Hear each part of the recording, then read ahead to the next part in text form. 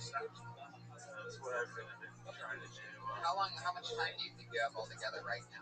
Ballpark. I actually 5 minutes, 7. of like material that I Sure. want to perform. Yeah. I could do 15 minutes of some more stuff. And I've recorded pretty much every set I've ever done, and I compiled all my jokes from the last 3 years. It's like 45 minutes, but most of it's shit. But I mean, that's very honest. Cool to see the progression. You know, like the first few jokes that I did about. Can I tell you another secret to being successful from some advice that I would do if I were you? I'd become best friends with Stevie Boys. I'd use him as security so that other people don't bully me. This way you can do any joke you want. If somebody's like, hey, fuck you, weird pubic beard guy, you could be like, Stevie, get this motherfucker. Okay. We can work something out. Stevie would just go up to the heckler and just drop his credits, and then it's really cool, man, that you actually waited, you didn't just move right out and stuff. If you're here Friday, I'd like to have you on the Death Squad show. Fuck yeah, man. Wow, dreams coming true. Taylor Rizzo. It really is a dream come true, man. When I left the show last year. All right, Taylor, enough of your emotions. Yeah, I know. We love you. This means a lot, man. You really helped me out. I get it. It means a lot. It may not mean a lot to them, but it means a lot to me. Don't force your emotions on somebody. yeah. Said enough. Taylor, welcome back to the show. Congrats on everything. That's a fun little Kill Tony. Thanks, A Kill Tony success story, guys. We got this guy the fuck out of Charleston, South Carolina. That's huge. Jesus, he would have just rotted away there slowly. Clean comedy shows, those are hilarious. Yeah. Clean comedy. I want you to run uphill, but only with weights on. Yeah. Taylor Rizzo's on Twitter, @Taylor Rizzo, all one word. So, I pulled another name out of the bucket. As you can see, anything can happen here tonight. Put your hands together for this name, Anthony J. Calhoun.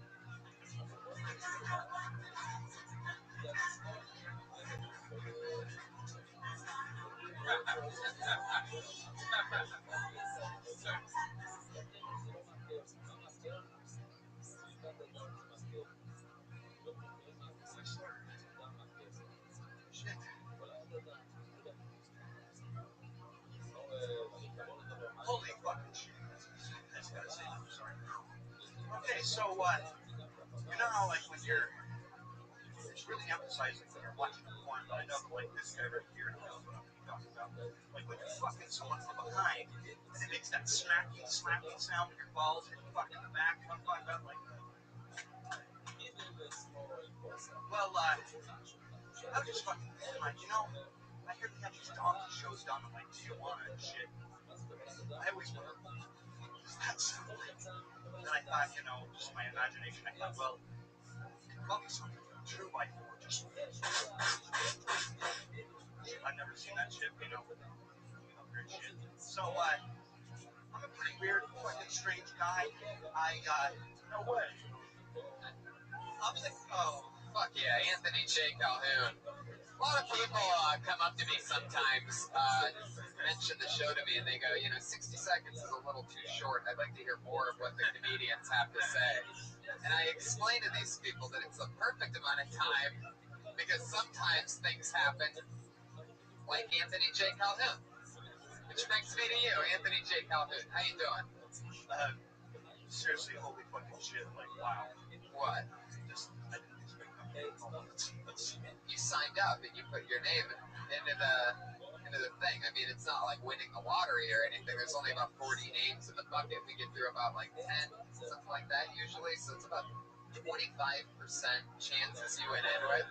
No reason that you should be truly that just absolute shocked. I mean, there's no, I don't know if you've seen the show, there's no like Publishers Clearinghouse check that's about to come up here or anything. There's no real bonus. You just bombed for 60 seconds in front of a bunch of people and a bunch of listeners, but that's fun. So you're up here. You ever done stand-up before? I've been trying to actually do stand-up like for a really long time. It didn't happen. I grew up in an area where like it was very rural.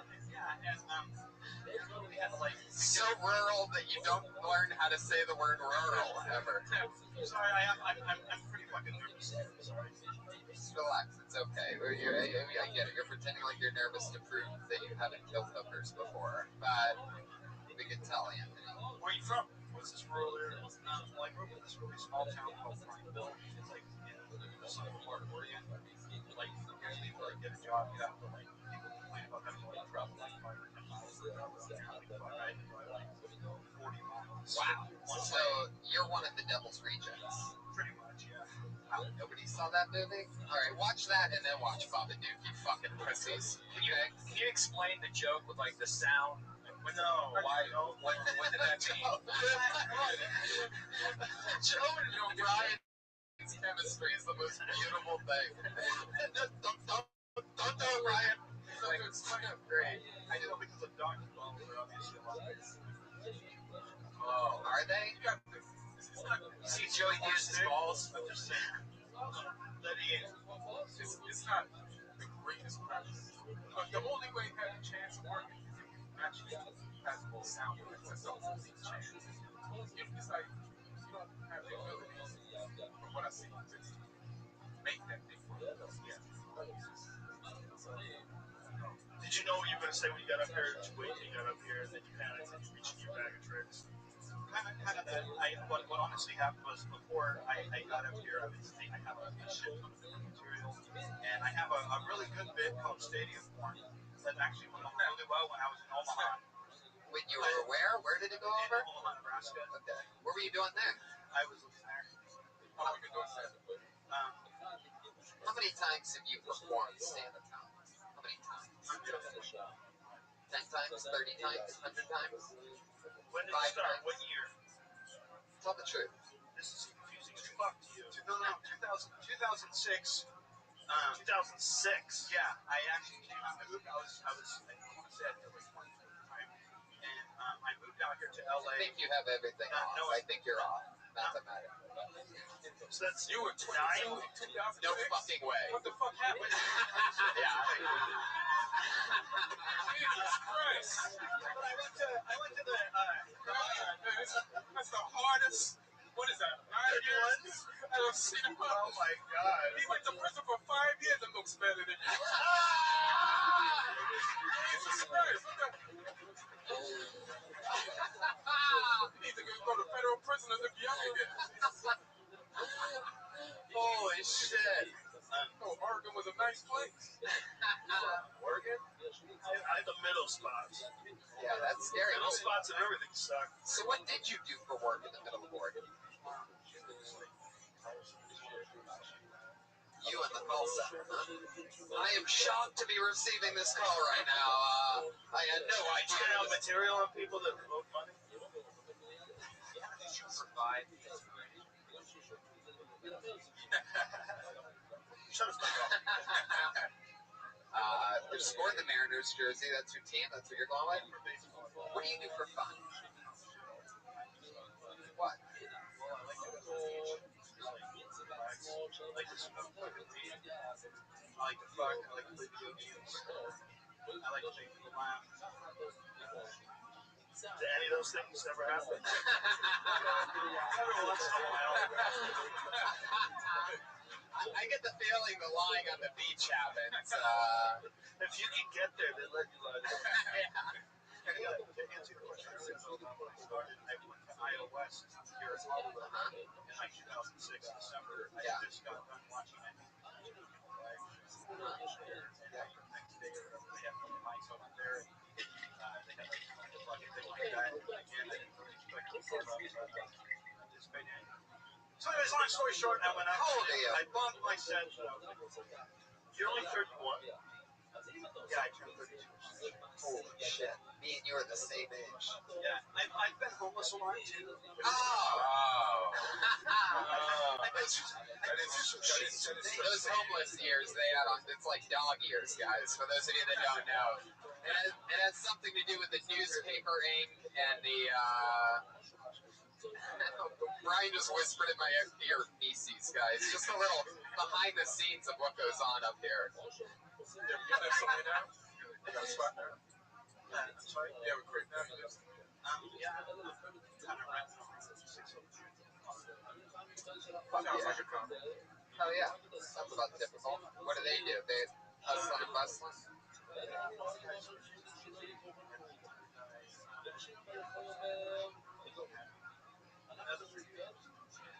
This is another interesting Twitter handle that I've noticed here. AJC, which makes sense, and then MC. Well, I'm hip-hop. I used to do a lot more hip-hop writing. In fact, back in 2004, I moved down to Fort Lauderdale, Miami, Hollywood area of Florida. He said that cat out there that I believe it was Rothschild. And he introduced me to this Like guy. a meow cat or a dude that you know that you're calling a cat? Yeah, like a hip dude or something. I don't know. You're friends with the guy in Florida. And he introduced me to this guy named Antoine. Okay. And I can't remember his name now, like his last name, but he goes by INT on Twitter. And I watch this guy start from being like you ever see the show Bob's Burgers where that kid's always playing like the song. How do you know so much about TV if you're homeless? Whose TVs are you watching? So Anthony, have you ever DJ'd before? I would love to learn how to DJ that. Well, tonight's your lucky night because we just so happen to have one gift certificate for a DJ lesson from. I'm just kidding. I don't know. Anthony, it was nice to meet you. Thanks for doing the show. There he goes, Anthony J. Calhoun, going in for a homeless fist bump. There he goes, Anthony J. Calhoun. I forgot how fucked up this show was. Well, sometimes the bug is. I do it every like 4 or 5 months. Yeah. Somehow or another, it's just like 5 months goes by and I'm like, yeah, this would be cool. I feel like there's always a crazy bucket with you. Like, there's a lot of like, well balanced. Like some of these comedians come from money and they haven't been to prison or lived on the streets. It's incredible. I think I'm up here, it's chaos. I'll shake it. Brian says shake the bucket. Like that's gonna change anything. But let's try it. Let's see if we get a normal human up here. This person has good handwriting. That's normally the first good sign. Guy from Texas. Oh yeah. Put your hands together for your next comedian, Colette. South Carolina. Colette Reeds. Fuck yeah, she corrected me. She's got her shit together. Colette Reeds.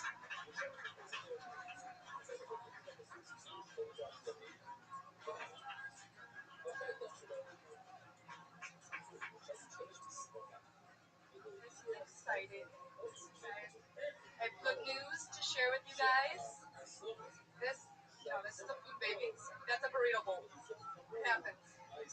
My good news is I quit Netflix because my 30-day trial ended. And because Netflix should not exist. Why can you just watch anything ever at any time? Do a little research. Hey Colette, do you have a job? No, Netflix. Are you hiring? Hey Colette, do you live with your parents? Call them roomies. No. Yes. Are you on my Tinder? And then maybe Netflix can just say, hey Colette, we're not gonna let you watch Friends, romantic comedies, because we know the race boys are close. You got to camp. We're gonna recommend, Porters, and just so you don't jump off a building tonight, this episode of My 500-Pound Life, bingo. Yeah, There you go, exactly a minute. I just want to commend you on your choice of footwear. It's like I'm kind of going riding, but it's called I Had a Job and Had a it's cool. What's your job? I work in the library. Oh, those are librarian shoes. Do you wear like ride a horse to work? I love that. But the stable's far away, so you need to walk through the street. Did you really quit Netflix? You And then I stole my sister's business. Of course. I think it's a little bit hard to sell an audience on being anti-Netflix unless you have really like some hard-hitting stuff coming up. It's sort of like still being like pro-slavery is like telling people that TV is a better option or like I didn't get that far in the history. Oh, I see what you did there. Crafty. Interrupted me to kill the energy for a second.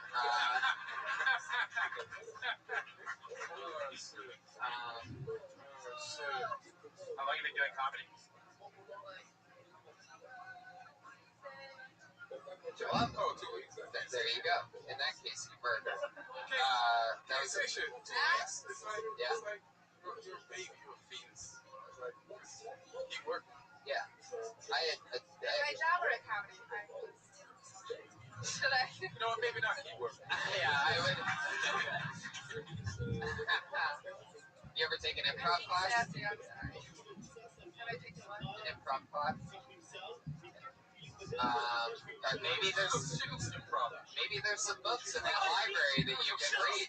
She likes improv? What is that from? Oh yeah, She has that improv person. totally. Yeah. Well, they don't. I have to another. Oh, you flew out another one of those flatliners. I see what you're doing there. It's another one.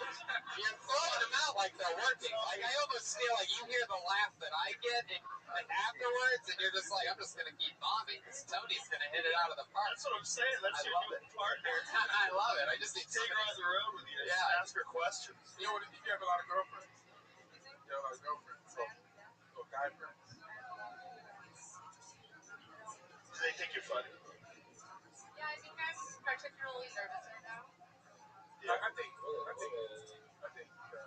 that friends tell you that. And I think doing stand-up is like the next level of that. Yeah. So you just have to keep working.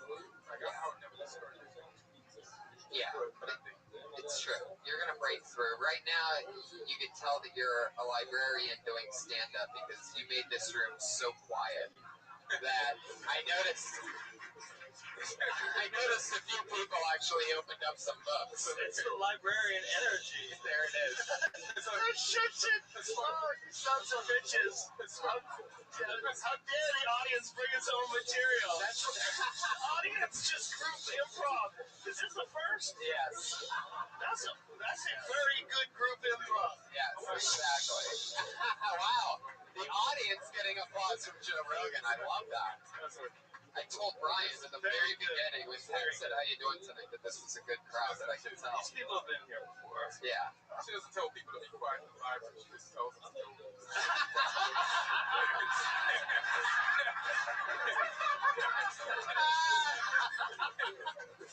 We're gonna keep this. Oh, shit. Around. Oh, shit. That was amazing. But Oh, I have to shit. say that because you're a comedian, you gotta take shit. That's So I gotta treat you like a dude. Yeah. Treat you like a dude. Yeah. Like a dude comedy. Oh, my We got to make you strong. Because right now, the only thing that you're going to book are books. You know what I mean? Tony, how dare you? Sort of How makes sense. dare you? More library jokes. Right when you thought we could put it on the shelf. Went into roast mode. Oh, wait a second. Oh, son of a bitch. Yeah. So what do you say we turn the page on this and Colette, is Keep it up, keep it up, wait. keep it up. Oh, my God. Colette, Any Dewey Decimal Colette, jokes? whatever you do not quit. Here, come back up here. Keep it up for Colette. No, get back up here. No, I just want to make sure that we're not hurting you. You're 2 weeks in. You have to know that everybody's bombing 2 weeks in. Everybody. Everybody. Hard. Just like you're talking about Netflix being a bad thing because you wrote it, you had a perspective on it. That's great. Like I remember a couple weeks in, literally, I remember having this terrible joke, horrendous. I think it was punchline-less about how pedestrians are the biggest assholes and like pedestrians this, and I went on this dumb rant that made no sense. It's the one thing that everybody is a pedestrian. And I think you just have to keep writing and not talk about something as awesome as Netflix as a negative. And with your likability, you're gonna, I think, do really well if you want to do this. So. To be honest, it sounds like you really like Netflix, so you would make a joke about liking it. I think I tried to cram along.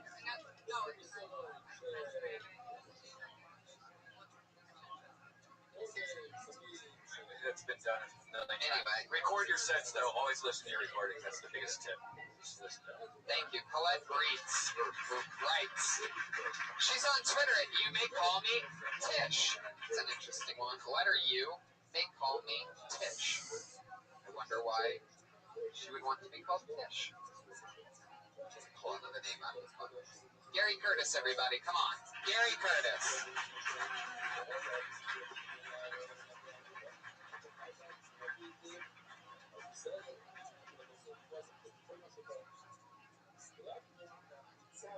So it recently came out that Russell Wilson, the quarterback for the Seattle Seahawks, was practicing abstinence with his beautiful singer girlfriend, Sierra. Now I hear this and I'm like, well, it makes sense. Russell Wilson also proved the Super Bowl he's used to making terrible decisions. Now my girlfriend hears this, she's like, oh my God, great idea. Sends me a text message and was like, hey babe, what do you think about practicing abstinence? Well, first I was like, that's crazy, but I'm a gentleman, so I was like, if you want to break up, you should probably do it first. See, now I can joke around with my girl like that though, because like she's very confident. There's nothing worse than an insecure girl. Like my ex was super insecure, and she'd always ask me questions like, "Hey, do you think that girl over there is prettier?" Which ladies were never going to answer honestly. What I always wish I said was, "Yes, she is prettier than you, but I'm with you. You know, stop being selfish. I'm upset about it too. We both lose in this situation." I love it. Gary Curtis. I'm going to guess you've been doing this a few years, right? 2 2 years. 2 years? Where are you from? I'm originally from Jersey. Did Part of you Jersey. I was born in Northfield, now Rothschild. What Jersey?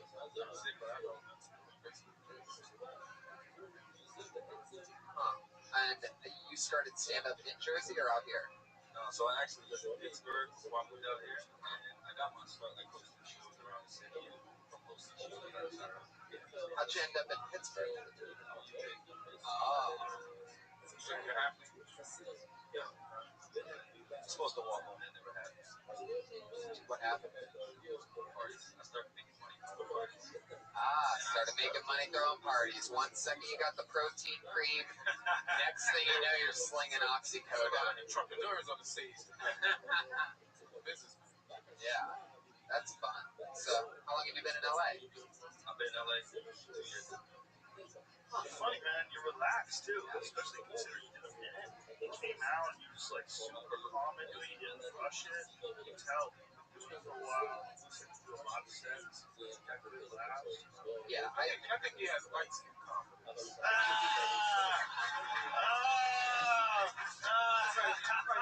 wow. Like, where the hell people never listen to him? You know what I'm saying? He ain't worried about that. But he also... What is light skin confidence? He knows what the fuck. Well, how does it? I'll explain it. Please. It's a no homo, good looking light skin black. He's gonna get attention from girls. It's also known as the Like Drake that. effect. So the Drake effect there. So it's like a pretty girl. Like dudes are gonna listen at least for a minute. Yeah. He's got the, he knows he's got that, but he also writes. Like the first joke, he sounds like a Tonight Show format joke. Yeah, you play his verses. Shit, I think it sounds like more you. But it sounds like you sit down and think about it, like watch it on a comedy, study it, and say, this is where I'm going to yeah, you have a great connection. You know, I feel like everybody, you're paying attention to the audience when you're saying stuff. I see a lot of comedians come up here, and I had you paid for a few years in from like a tougher comedy city, like an Atlanta or Denver or Seattle or something like that. What do you do for fun out here, other than stand up? Play basketball. And then, see, he's not that light skinned, Dan. He's still in the old core. Light skin still play basketball. Yeah, but everybody knows they're not as good. You know what I mean? then you can't jump that high. Well, that's fun. You play basketball. You're doing stand up. What else? Tell us something interesting about you. What are you on the run from Pittsburgh for? Yeah. Part of it was my ex-girlfriend. I had to get the fuck away from her, and I worked at the bank. Well, thank your ex-girlfriend. She's the right spot. Yeah. She should work that way. You definitely can do it, man. You know, you're way past the hard part. The hardest part is figuring out how to get people to laugh at you.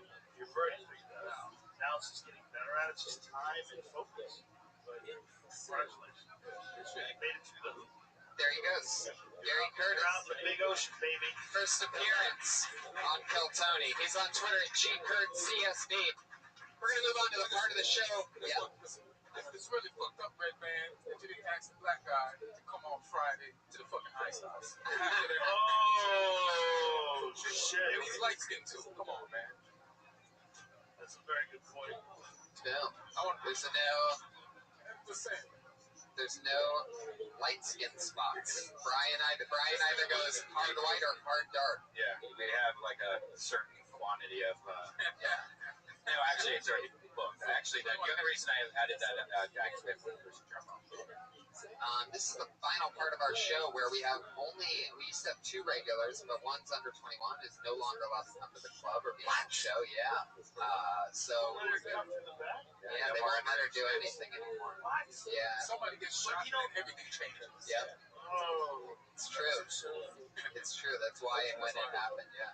They cracked down on everything. But I think there's different rules for performers. There is, but they're like not even acknowledged.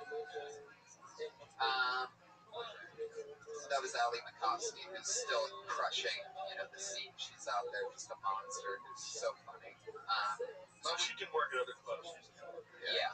She was on the show we did the improv the other day. Hopefully she'll be back in 10 months.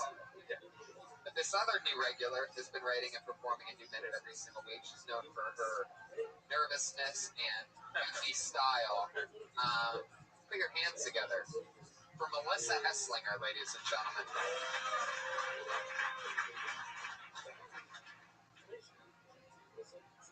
I didn't know I had a middle finger until I moved to LA. I was driving and it just shot up one day. And it surprised me when it was like a Jack in the Box. That was the sound I was going for. And it wasn't like a half-assed little hipster finger either. It was like a full-blown, firm, fuck you finger. Of course, me being me, I immediately felt that. And I just think, new fingers, it's kind of like Edward fuck you hands. And I was wondering how that started, the middle finger thing. I wonder if the Native Americans had it as a greeting, but then Christopher Columbus came and was just like, fuck you, that's mine. Took it.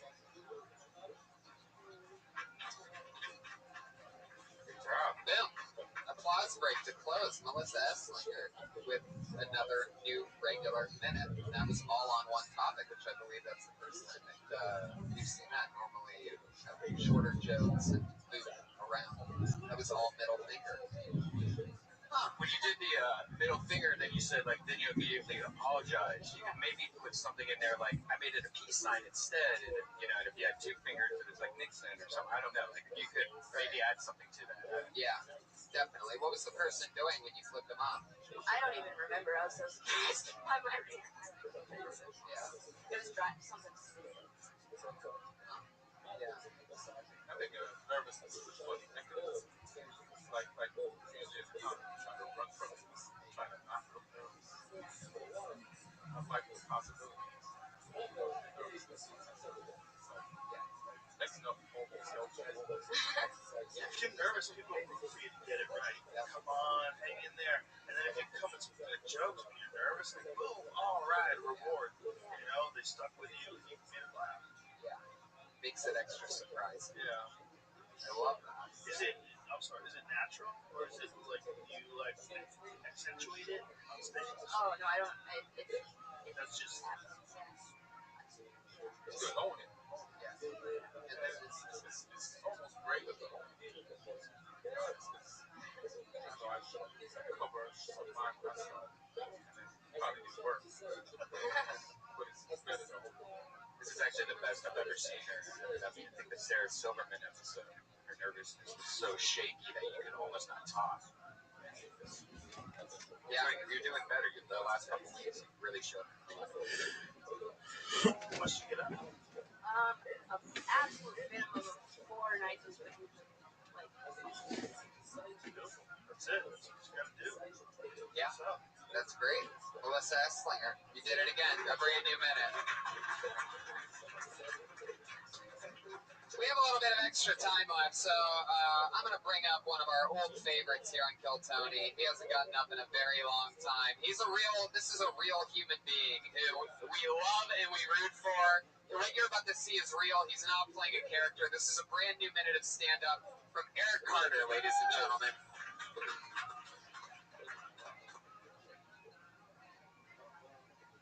Yes, I am a real person, and I am from the state of Mississippi. And my whole state can be a bit tricky.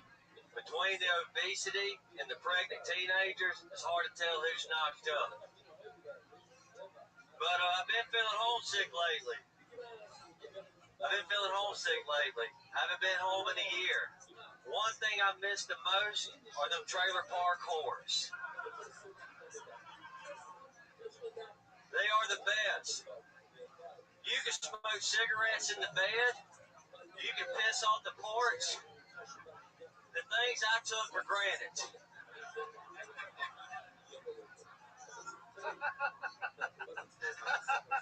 This year, thank you. This year's been 10 years since I've been to England. And what I learned about the women in the UK, they either look like Kate Middleton or Nanny McPhee. There ain't no middle class. I blame socialism. Wow. Dropping some smart shit at not expecting that from Eric Carter. I love that. That's a brand new minute. You look really fucking pumped, like you just like knocked somebody out or something. That was funny, dude. That was funny. Yeah. The cigarette, that shit, was pissing off the lips. Very funny. I absolutely love it. We've watched you for, I feel like, a couple of years now from afar on this show. You're in, then you're on the road for 6 months, and then you're back, and then you whatever. And you always do so good. And it's always so funny to watch you because you're so you know. How long have you been doing stand-up? 3.5 years. Started in 2012. You're funny, dude. You're really funny. Yeah. What are you saying? I was making. Whatever you do, don't lose that accent. No. Be yourself, man. I'm jealous of an accent and afraid of it at the same time. 1 second I'm funny, the next I'm gonna kill you. Funny shit, man. That's funny shit. Well, there you go. Eric Carter, congratulations. Thank you. Really good delivery. Thank you. Crowd favorite, Eric Carter. There he goes. Eric Carter, everybody.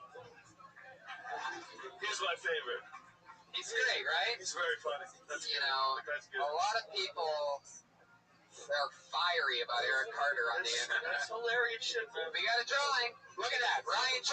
drew that from beginning to end, live, right in front of your faces. Wow. That's great. Is Joe Black? It's Joe Black. Nicky Black. Pretty sure, yeah. He gave you Muhammad Ali. Not only did he make you black, he gave you a fro as well, Joe. Fro Rogan, if you will.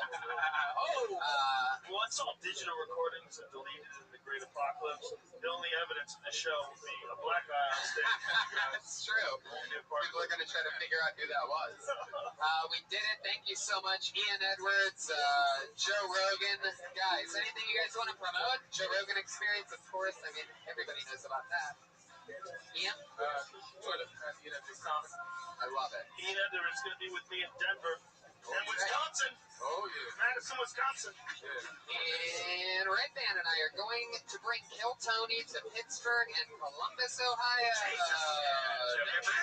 November 27th, we'll be in Pittsburgh, and November 29th, we'll be in Ohio. That's Thanksgiving week. So check out all of Ryan J. Ebelt's prints at RyanJEbelt.com and Patty Reagan's music. Follow him at Patty Reagan.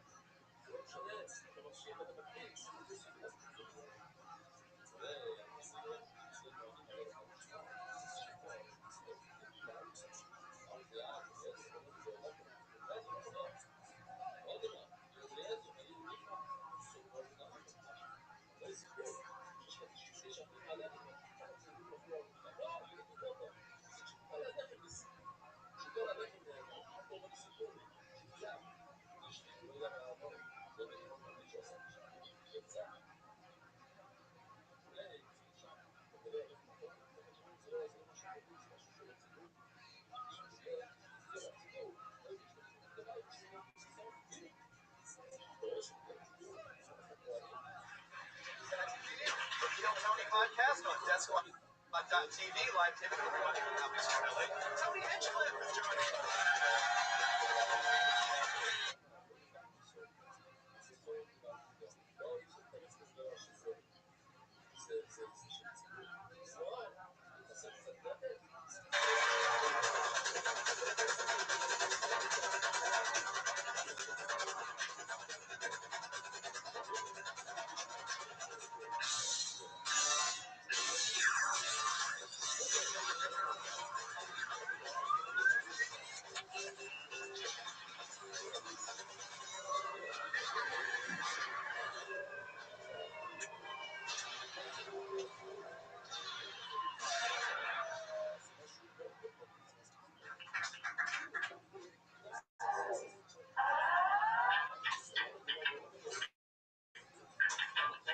Yes. Hey, this is Rabbi coming to you live from the Road Famous Comedy Store for a brand new episode of Kill Tony Volume 3. Give it up for Tony Hinchcliffe.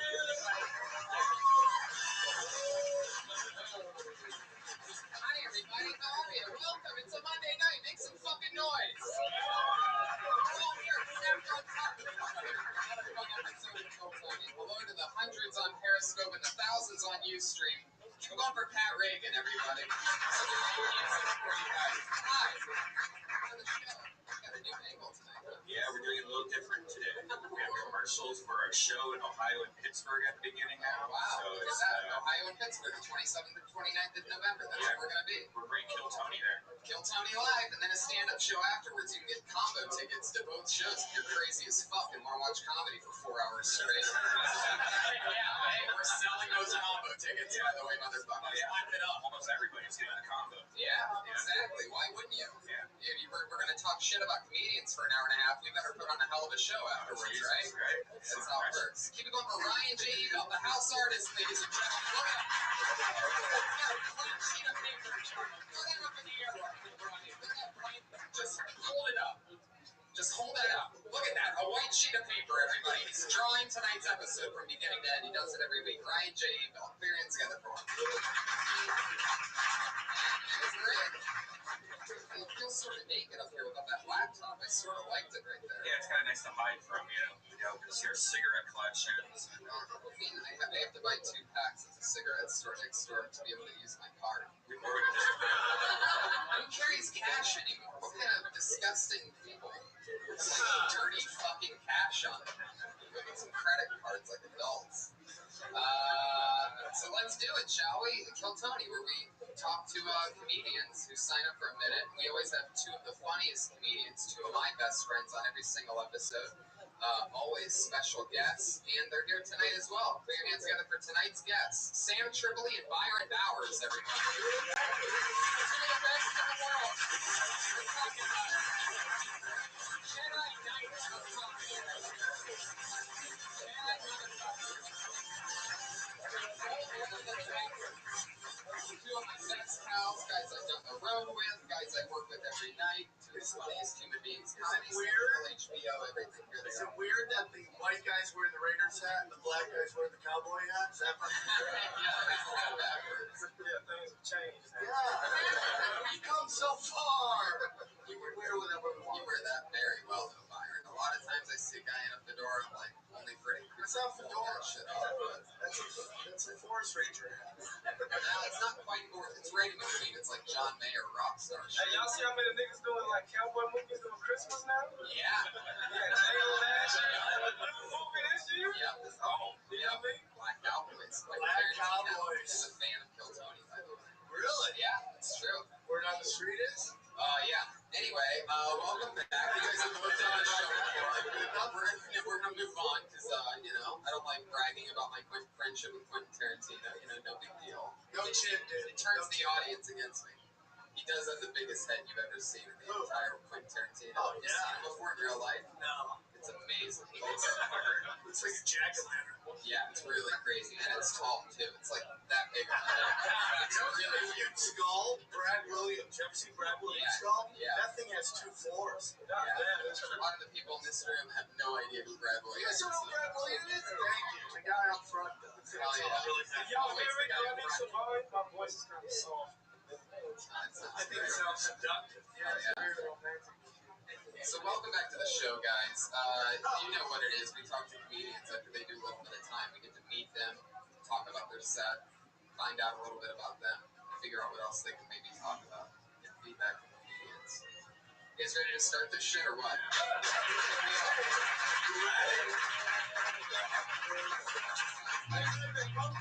It's out right now. 2016? It's out right now. It's out right now? Yeah. Whoa. It's live right now. I'm interested in the audience. That's how I know you're getting big. The last time it was these people right here look like they got a future. Yeah. Some real fans right here. Exactly. Every episode. That's gonna be somebody's mama one day. Right? Yeah, I mean, it's already not. I got a feeling she got hope in her eyes still. Baby came on that pussy, she'll be real serious and chicken on watch. It's true. Especially that one. This Waldo-looking guy that she's with seems really insecure right now. We're saying that. Oh, you got his buttons undone. And it's cold outside. He's got a lot of buttons undone, but he also had his hands folded over his crotch. So He's got a lot of G's going on. Like, he looks like he can hide and gap, you know? Like, it's just hide. You got a shower boots to be ready. You get this hat boy, you gonna be in there. maybe you guys can do a little hat trade-off tonight. Who knows? He gets the hat, you get the girl. I pull the name out of the bucket, guys. I'm getting an uninterrupted 60 seconds.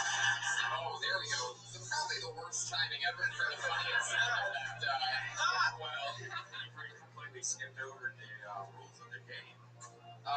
You're exactly right. So I did deserve that. Comedians, you get 60 seconds. You know your 60 seconds is up when you hear the sound of a kitty. Oh, it's so adorable. You can barely hear it, but you better wrap it up then, or else you're going to bring out the angry West Hollywood bear.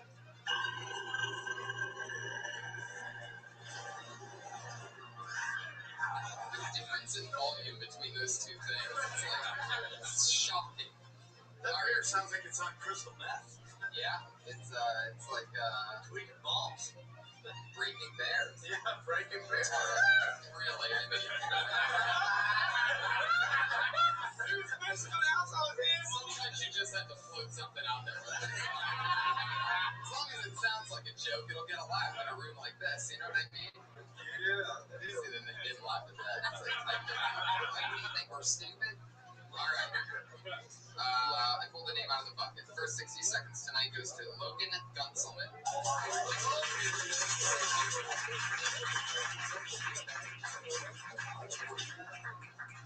Hi guys. Have you read, there's this news story right now in Iceland, there's an app that you can find out if the person who's mother-in-law is related to you.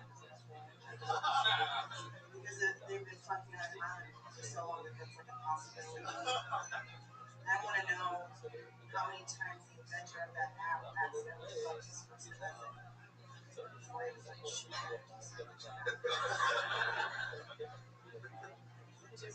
I know what my type is, and it's gonna get a little uncomfortable. I'm sorry, because my type is 18-year-olds. Maybe it's boys. Like, I don't fuck high school for every time I'm older. Then I fuck high school after.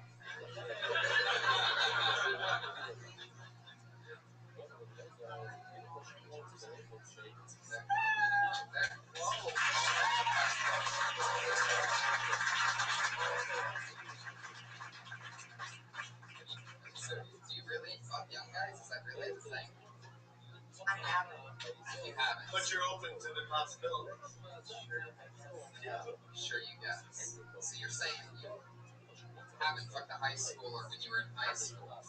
So you want to fuck them now? Is that what you're saying? Yeah, I guess so. I just, like, yeah. As a joker, do you really feel that shit? I'm talking about for the 18. I'm talking about for the 18-year-old. That's what I'm trying to say. Are you really agree with that? I have a feeling if the law wasn't 18, your joke would be way different. different, right? How young would you be willing to go if there was no law? Let's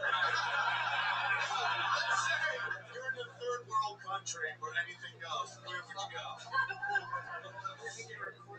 Yeah. Honestly, We just hit pause the entire Nobody's listening. no, I honestly one time saw a bunch of high schoolers in football uniforms and without me to my head, I was like, damn. So that's it. Is that your like getting turned on right there? Damn. Yeah, that's pretty much it. So these were high school football players. Were they in their jerseys and helmets? Like, where were these? They had their helmets off, but they still had their shoulder pads on. They're on a crosswalk.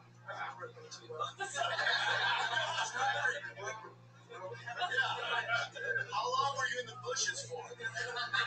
So there could have been a 14-year-old, it's a freshman in high school, so freshman in high school gets you soaking, maybe. Soaking. That wasn't bad. Just rinse the game. And it's like Monday night, there's little kids watching on YouTube. First of all, I love where you're going. This might get a little creepy.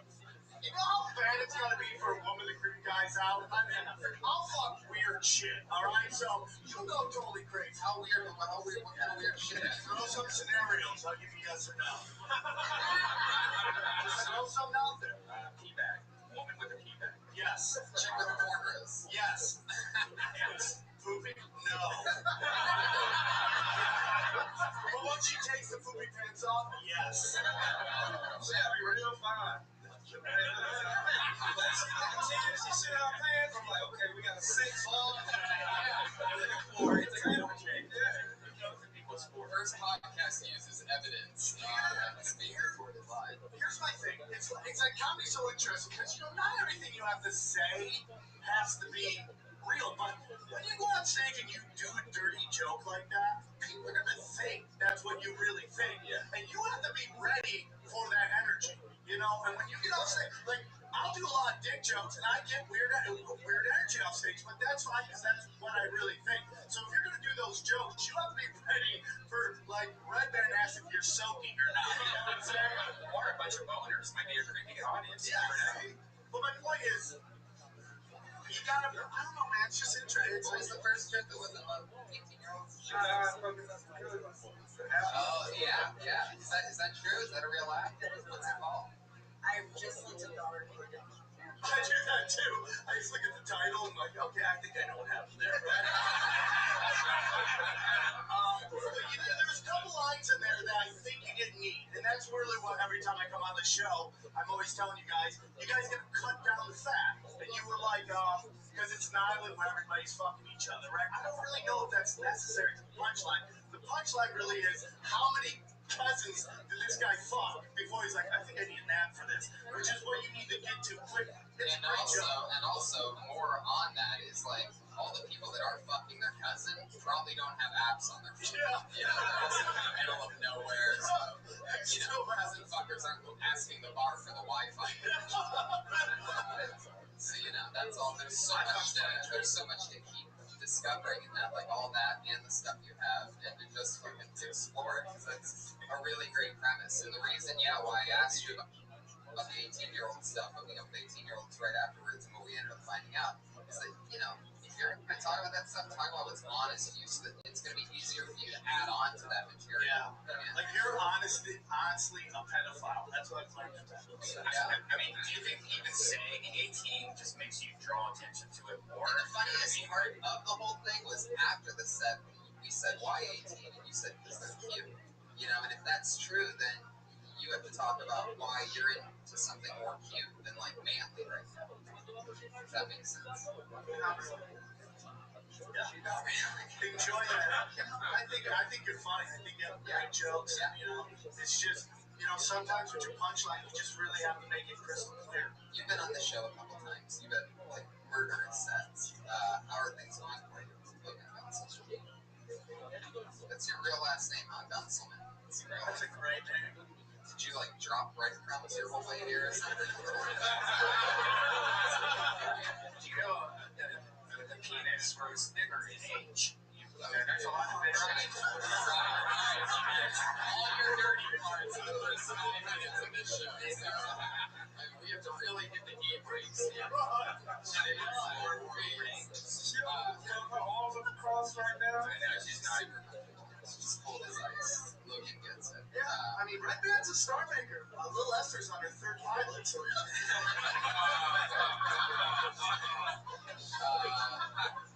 So Logan, what do you do for fun? What's something else that's going on? What else? Besides 18 trophies. What a perfect hairline build that you have on also.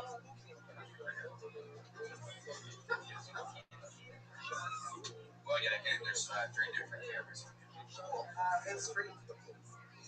Logan, let's get more to my question. Brian just fucking X'd all the air out of as fast as he could. What else are you talking about? What else are you into? Let's hear it. Great, sounds like you're set for a career in stand-up comedy. She's the boring comedian, everybody. Totally original. All those other ones are trying to be entertaining. We found some real originality. No, I love it. I think you're very funny. She's very good. You're great. Absolutely. Super likable. You're going to be amazing. How long have you been on stand-up? That's so great. Yeah, you're unstoppable. Anything from you, Pat Reagan? That's next one. I'm curious about it because just years doing nice. But, yeah, looking like an 18-year-old boy. Yeah. Am I young enough? Well, put on some shoulder pads, Pat. Logan, so there you go. There you go. There's Red Band finding its footing.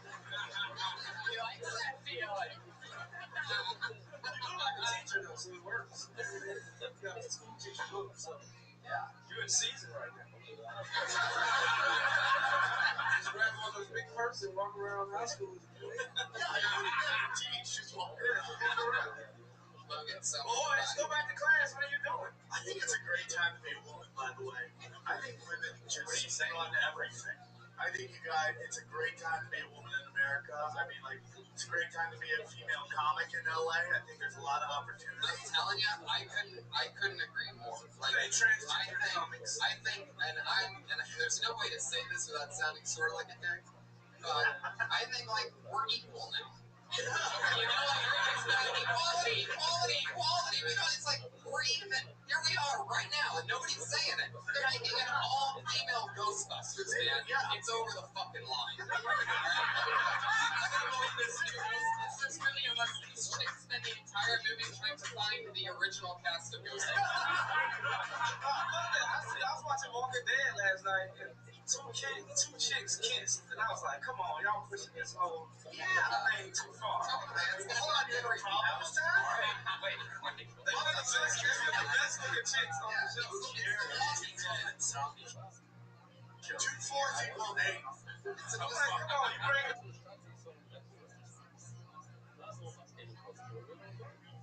Let's not having a zombie police beat a black dude on the show.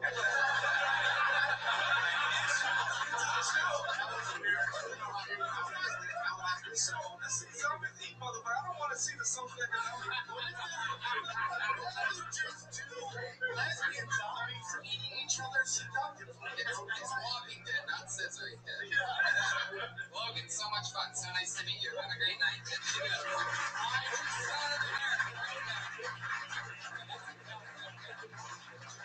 Logan's got some. She's on Twitter at Dirty I Guns. always like to complain that, like, as I get older, it gets harder to meet guys and all this stuff. But now all my friends in their late 30s and 40s, you know what they're doing? They're all going down to Latin America and getting green card dick. Have you seen this? Like, they're all dating, like, third world guys, and they're bringing them back up. And let's say it doesn't work out. They just want your green card.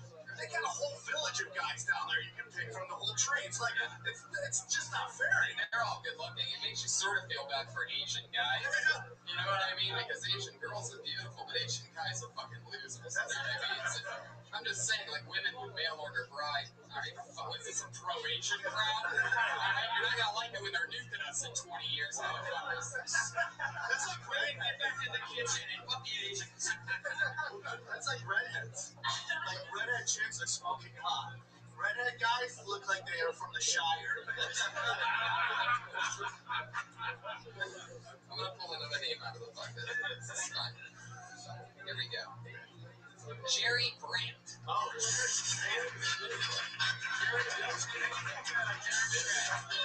Wow. Jerry Brandt just missed a spot. You know what that means? He just got blacklisted.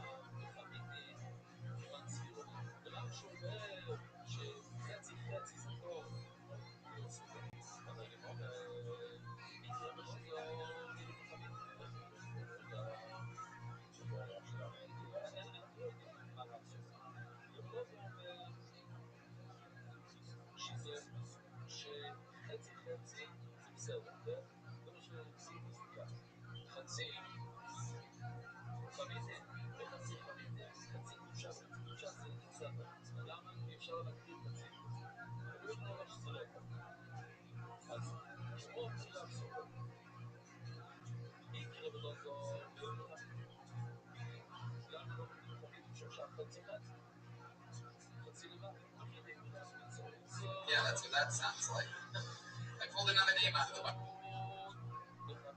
Put your hands together for Lindsay Jennings.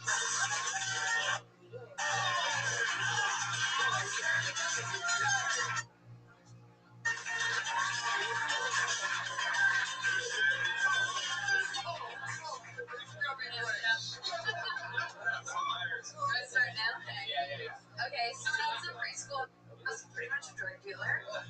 I hustled that pure white cane, sugar packets, you know, the little white ones. I had all the kids hooked. They'd be coming up to me, trying to trade me their Lunchables for sugar. They stopped eating, they stopped sleeping. They'd be staying up through nap time. I'd be trying to sleep. As soon as I wake up, they'd be looking at me like, yo, Lindsay, you got any more of that sugar? You got any more of that sugar? But I got caught, I got found out. They got my accomplices. My mom and my grandma stopped taking me to Denny's before school in the morning to get my salads and my french fries. I served hard time. Out 15 minutes, that shit was rough. Damn, I rushed it, I finished before the minute. I had other shit to say, but 52 seconds. That is the funniest you saw that. I'm doing the rap battle this Friday. Is that true? I can fucking tell. Lindsay Jennings. Fuck yeah, that's your first time on the show. It is. She's great. She's a good friend. What are you, her manager? No, He's been trying to skip coke out of my asshole for the past 2 weeks.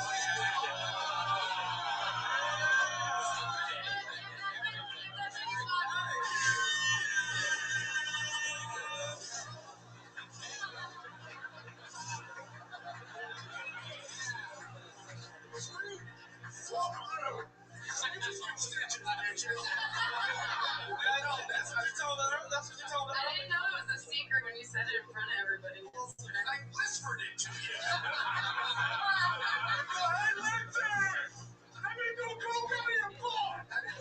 Your whisper isn't the quiet whisper.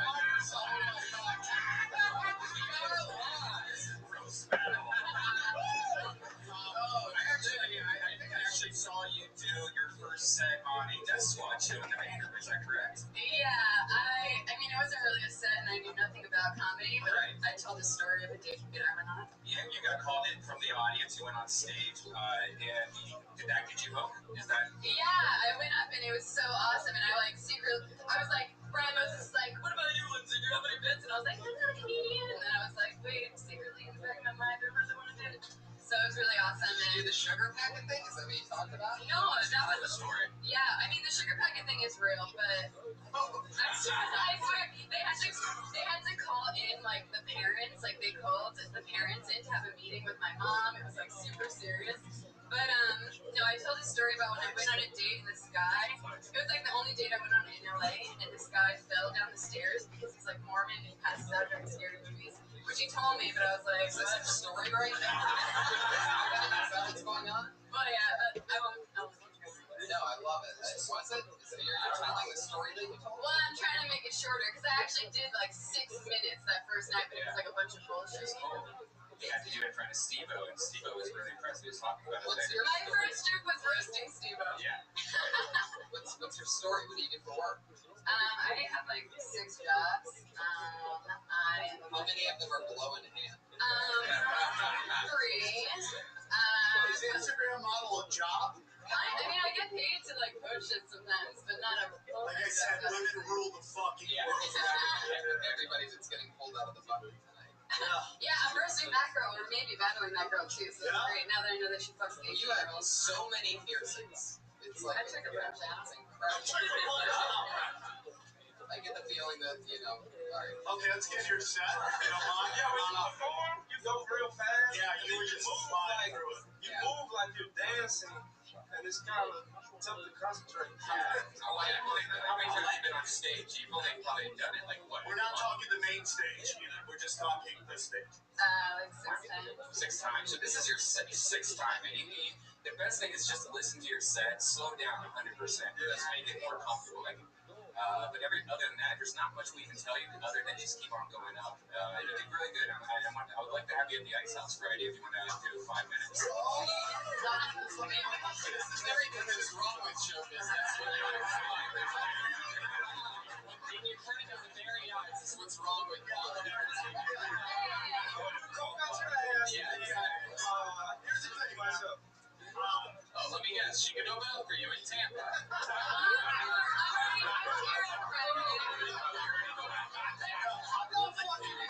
You'll have your own podcast in 2 weeks. I already do. Playboy Radio. She's actually the balls that you're going to say what you're not the only thing you have recently. Suicide girl. She's a suicide girl. What does that mean? We didn't actually talk about her set or just hit on her the whole time. What are we I'm not having on her. I'm trying to get on her, but I can't get a word in with you two overprotective. Trying to jump in and do the father figure shit.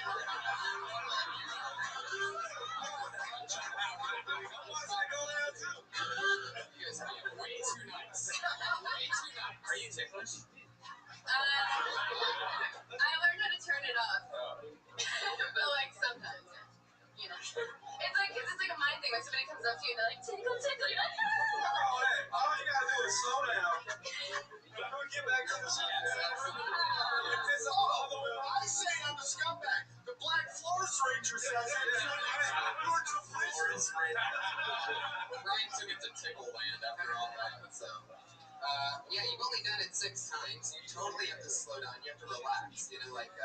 Not everybody if you're performing in a room full of, complete cokeheads and everybody's just out of their mind, like sipping in the middle of a rock show or something, that energy is perfect. But you have to connect with these people and you're really pushing it. Sam, hit it. I agree with that. It just comes back to, again, you're 6 in, but it comes just back to focusing what you're trying to say. You were just all over the place, and that's it. If you're brand new, you're just like, how clear can you make your punchline? And that's really what it is. So people have to think, is she talking about drugs, or is she talking about candy? Right there, that's too much thinking. You gotta really phone, so it's easily digestible. That's really all it is. Iron, anything else? Don't do too much moving of the body like that. No twerking. Yeah. You come across as a dancer, not a comedic performer. You know what I mean? So this is a different ballgame in rap. And when you tell your story, the conviction is self-born with the jokes. Yeah. So make sure you really take care of what you said. Even why did you bring the game back? And what were they paid? Is another thing. Make it all be funny. You can take that little bit of truth and then exaggerate it, pump it up with crazy stuff. What do you trade in preschool for?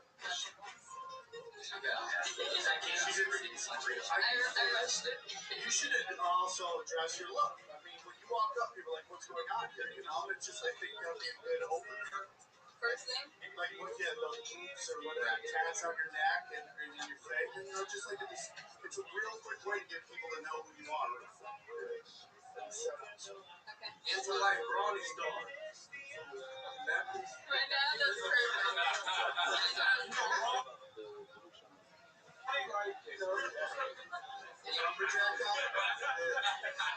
Is it Scott or Brian? Ronnie's daughter after Ronnie went away to prison.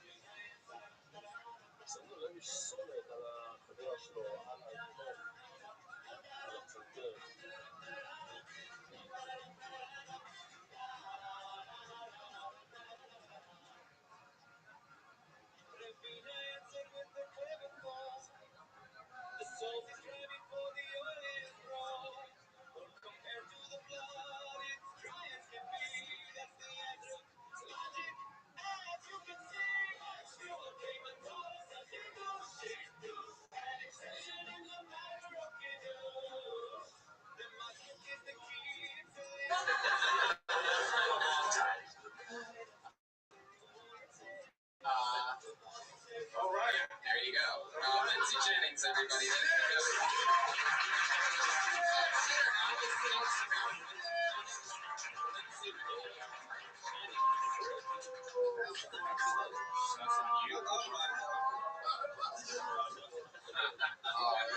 Same thing. Looks like an interesting name. Could possibly be fake. Put your hands together for Seizure Kaiser.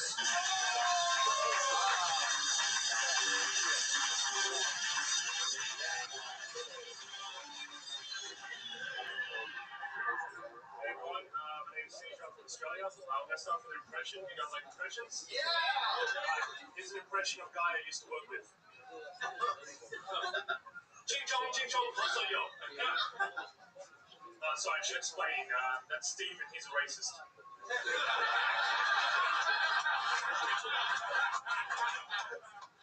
If you want to look like I said, I'm from Australia, but I was born in Israel and I'm an Arab. So when I wake up in the mornings, I have no for shit to blow myself up and keep myself out of my own home. But my Australian side usually beats myself up and says, fuck off, get a job. That's an Australian joke. Doesn't translate here. But a little bit about me, I used to be Muslim. I can't be in a religion that doesn't have a sense of humor, so that's why I left. And, like, I don't know if you know much about Islam, but, you know, Muhammad, he had like 4 wives. One was a 9-year-old girl.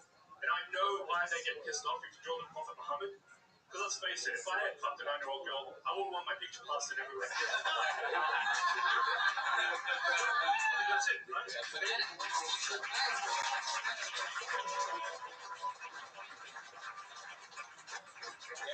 You know what I like about what you did? You put the strong jokes at the beginning and the end, like a long set. You put the wrist in the middle. Yep. So, yeah, that was very smart. Exactly how to do it. How long you been doing it? 6 years professional. Yeah. You're, I've done this like 4 or 5 times now. How many times? Yeah. That was the best set I've seen here so far. It was really funny. All the way from halfway around the world. That's so fun. So you're in Sydney? Yeah, Sydney. That's so fun. What's different from Australia and here? How long have you been in America? Actually, only 2 months and I leave next week. Oh, thank God. Where were you? What kind of terrorist you is? This might be the first podcast I've gone into, so. Where have you been for 2 months? New York and LA. How long have you been in LA? A month. Been doing a lot of spots, getting up a lot? Not really, I'm just pretty lazy. So you flew here and just said, I feel like going out. I needed a holiday, so I thought I'll come to LA, check it out. I didn't expect to do sports, but you know, the comedian side of me was like, get the fuck out there, and I did. So you got out once? Twice. Oh, look at you, go get it. So, what have you been doing in LA? Just begging American chicks, right? I've got a girlfriend, so I can't say that, but just sightseeing, like I'm a big movie buff, so I've been checking out, you know, locations and stuff. Have you gone to the New Beverly Cinema in Beverly? Yep, been there. How is being a tourist in LA? Because I always thought the stuff you really want to see is behind closed doors. Well, it's also gross and dirty. I remember coming here my first time going, oh, really? This is what everyone talks about? All this shit. Yeah, you have to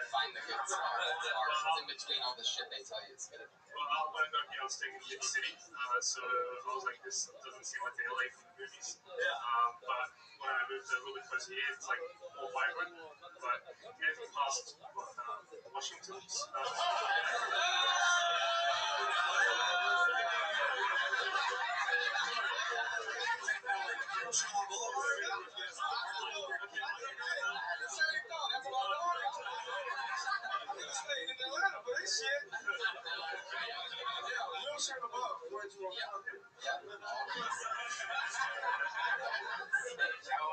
Straight out Compton tour, you went all to see the sights. No, I'm not Compton. Are you afraid? Oh, fuck yeah. Thank you for your Are there a lot of black people in Australia? No, there's like 4. Yeah. Australia's pretty racist. And there's not many black people there. There's Aborigines, right? They're not black. I really thought you They're natives. I really thought you were going to make it actually racist. Only black people can call them. Yeah, welcome to America and our stupid rules. Yeah. But that's good, man. How do you feel about black people? Yeah, be honest. I love it.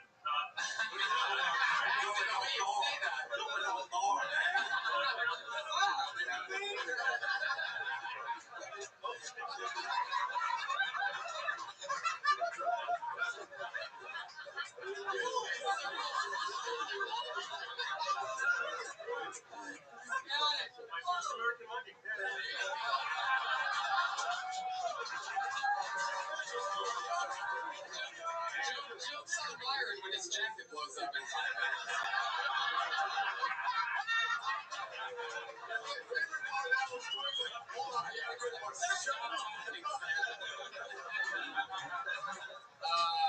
Seizure Kaiser. That's interesting. How far away is that from your real name? Quite a bit. I legally changed it. You did? From what?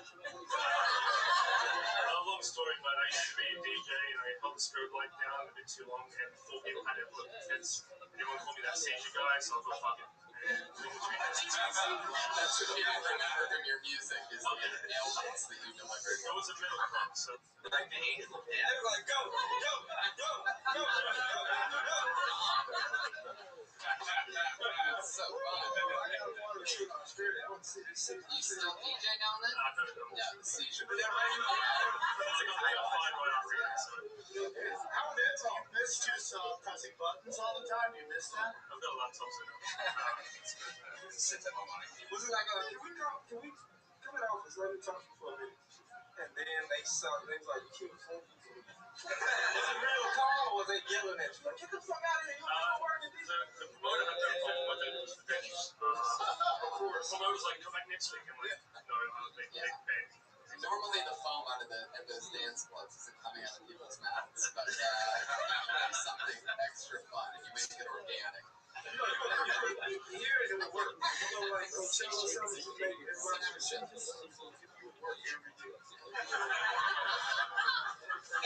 How long you gonna talk for? When do you think I'll leave Sunday. What's your girlfriend like?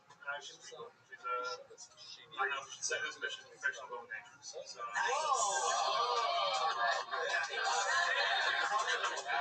blowing our minds right now. She's white? Yes. How your parents feel? They hate her.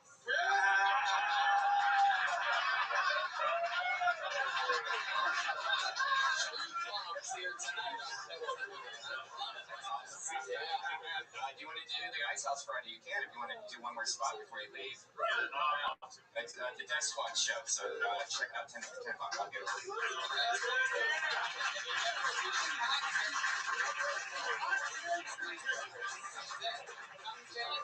does 2 spots in a month, and out of one of those spots gets another spot. Book show. Seizure Kaiser. How many people go with the ailment for their first name when they change it? But, he spells it like an actual seizure. Or a tragedy. They were directly involved. What was that? What kind of weird? How many people would name themselves after a tragedy that they were directly involved? Right. There's no like school shooter Jenkins out there. I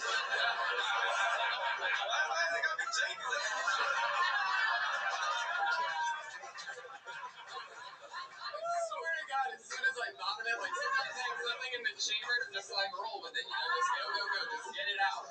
And as soon as it hit me, I'm like, I don't know why there's a black last name on this guy. You got me. That did not make much sense. There's never a black school shooter. Not yet. Say that like you're about to do it tomorrow. I thought about doing it when I was in school, but thought about it? Yeah. But that's all another story. There's gonna be a black kid who loves anime. Oh, yeah, it's black. It's like anime. Yeah. That's what the name of this episode. Things that like anime. I pulled another name out of the bucket, guys. Out of the 40 people that signed up randomly earlier. And this name is Jesse Rabbi.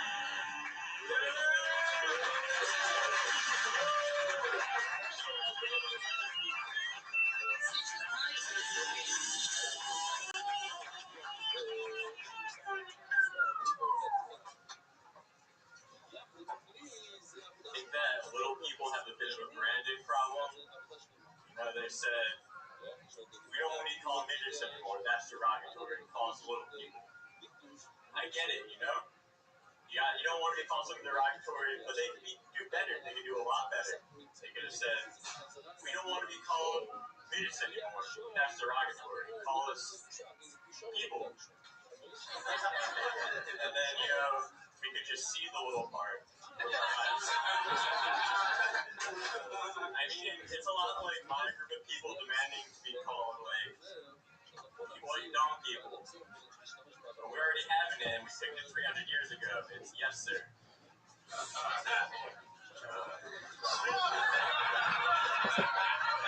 I do not deserve respect. I'm so weirded out when someone says sir to me.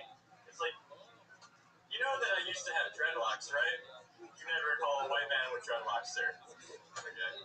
I'm going to stop there.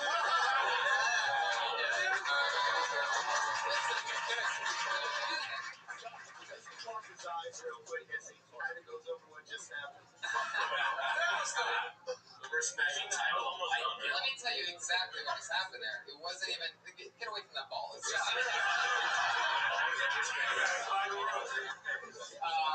Jesse, you had it. That's one of my favorite midget jokes I've ever heard. I never thought of it that way. I liked it, and then you came right out of it, and you go, "You don't have a name for us, big dumb white people," or whatever you said. But you just did a funny joke, so everybody's like, "Why are you dumb?" Well, the only thing we know about you is that good joke you did before, and you lost all momentum there. And then nobody, I mean, 3 people laughed, but I think they laughed on cadence alone. Yeah. Because I have no idea what the fuck you said at the end. You know what I mean? No. It's that. It's a great little.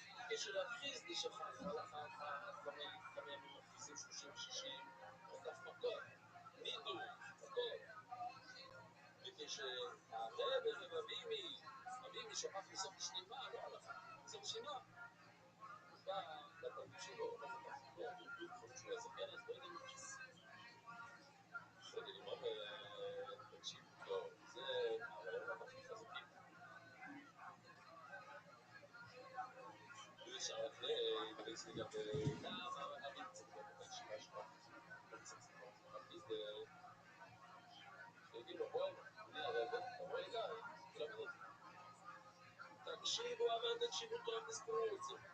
סבלוכים מסתיים בספרי. אתם שומעים? אומר רש"י, יוגדתי ומוצוס. מה קורה? ככל שבן אדם מתאמץ יותר בתוירו, יותר חזק, למשל, יותר תערב. סובה, אוכל מסתיים בספרי. ככה זה יישאר יותר. בוא נדבר על מה. אנחנו יש תמיד. אומר לקיצה חולצי, תחזיק פיצה, אומר לפי זה, הוא מצביע לפיש על השולחן, וככה מביא את זה. אומר לא תהיו פישה אותה מבחן, לא מבין אותך. הרי זה על השולחן, זה על אדם, איך אפשר לקרות ככה? אומר דבר כזה כואב. הוא חולק על מה שאמרנו קודם. אוהב מחזיק את זה. עכשיו דביבי, כן קיבלתי את זה נוחס. ועכשיו אני מביא קמח לבית שלי ורוצה שזה יהיה קדוש. להביא לך, איך אני עושה?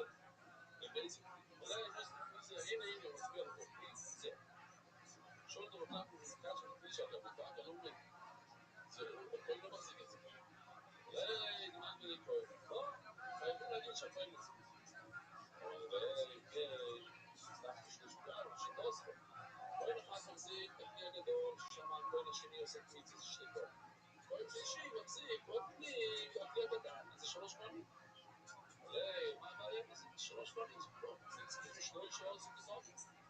הרי כל מקום, כל יום עושים את זה בבוקר בערב, יש 13 כהנים שעושים את זה כל פעם. וזה לא היה לך בעיה, זה יש לך 3.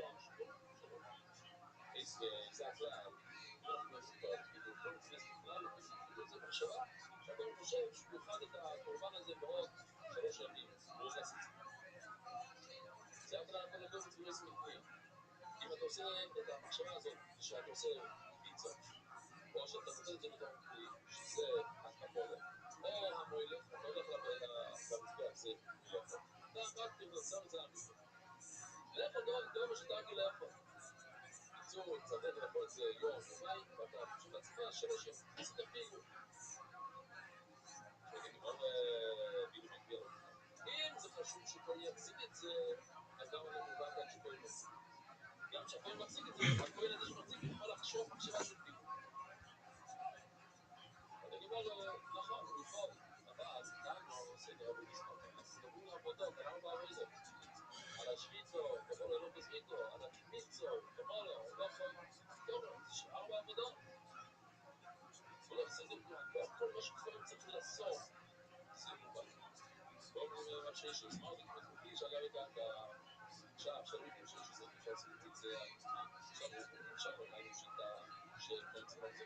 עכשיו בתור 6, האם אפשר לעשות פיצים על כלי שאגב, אולי, אז הנה, מה עובדים לגמרי? תסתכל על מה שעושה בתוך בית המקדש, שהוא מגיע לבית המקדש. לא נולד הלך נכון. היום אמרנו יש 2 צבעים לחמים, ששמים כל שבת. שבת שמים את זה. יש גם 2 מזיחים שבתוכם זיהו 2 כלים, שבתוכם מזיחים האלה, יש תלבוינו היינו בבית המקדש. איך עושים? יש 8 כהנים. 4 שמורידים את הלחמים ואת המזיחים, ו4 ששמים את הלחם מחדש. כל כהן מחזיק 6 לחמים, מוציא, כהן אחד מוציא 6 לחמים, וכהן השני מוציא 6 לחמים, זה 2 כהנים. כהן אחד מוציא אחד, וכהן אחר מחזיק, כמו שאתם רואים כאן, מחזיק קבוצה, ו4 אחרים מביאים את החדש. אותו כהנים נכנס 2 ביד עם 2 סדורים, 6 לחמים, כל אחד, 2 ביד עם 2 מזיחים. למה מגעתם לפניהם? יש עוד 4, 2 ביד 2 סדורים, 2 ביד 2 מזיחים. זאת לימוד על זין ובייס. אם מטביע את השולחן רגטורי, למה לא מובן כאן את המושג הזה שמראים את השולחן כדי להוציא את המזיחים?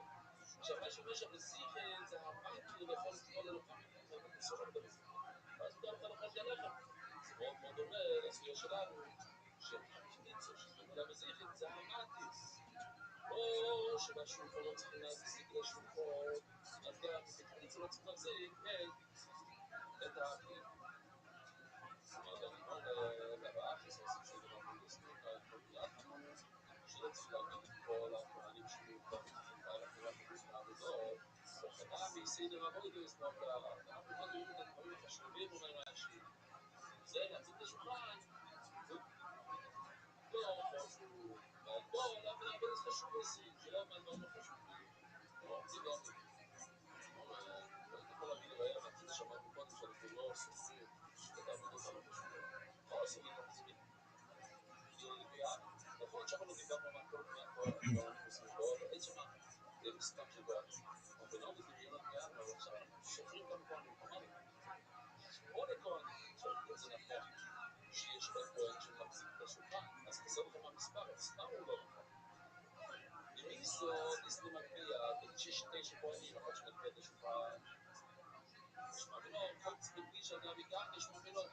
אז גמרא עכשיו אומרת, לא כמו שאמרנו קודם, אי אפשר לעשות את זה מבלי שעל השולחן של הקו לא צריך שכהן יחזיק. אומר רוב, ולפי זה, שיטי, כל צפתי שאדם ייקח לזה עכשיו. הגענו למסקנה שאני יכול לעשות את הקמיצה אפילו שכהן לא מחזיק את זה. למה? כאילו מהשולחן שאני צריך להחזיק, שיוצאים את זה מוזיכת. עכשיו עוד דבר, וכאן צריכים לבחור בפגישה גם וגם. ואני יכול לקדש, תמיד אני מביא את הקמח מהבית שלי, אבל אומר רוב, וזה פשוט, שאני יכול להשתמש בכלי שעל השולחן. גם להקמיצה וגם כשאני לוקח את הקמח מהבית שלי, מהשקית הזאת, אני לוקח את גם.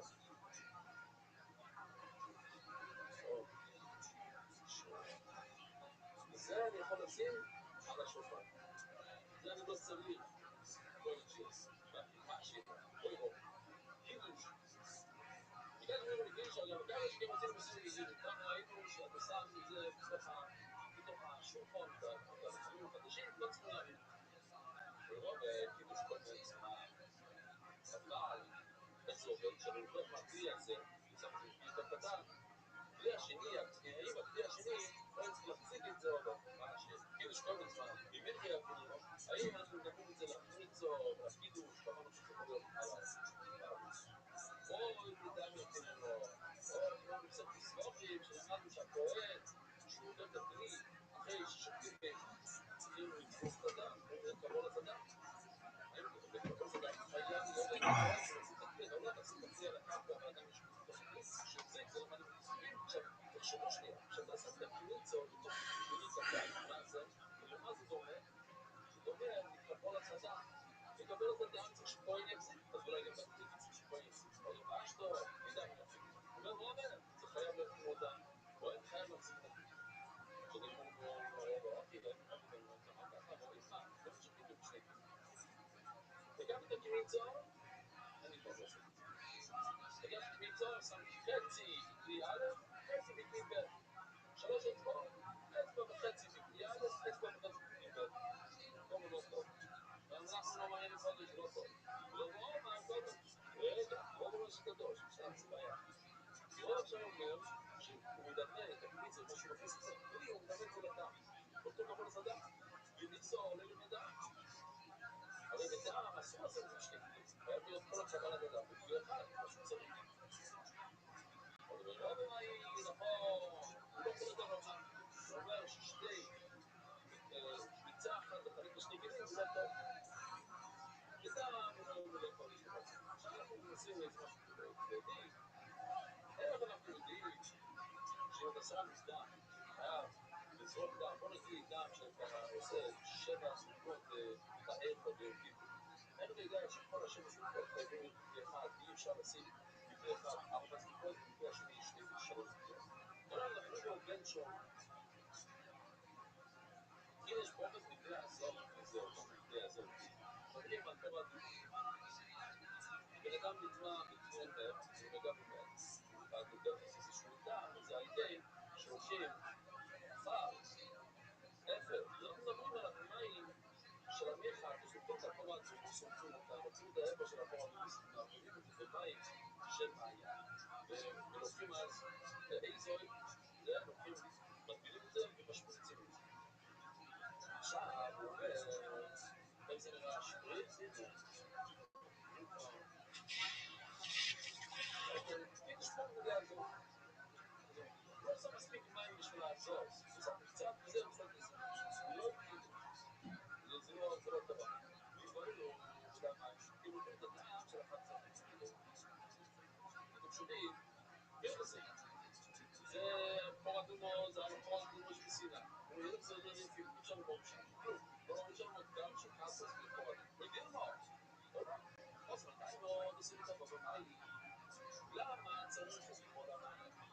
ובמיוחד יצאו בתור הבמאי. שהתפילה צריכה להיות בכל המים. אבל הם נמצאים בתוך הבמאי. לא צריכים להיות בתור הבמאי. צריכים להיות בממסד של פורת דומו. כמו שבפורת דומו אנחנו מגיעים בתור בבמאי. אז לעומת אותם נותנים, אותם נותנים, לא בכל הדומה. נכון, לפחות שם אי אפשר לראות כלום. גם בקידש, נכון, כאילו שמו את הספקים שונים, זה לא יקרה. אבל לא נתן יוכי וטובה ולא תסעבי. כשהתורה אומרת שצריכים לטבול את הדם, צריכים לעשות כל הטבולת הדם. אי אפשר לעשות ככה כמו שעושים לבד. לא כולם מסודר.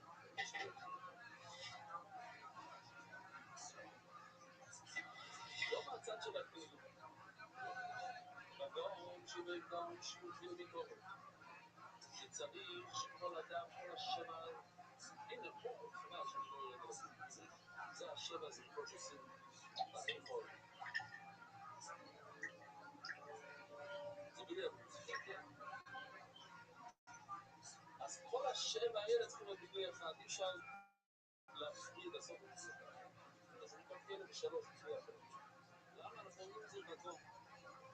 בינדון, שבינדון ג'ורי. לא רק לעשות את זה, בינדון, בינדון שבילי. נראה מה קרה. ביטרו אותם, בגאון אנחנו צריכים אותם בגאון. אם אני עושים עבודה על העניין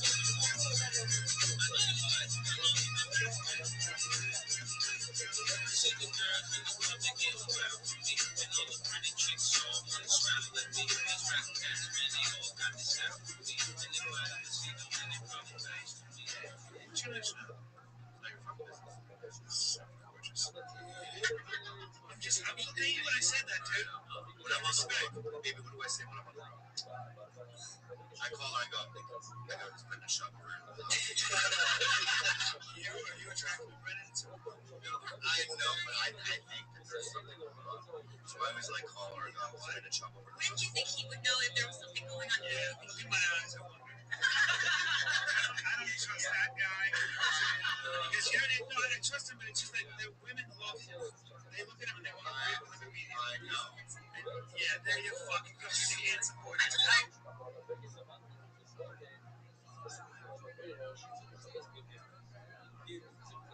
Listen. Well, after we did the fight companion together, yeah. I think we exchanged messages on Twitter once. And that was it. And you saw that, and all it just grew in your head to be something bigger. Well, it should. Can I say another thing that happened? I did the fight companion, and then I didn't see it on the video. And that's not the comedy store. And I said, hey, Brendan, and then he goes, that's odd. Anyway, that was his opening line. Yeah, she is. What's up? You know, and then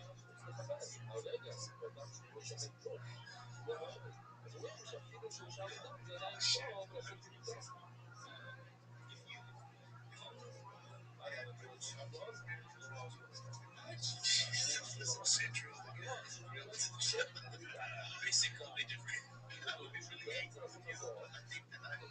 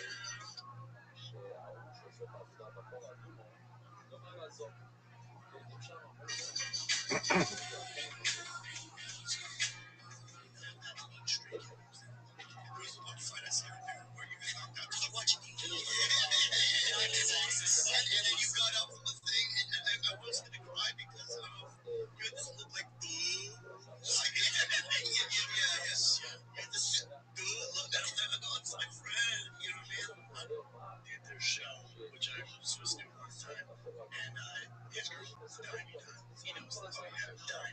He's a swimmer. I don't think he should have swum some more. That she used to be. But you know, I don't. You know what? It's so funny. It's sort of. Dude, I'm glad we're here. J-Tom, everything's right. I'm so glad we're here. We can really just kind of get it all. We get it all out of our hands. Because I honestly, and I'm not even. This is not even a bit. I feel tension with you guys. Yeah, a little bit. Shut up. Yeah. You know, you give my girlfriend fuck eyes. Well, dude, well, face this. You're going to give your girlfriend fuck eyes. Stop getting it. You're getting serious eyes. You're getting an accusation eyes, right? My buddy just shut up like that. See a hot chick. Do you ever feel like go hard, restart? Yes, I do. I do. Control hard, wait, Bobby. Yeah. Shut up, Red Cruz. You like I just now. I felt that. And I felt, but here's the thing, though. That's like getting mad that you have a Ferrari. People look at it. Yeah. You know that's why I drive a Ferrari. Also, girls want to meet with shop. That's your story. Girls want to meet with shop. Their instinct a lot of times they see giant. Yeah. They're dressed like candy. Yeah. He's shiny and he's cute. Shop has, that's true, right? But shop has an interesting thing. You have, they could do that. Honestly, dude. Does he have a thing in his car? A blues thing? No, he worked anywhere.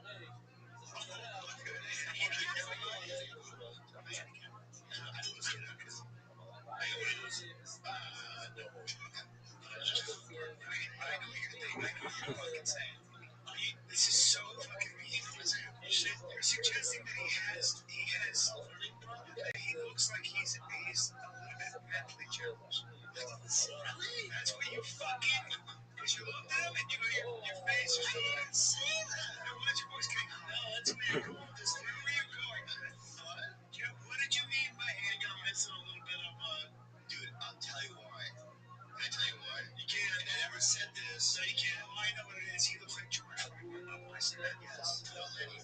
Could have got Lenny. It's any white dude that size with that big of a head. And when you say hey, Brandon, and he turns around and his eyes do this little bit. And you're like, oh, there's something wrong. Like, oh, when you think of things, yeah. Dude, my God.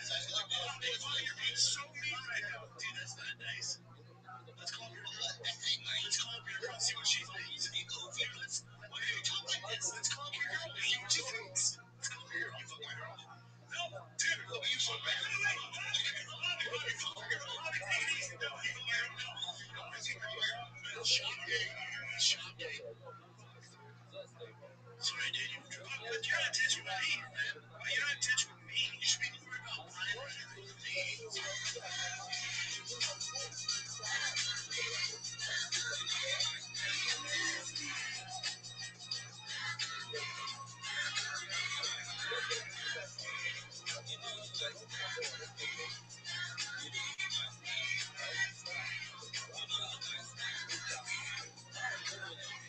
I sort of did the same. I used to pride myself in being like a girl and like dudes would smell all their sand. I felt really now I feel really gross about it because I'm like I want that weird fucking inside. Yeah. And but then my therapist was like, why do you feel some type of way about it? It's not yours. Yeah, it's not your information. And it is weird. Like I remember seeing this one guy who like cheats on his fucking girl all the time. And he hit on you. This guy was hit on you. Yeah, he slid in my DMs.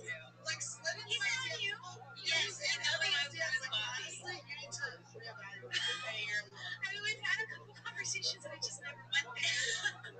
These comedians don't want me.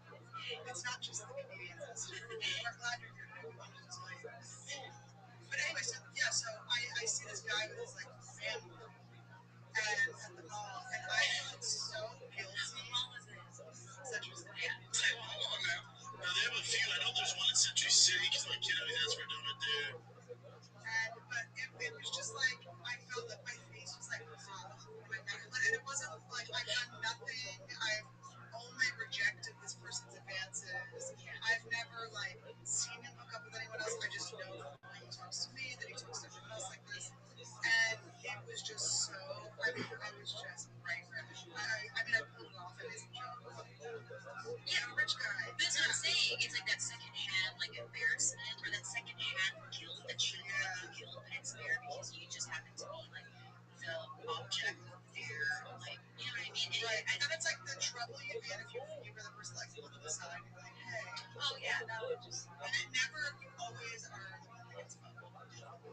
ever, ever, ever. It's oh, the girl will like call you a liar, or whatever. You know, it's just like. It is also not your business to do that.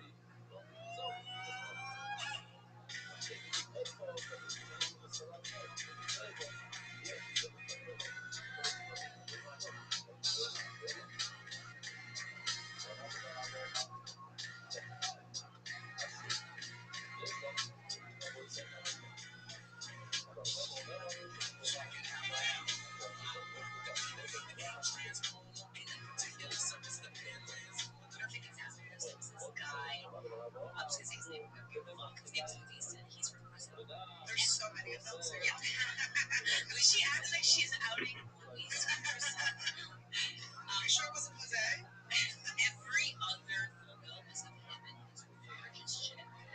But every other message that I got was from him trying to solicit sex from me. It's so weird. So it's like it doesn't.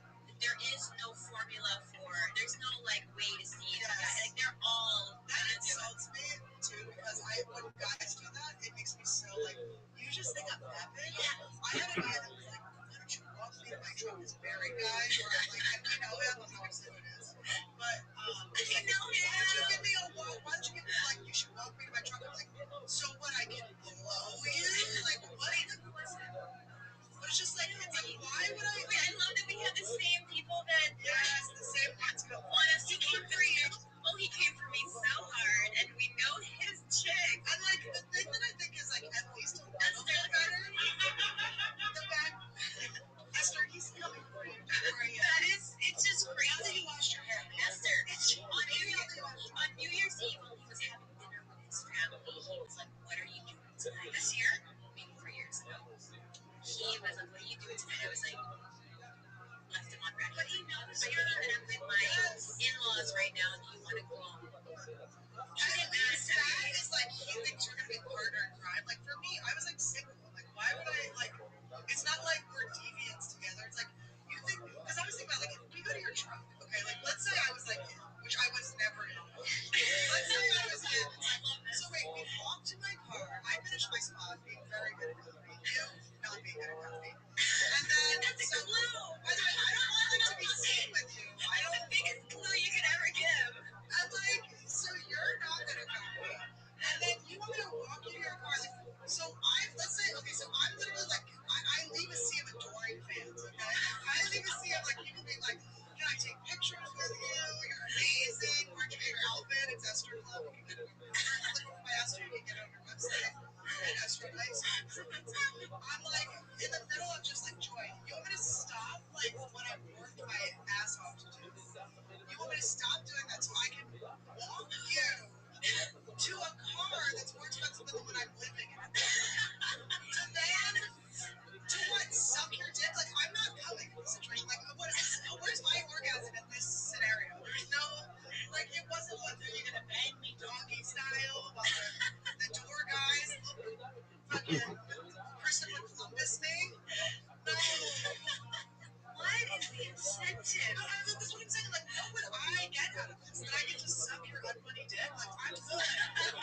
I'm good. And this person's nice enough. You know what I mean? But it's like, dude, how delusional. I have seen this happen to you multiple times. Maybe I'm a hoe in a different way than I'm a hoe. I know. You mistake my hoe. You mistake my type of hoe. We come, you know, that's the kind of hoe I am. Yeah, same.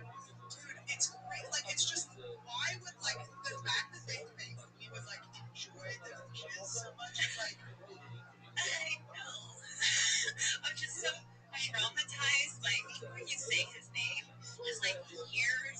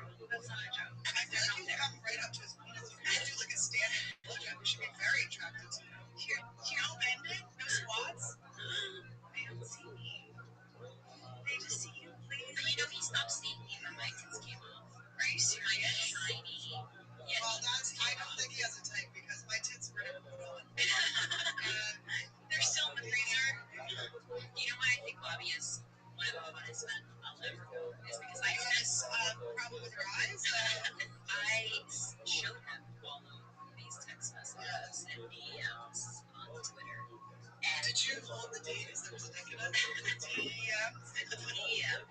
And not even slightly perturbed. He was just like, oh yeah, like he's a dickhead. Like so unbothered and so like trusting of the situation where he was like, oh yeah, like he could never have you. Like that's how sure he was. That is the secret to being hot as a guy is being so confident that you're just like, yeah, it has to be the right like measurement of it though, because if they just don't care at all, but Bobby knows that he can trust you. Yeah, but he also knows that that type of man is so not for me at all. I know, and it's like, they're just so sloppy. It's like, don't send me a peach. Please send me a peach. I had to say peach. You fucking hack. Like, I'm top quality here. I would just like to go on the record and say that man has never sent me a peach.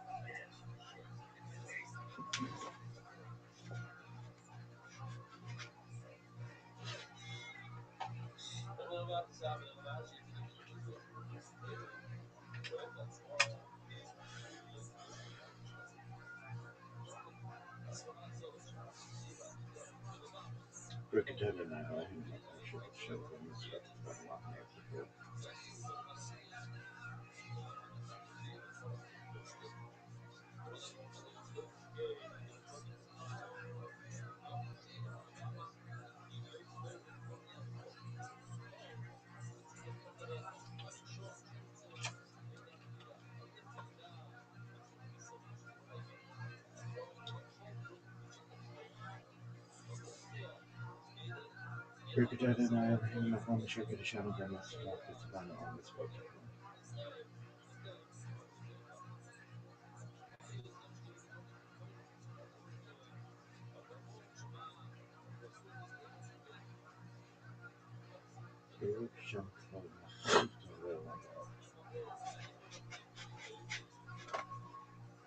Shema Israel Adonai Elohim Adonai Echad.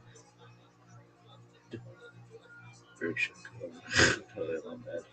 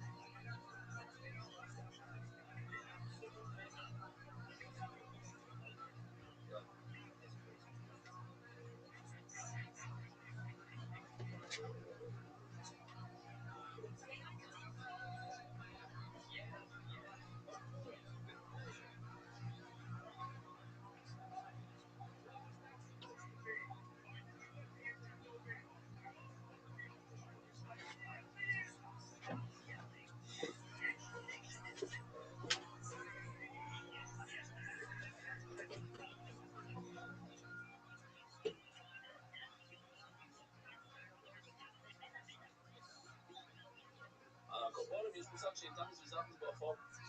בו אין זכר ונקבה בכלל, אי אפשר להבדיל, לא צריכים להבדיל. ואין פעם, זאת אומרת, אם הוא בלבול כמו שאנחנו רואים גם בציפור. אלא אם כן חסר לו אבן. נכון, מהרגליים שלו חסרים או אבנים, אז פשוט אין לו. אבל אם הוא בדיוק אחד מסורת לכולם, יש לי ציפורים שיש לו שחק ופועש. אוי לו כולו לשם וכבוד לכם משפט. אבל החקוס, חלק ממנה, הולך לכהן, הכהן יכול לאכול את החקוס. לקחת את הציפורת שלך, נכנסת ברפש של הציפור, מה עשית? עשית אותו טבע. שנייה אחר כך, עברת דרך, אתה לא בטבע שלך, אבל זה כבר מלאכת טבע. וכהן יכול לאכול את זה. אז רואים שזה כאן כהן. אבל אתה גיבור רגע, לא הבנת. ואני בשביל סינגוריה כזאת. שומעים לנו סוד עצום. כשהכהן אוכל מהחור, הוא כאילו אוכל מהמזבח. זה כבר אמרנו שזה מותר במזבח. הוא פשוט, הוא משתתף במה שהקדוש הוא נתן לנו לשים על המזבח. הוא אוכל שולחן גבוה מהמזבח, מהקורבנות. בשביל המראה בזה. זה לא שונה, זה לא אכילה פרטית. זה היה לא בכלל. אז מה כן? זה בעצם סוף הסוגיה. מעלה אצל השורש והמשחין, הוא מאוד מצליח. ושיש מקום שלא ניקח, הנה, בוא נלך לתמונה הזאת. רואים שיש נמוך, כן? אבל כל מאוד יקרה פה, שכן, אין קומוניטו. בקריפה, לא רואים את המוח. לא רואים את המוח. יש מסמר בבטן, לא רואים את המוח. שמוח יצליחו. ולכן, בסופו של דבר, כל מה שתביא, מזה, כולם אמורים להגיע, כולם רואים את המוח. יקרה ולא רואים. יקרה במוח והעונאתו. עוד פעם, מה אמרנו? איך אנחנו יודעים טרייפו? אנחנו יודעים טרייפו בגלל מפוסק ג' מהמילה מן הבוקר. הוא אמר, אתה בטוח? לא זה נפקו, בגלל מפסוק אחר, ממש לישראל. ונעמודו לישראל, אז לא ממש לישראל. אבל לא הייתי זכר, זהו. אז אנחנו כבר עברנו את הסוגיה הזאת, ממש צעד וזה, אפשר כבר להירגע. נגיעו בפוסק, בשיח נעצור מן המושג שאני אגיד לכם עוד שנייה על מה מדובר. ממש לישראל. והדבר אני רוצה, זה שהוא שמן, ישמע, נוזל כזה, גלבלתי. ממש לישראל. מהשתייה של ישראל, אפשר גם לדבר.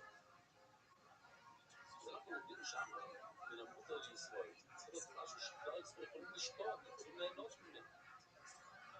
מצד שני, יש עוד פסוק, מכל השריעה וגם זה שבר, משהו. שעושים מעשר בהימות, זה כל הצעירי שיעבור בדלת, כל השריעה וגם זה שבר. הנה עוד דבר, שעוד מושג שלא ניכנס לזה עכשיו. ועד הטרפה שאני מבין את זה. אז הנה רואים שטריפה זה לא משהו שכלל ישראל יכולים לאכול ממש ישראל. עוד פסוק, שטריפה זה לא משהו שעובר תחת השמן. שאני סופר 10 בהימות, זה בלי שאין זה אחד, בלי מסמר בבטן. אז למה אתה אומר לי שאני לומד את זה מן הבוקר? אבל אני אומר, צריך את זה ממש לישראל, אנחנו יכולים לראות את זה שעשה פשע. ואני חושב שזה גם משהו שנולד ככה. הוא אף פעם לא היה טוב. אם ידעו לו ויעקב. או לא, ויעקב. קודם כל, בפסוק הזה, ושם את זה לעצור להם, הגימורה לומדת שמדובר כאן על, זה פסוק של, הפסוק הזה ממש לישראל, זה פסוק של אור לו ויעקב. כמה זה מה אומר? עכשיו, מה זה ויעקב? מה זה אור לו? אור לו, זה 3 שנים הראשונות שאנחנו שותים עץ, אסור לאכול מן הפירות, וזה אסור בנער. שנה רביעית זה נטר הבית, זה על החותמות, ואז השני, שצריכים גם את הפירות בירושלים, פחות דווקא בירושלים, כי יש לך כוח, אתה יכול להפעיל את זה לכסף. תרבים בירושלים, או שאפשר להפעיל את זה על כסף. זה בסדר. כלי הקרן זה שאסור לזרוע עיתים בתוך הקרן. יש רוב השיטות סבורים שאסור לזרוע שם, לראות את כל הירקות. אז כמו שכלי הקרן כך הוא נולד, התפוח נולד בשנה הראשונה באיסור, אבל לא זה אפשר לעשות כל ישראלים מצווה שם.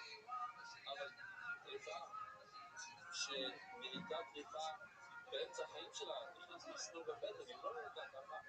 פסקה שלה היא כשרה, אז אנחנו לא נבוא לשריעה, ולכן נציג את הפסוק השני. לא יודע, אנחנו נבוא לשריעה, אבל האמין, לא יודע איך זה מתקרב לסוף ידישו.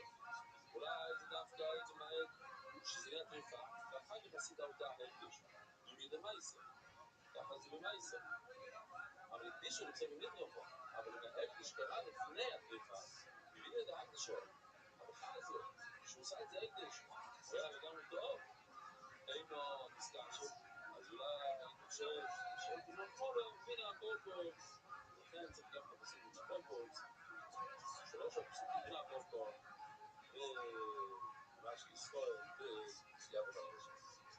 אומרת המשטרה בויסה היא סוגיה חדשה, איך עוד נכנס חוידי, ואיך עוד כל המנוחויס, מנחה של חוטא, אחד שנצפה לשקר, או שנצפס לזמית יש בטומו, וסלבים מלחיים ולא כסף. ואיך עוד כל המנוחויס שכמות מוזות.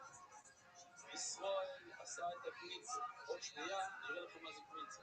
עכשיו יש לנו המון מושגים בבויסה, אחד קודם, אדם שבאותו יום, הקוראים שלו מת, אסור לו לקיים מצוות, והוא לא. בן אדם שהוא טהר, נכנס למקווה והוא קשר חצי כזה, אבל הוא חייב לחכות עד הלילה כדי לאכול תחום הקודש. המושג הזה מספר שהפכת לב נכנס למשהו על תגובה.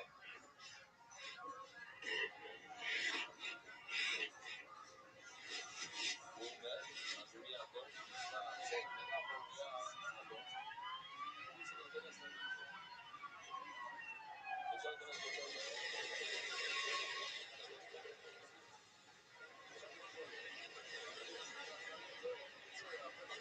נהיה סיבות. עד עליי. אז כתוב גם, איפה זה כתוב? מקודם זה כהן שלא לובש כל השמונים בו. עוד ארבע בגדים שיש. כל כהן חייב לובש בגדים שזה דברי. ופה זה כיפורים, זה, בוא נראה, כיפורים. עכשיו נהיה סיבות. עכשיו, אם הוא זו, אפילו שהשמש, אפילו שירד לשמש, שנייה.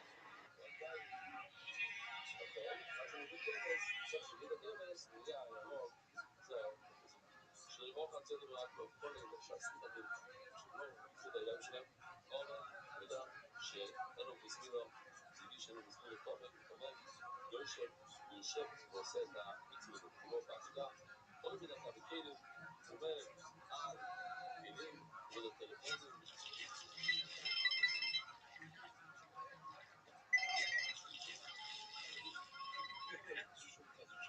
זה רק לצורך העקרונות, וגם לתאירה, לפעמים אני צריך לדבר. או אגב, אם הוא עושה את העבודו כדי שעומד על במה, כאן אנחנו מדברים על קבוצה, כאן זה קבלת אדם, זה לא משנה, זה אותו דבר. אגב, ידעת מחבר, הוא עומד על הרגליים של החמה שלו, אסור, כל אלה אסור. עכשיו את השמאל, עכשיו הוא נמצא את הקבוצה ביד שמאל, לא ביד ימין, לא אסור. ובסדר, הוא אומר, יחזור. ויעזור, ימין, כל הכם שעושה שמאל, ייתן את זה בחזרה פורטי ויתאים להתקנה. חומץ, כל הבלעדי, שמאל, עושה קבוצה, הוא רואה בן קטן, או גם בן ממש גרעין קטן של מלך, או כהנת של לבוינו, חתיכה של לבוינו, כי זה אביב המסביב, יש גם מלך, גם לבוינו שהיו שמים במנחות, פוסו. כשאומר, הכל מצהדר, היוסף, היה חוסר פוסו. אם אתה עושה קבוצה, אתה עושה בקבוצה הרבה, או שאתה עושה בדי קצת, זה פסול. עכשיו זה די קצת, למה? כי חלק מהקביצה שלך זה אבן, זה לא הסולד של זה. ואיזה היוסף? מה זה הכוונה? מדי הרבה? שכמות זה גבוה לו, ככה עושים קביצה, עושים את היד ככה. לוקחים שלוש אצבעות, ככה. עכשיו, אתם רואים כאן למעלה? זה מדי הרבה. רואים שאתם לא יודעים בכל זה. ככה זה טוב, ולמטה זה טוב. שכמות זה גבוה לו, וחוסר. שכמות זה גבוה של חוסר. אתם שמים לב איפה שהאצבעות שלי ככה? האצבעות שלי יותר למטה. אבל מה קורה שהאצבעות שלי יותר למטה? שלא יהיה לכם מחר הגמרא. אתם רואים ככה? זה לא טוב. בסוף לא ככה, לא ככה. זאת אימא. לא אני זה יכול להתעסקות את זה, קוראים לו פריס. למה אתה אומר לי, להתעסקות ולסניק כל המלאכה שמות לנזור, תמשיך, תגיד כל המלאכות, גם אתה מביא לי דוגמה של מלכה של דברים. אומרת הגימור לרב שמעון יציב, אנחנו צריכים לזה רב שמעון בפרצן, בגלל שתי מתעסקות לתמונה שם לא לבוא. כמו שמנדי דווקא תמיד אומר, יש שולחן הזמן מהרקע. האמת היא שבן שהוא עושה חטא, בואו נעניש אותו, שיביא קורבן כמו שצריך, שיעלה לו יותר כסף, ישלם עליו לבואו שתהיה קל. ועל השמן, שלא יכול להיות עסקה. אנחנו לא רוצים שמי שחוטא יצביע. בן שלא חטא, הוא צריך להביא לבואו נמשך, בן שחטא, לא צריך להביא כלום, מה קצת? הנה, קצת קרח שעולה שקל וחצי. למה באמת לא? שלא קורבן ומעולה. אנחנו צריכים להראות לו שזה לא קורבן יותר, זה ממש קורבן זו, ובגלל שלי אחד נצחי אלקטרוני בסוף. אותו דבר, בסוף הסבוך יש לנו מתחתוס, הוא עבר עלינו, ועבור הוא מבייס, שיביא את כל הדברים, שיביא את היין גם, ואמר שלא יחס בכל דנסקו, שהוא לא ירוויח. ולמה באמת אמרנו שהוא לא צריך להביא יין? שלא יהיה קורבן ומעולה, אנחנו לא רוצים שיביא איזה קורבן יפה. עשית אחרת, תחילה לשבת וטעות, תביא לו שהוא זו. עכשיו כדי לפעמים אומרים לו אנשים שלא יהיה קורבן ומעולה. שמונה, לא כל כך קורבן. כל שלא אומר, אנחנו רוצים לבדוק, שהקורבן שלו לא יהיה יפה, כל אחד מנהל ואומרים שם שיהיה קורבן מעולה. גם זה פסולים, גם זה בכלל, פיצה אם בן אדם פסול, קצת פיצה, זה מראה שזה קורבן זול, לא שיהיה, פסול.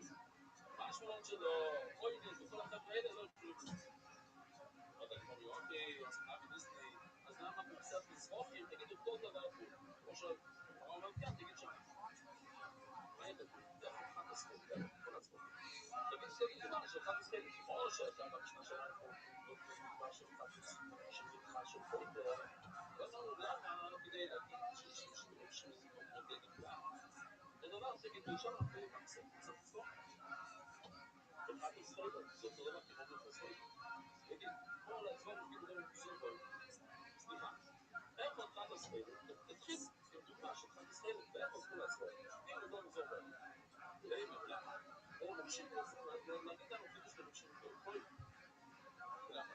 אמרתי נתנו לכל ולא יתקצור כולם שתדעו את כל הקורבנות, לא תדעו איזה כולו משהו זה משהו בקודמי אם הוא נתון הכל, לא נתון הכל הוא לא נשמע ואם זה משמע כפייה אם היית אומר כפייה אז זה משהו גם כפייה חסכות אז למה אתה בחרת לדבר רק על חסכות אני צריך לצרוך את זה בחמין אוהב ולפני ולאיש ולדרג אם אתם זוכרים, זה רק אבל לפני כמה שהתחלנו חסר ואמרנו שהמשנה הראשונה שמסר זמילובוס לא הולכת למובש המשנה הראשונה שמסר זמילובוס כתוב שבן אדם מביא ממקום והכהן חשב שזה לא מוכס מחס, שזה מוכס מחס או שזה מוכס נטוב, לא משנה מה הוא גרם נזק לבעל הבית, הוא צריך להביא עוד אחד ממשיכים להביא את זה והוא גרם נזק הוא לא אמר בטוב, הוא קשה לך בפנים, הוא לא צריך להביא עוד אמרנו שהמשנה הראשונה לא הולכת כמו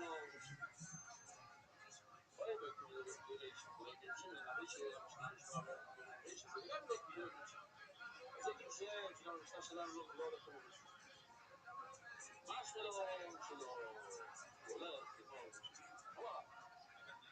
וואו, לא, זאת שפה מציעה אם אני הרי ישראל, עשיתי קריצה, שאני אחזיר את הכל כמו שהחזרתי מצוין, תמשיך הלאה. פה זאת נענה. במישהו שלנו כתוב שזה פסול מישראל הזה.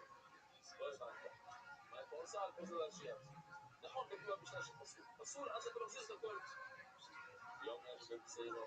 אז מה אנחנו מבין בנתנתנו לבמסיירו? הם אומרים בדיוק אותו דבר. תחזיר ותמשיך הלאה משם. אבל הגמור נכון, נכנסים לכל מתקעים, בביבי, בכל נולד במסיירו. אם הכניס נמצאת כאן, כולם מסכים שתחזיר את זה בתוך הכלי. מתחילים מההתחלה. הבעיה היא שזה נעלם לנו. תציגי לחוסר פה עם צלח. בוא נצלח בליום עם פה באיזור גימה. אז בוא נראה את זה שנייה.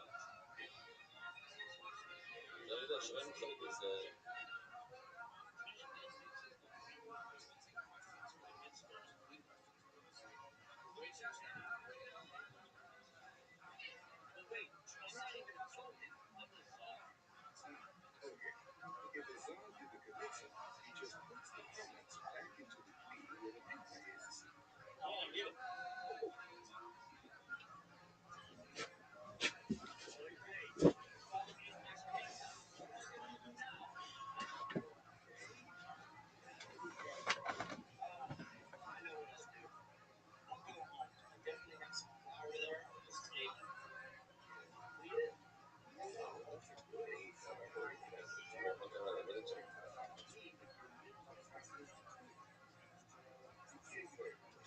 השאלה היא, מחלוקת גזענים, בן אדם יכול לקחת מהבית שלו קמח ולא סיב.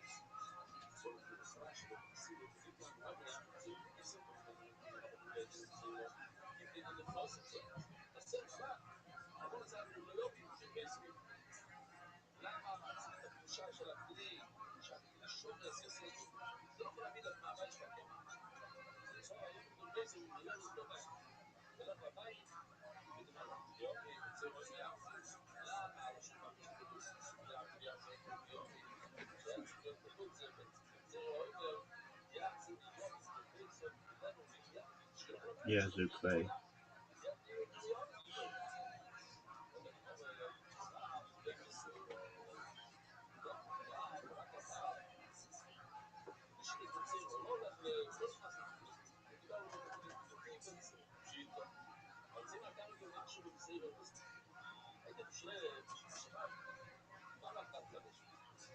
הייתי חושב שבצעירו מדבר על מישהו ששם יד ציבור, לא ביד.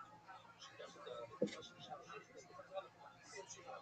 אבל אפשר דברים, למשל כהן, לא, שם אי אפשר להגיד את זה. אבל שם זה לא יהיה. משהו לא עולה, אני רוצה להגיד לך. זה רובד הזה שאפשר לקרוא למטרה, כל המסוים. מה יש בשמאל? לא שהיית אומר ששמאל שווה.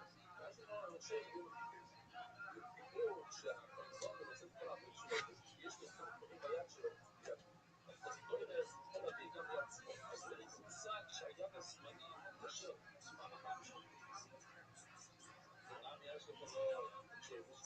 What's up, you guys? You Clay Whores.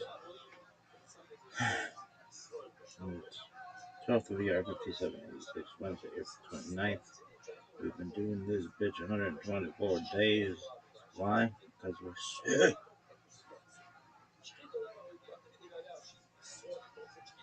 No one really knows for sure. Elevate, elevate, pray, Elohim.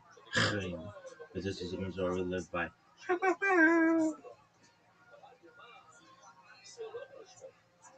3761, creation of the world, birth of Adam and Chava. 3631, 130, Seth, son of Adam, was born. 3526, 235, Enosh, son of Seth, was born. 3436, 325, Kenan, son of Enosh, was born. 3366, 395, Mahalalel, son of Kenan, was born. Oh, I gotta take that jersey. Really? Who knows? 10, 9, 8, 7, 6, 5, 4, 3, 2, 1. Rikadada 9, Hillum, Makom, Shaka, Shana, Bani, Al Separat, Ha Omer. Lashio Shemar, God, King of the universe, who has commanded us to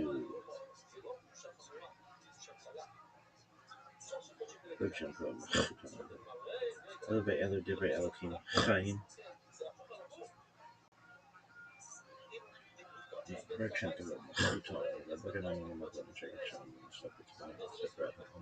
Blessed be Hashem, God, King of the universe, who has sanctified us with his commandments and commanded us concerning the counting of the owner.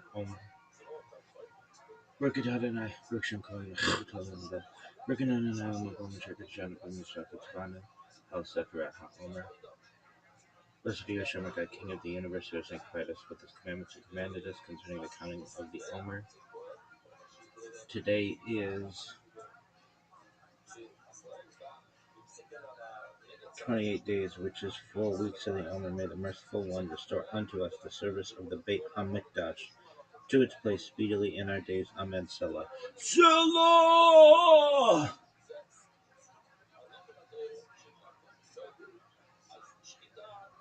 Why? Why not? Was that everything? Coffee, Kabbalah, coffee. Gotta make the bed. Fucking. This is serious work. Serious ass work, dog.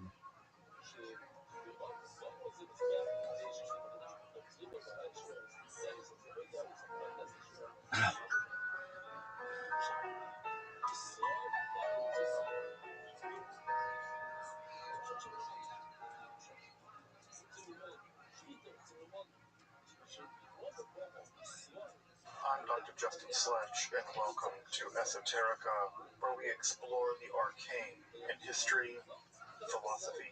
It's tight. Nice.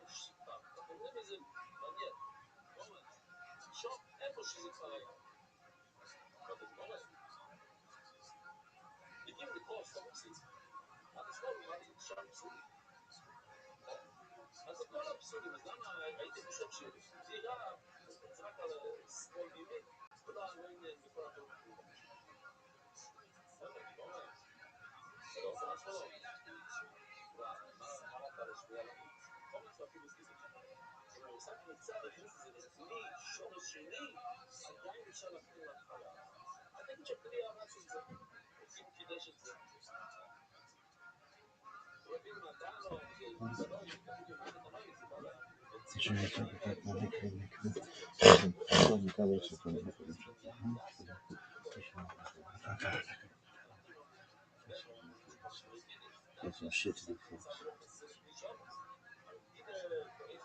And religion.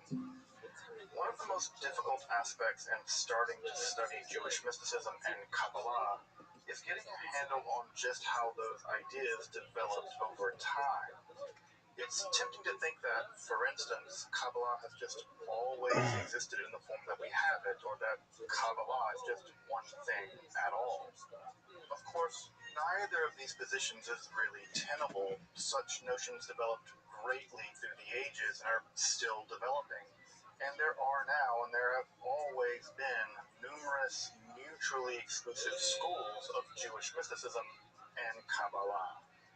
This class is meant to serve as an introduction to Jewish mysticism and Kabbalah from the point of view of its incredibly complex development from the prophets of ancient Israel unto the rise of modern Hasidism in the 18th century.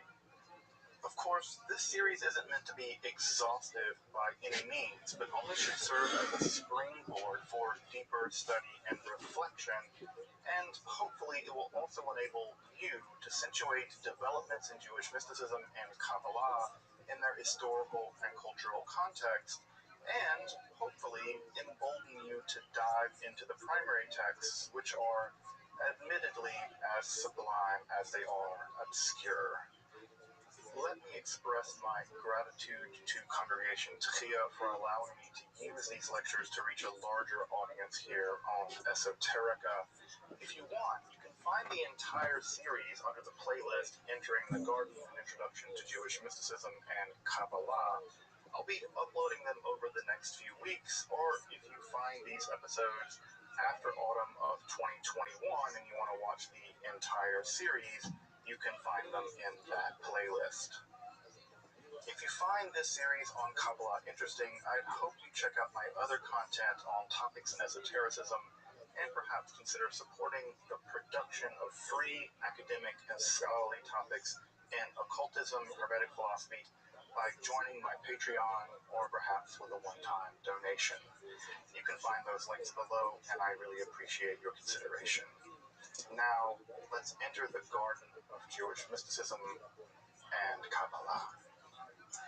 So, let's do a little recap. I hope you had the chance to take a look at the episode on Merkava, or Hechalot mysticism.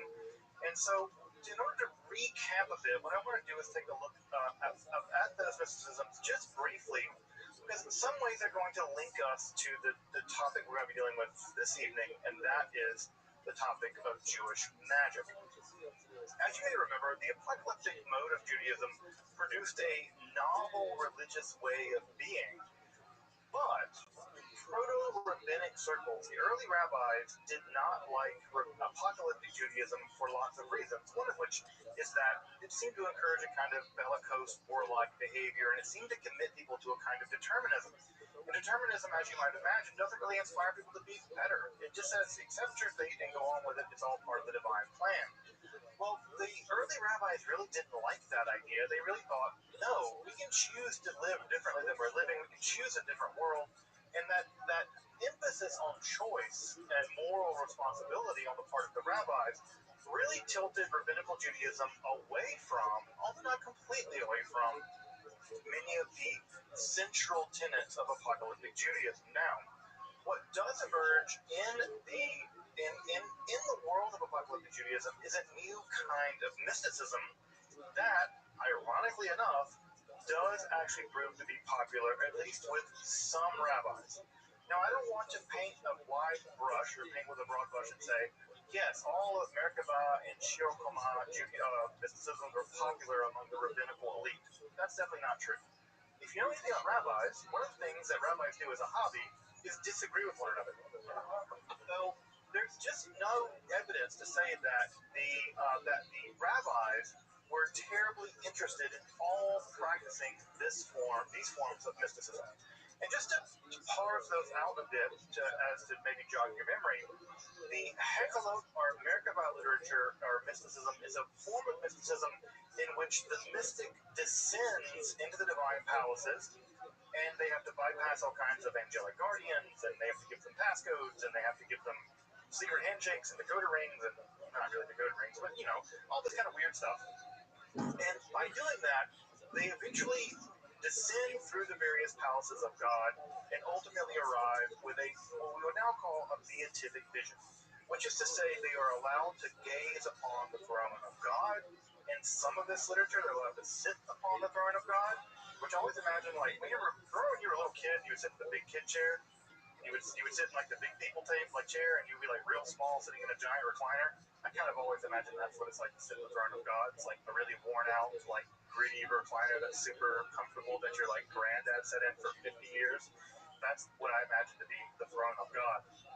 So you can sit in the throne of God, and sometimes you can be transformed into an angel. Why you want to do that, I don't know, but you could, right? And Enoch, of course, is a quintessential version of someone who, according to one of the books of Enoch, is transformed into an angel. Alternatively, you could do the nerd option, and the nerd option is math. And the nerd option includes gazing upon the divine body and measuring it, right? And you measure it in this parasang Persian unit of 3.5 miles, and you're allowed to learn the secret names of all the different parts of God's body. Left eyebrow, and right eyebrow, and left ear, and right ear, and all these things. And you're allowed to measure the parts of the divine body. And these numbers may have been something like a meditative technique, although we really don't know. It's a very bizarre form of literature. It's a very strange form of mysticism. Although I will say, as I pointed out last time, that Maimonides actually might be arguing against the Merkava Shior Koma literature in the Guide to the Plex. That might be the target, at least, of some of his analysis in the Guide to the Plex.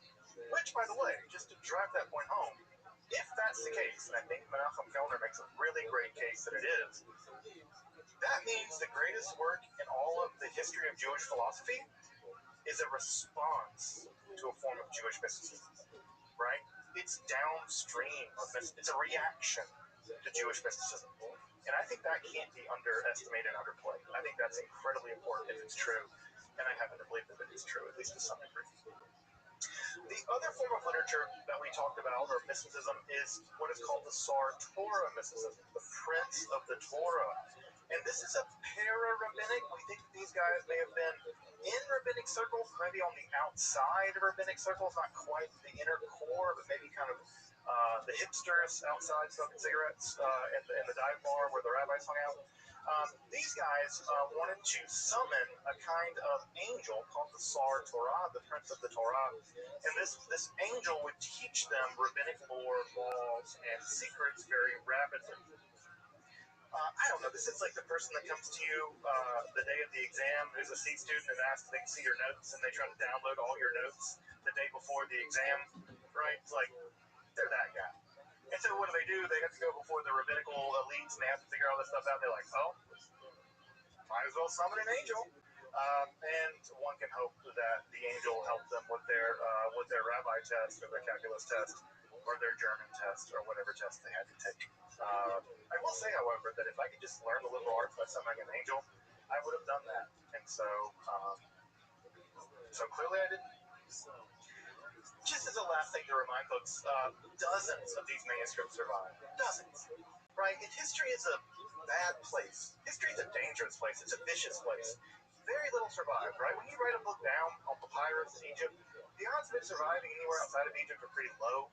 And so we have dozens of examples of these texts surviving, being transmitted into Europe, surviving in the Middle Ages, in the world of the Chashdei Ashkenaz, for instance, the world of the German pietists, who we'll get to later.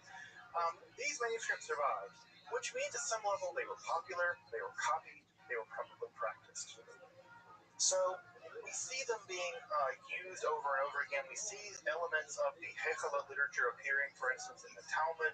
We also see elements of the Hekala literature appearing in the New Testament, which I don't have to remind you, is a Jewish text written by Jewish people, right? So the New Testament also contains some mentions of Hekala literature, which is just to say that all of this is a witness to the popularity of these forms of mysticism and what might be called quasi-magic. And I say quasi-magic because the Sar Torah literature is a kind of quasi-magic, right? It is a kind of quasi-magic. And when I say quasi-magic, you are in fact summoning a being, right? You're in fact summoning a being to magically teach you stuff rapidly, right? You can't learn things rapidly normally. You have to download them somehow, right? Almost like putting a jack in your head, like downloading information. The Sar Torah somehow has the ability to do that for you. So this is a bit of a recap that gets us up to speed and links for us, at least at some level, the distinction between Merkava mysticism, where you descend into the chariot, to the Sar Torah literature, in which you're bringing down an angel. And that bridges the gap for us at some level between mysticism and magic. And those two things are where we're going to move tonight. We're going to move in the direction of Jewish magic.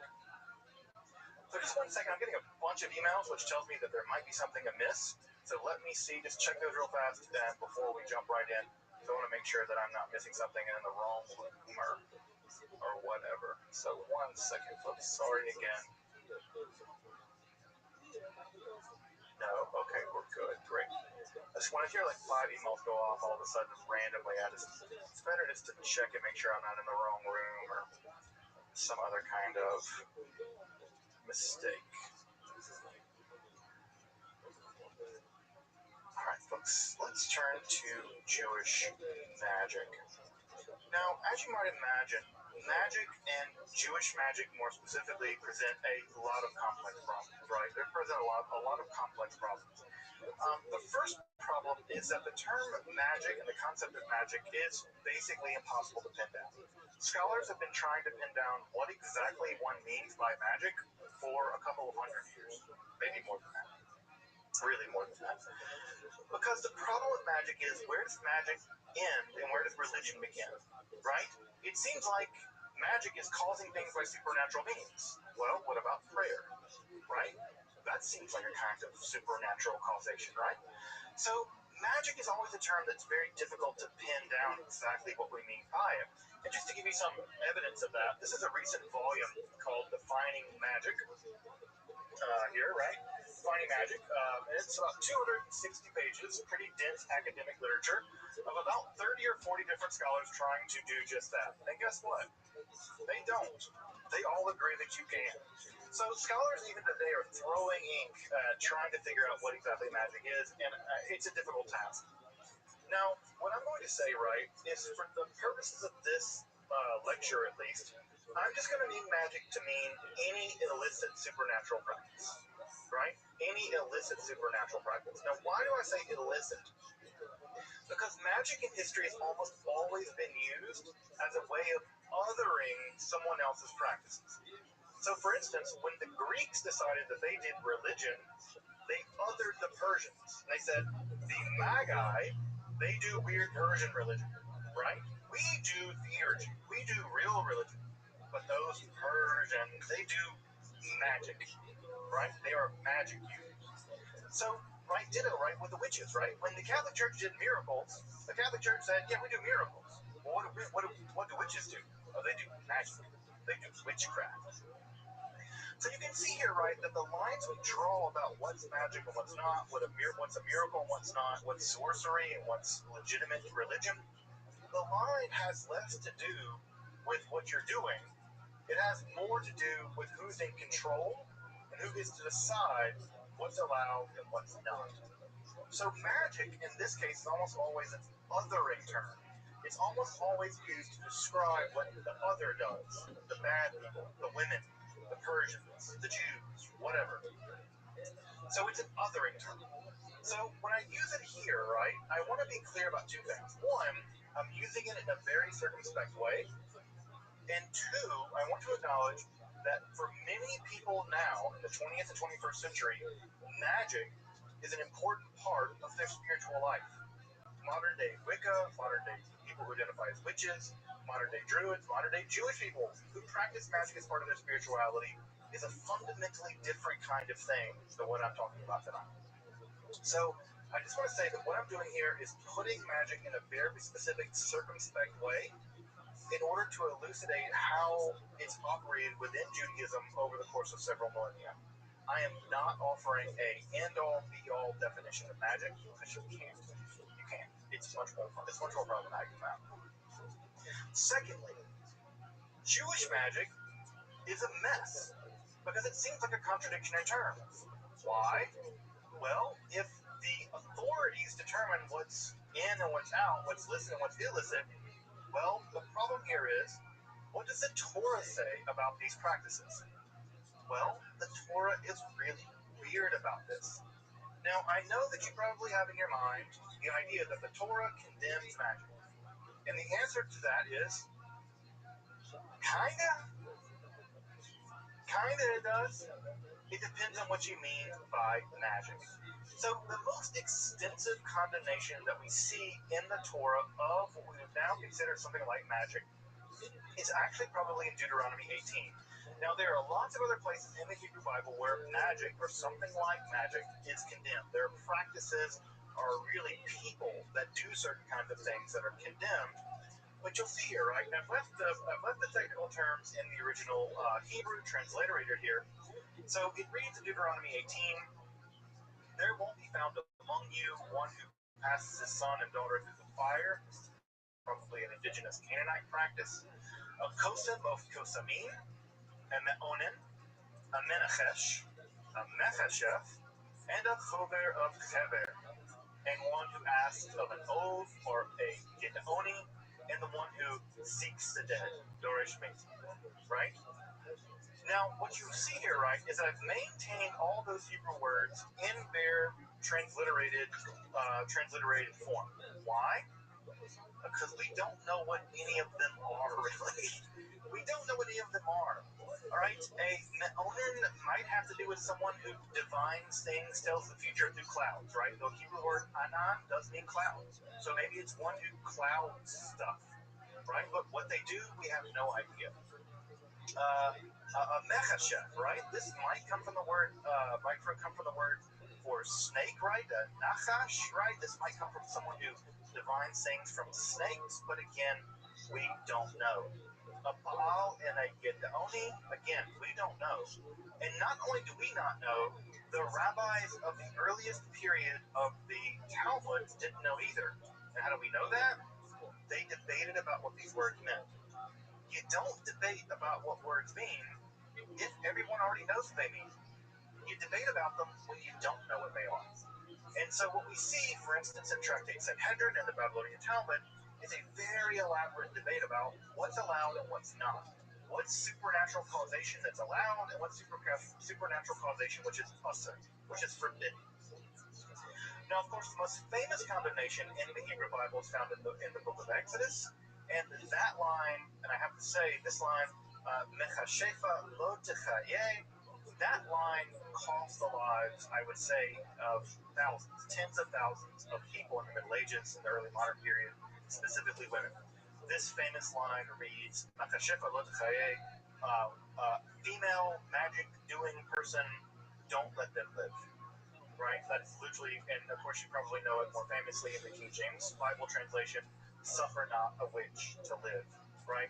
That line led thousands, tens of thousands of women to their death in the early modern period in the witch hunts. We think that number is somewhere between 40 and 60,000 people, mostly women, were executed during the witch hunts. And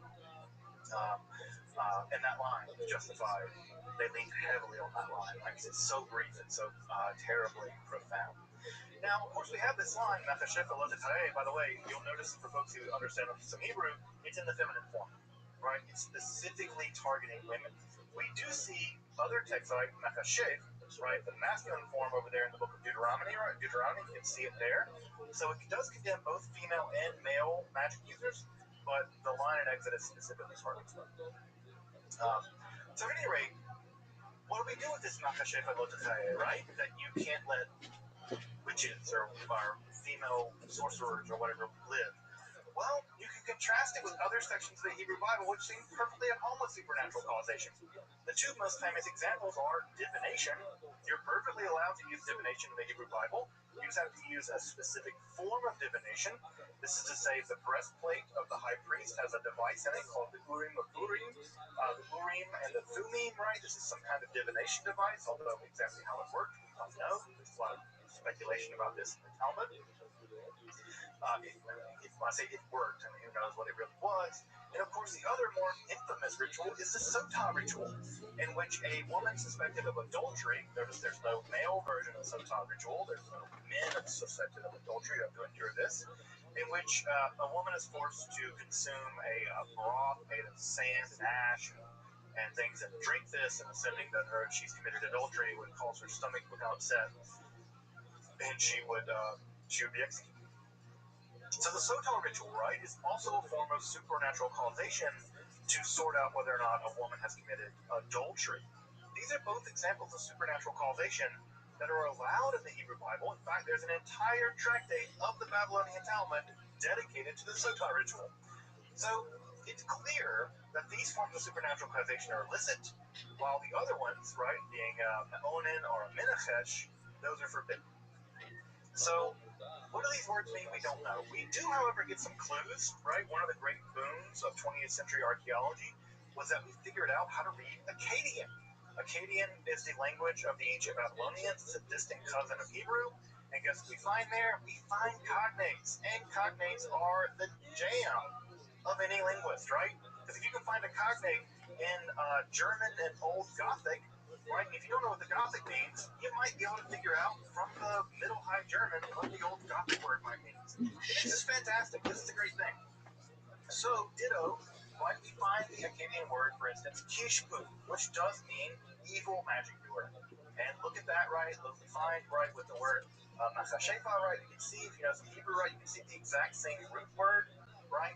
The ka, the sha, right, and the pu sound, of course, is unique to Akkadian. We can see there in Akkadian that we have a very clear word for sorcerer, magic doer.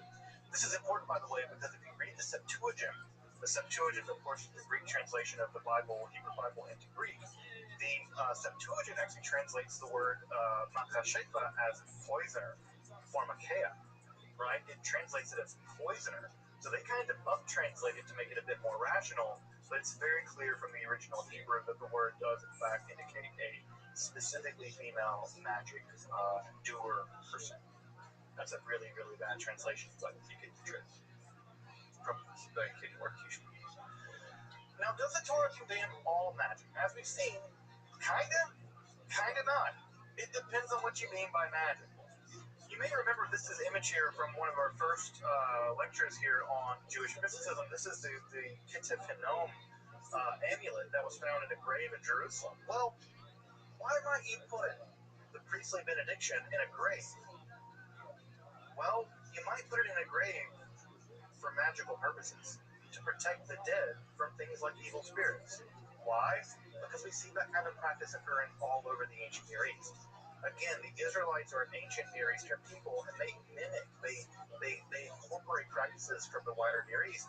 And so when you see an amulet written on silver with blessings on it, the natural leap is that this document is some kind of amulet to protect the dead, perhaps from evil spirits.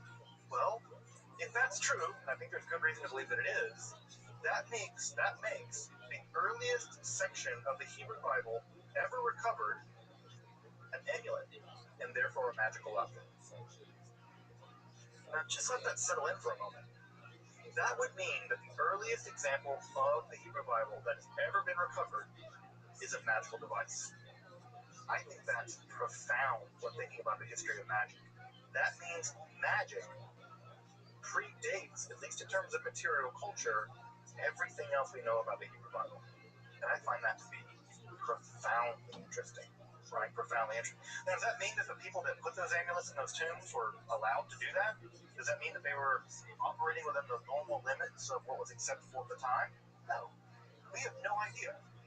But what we do have is the material history, and we have to deal with it as such.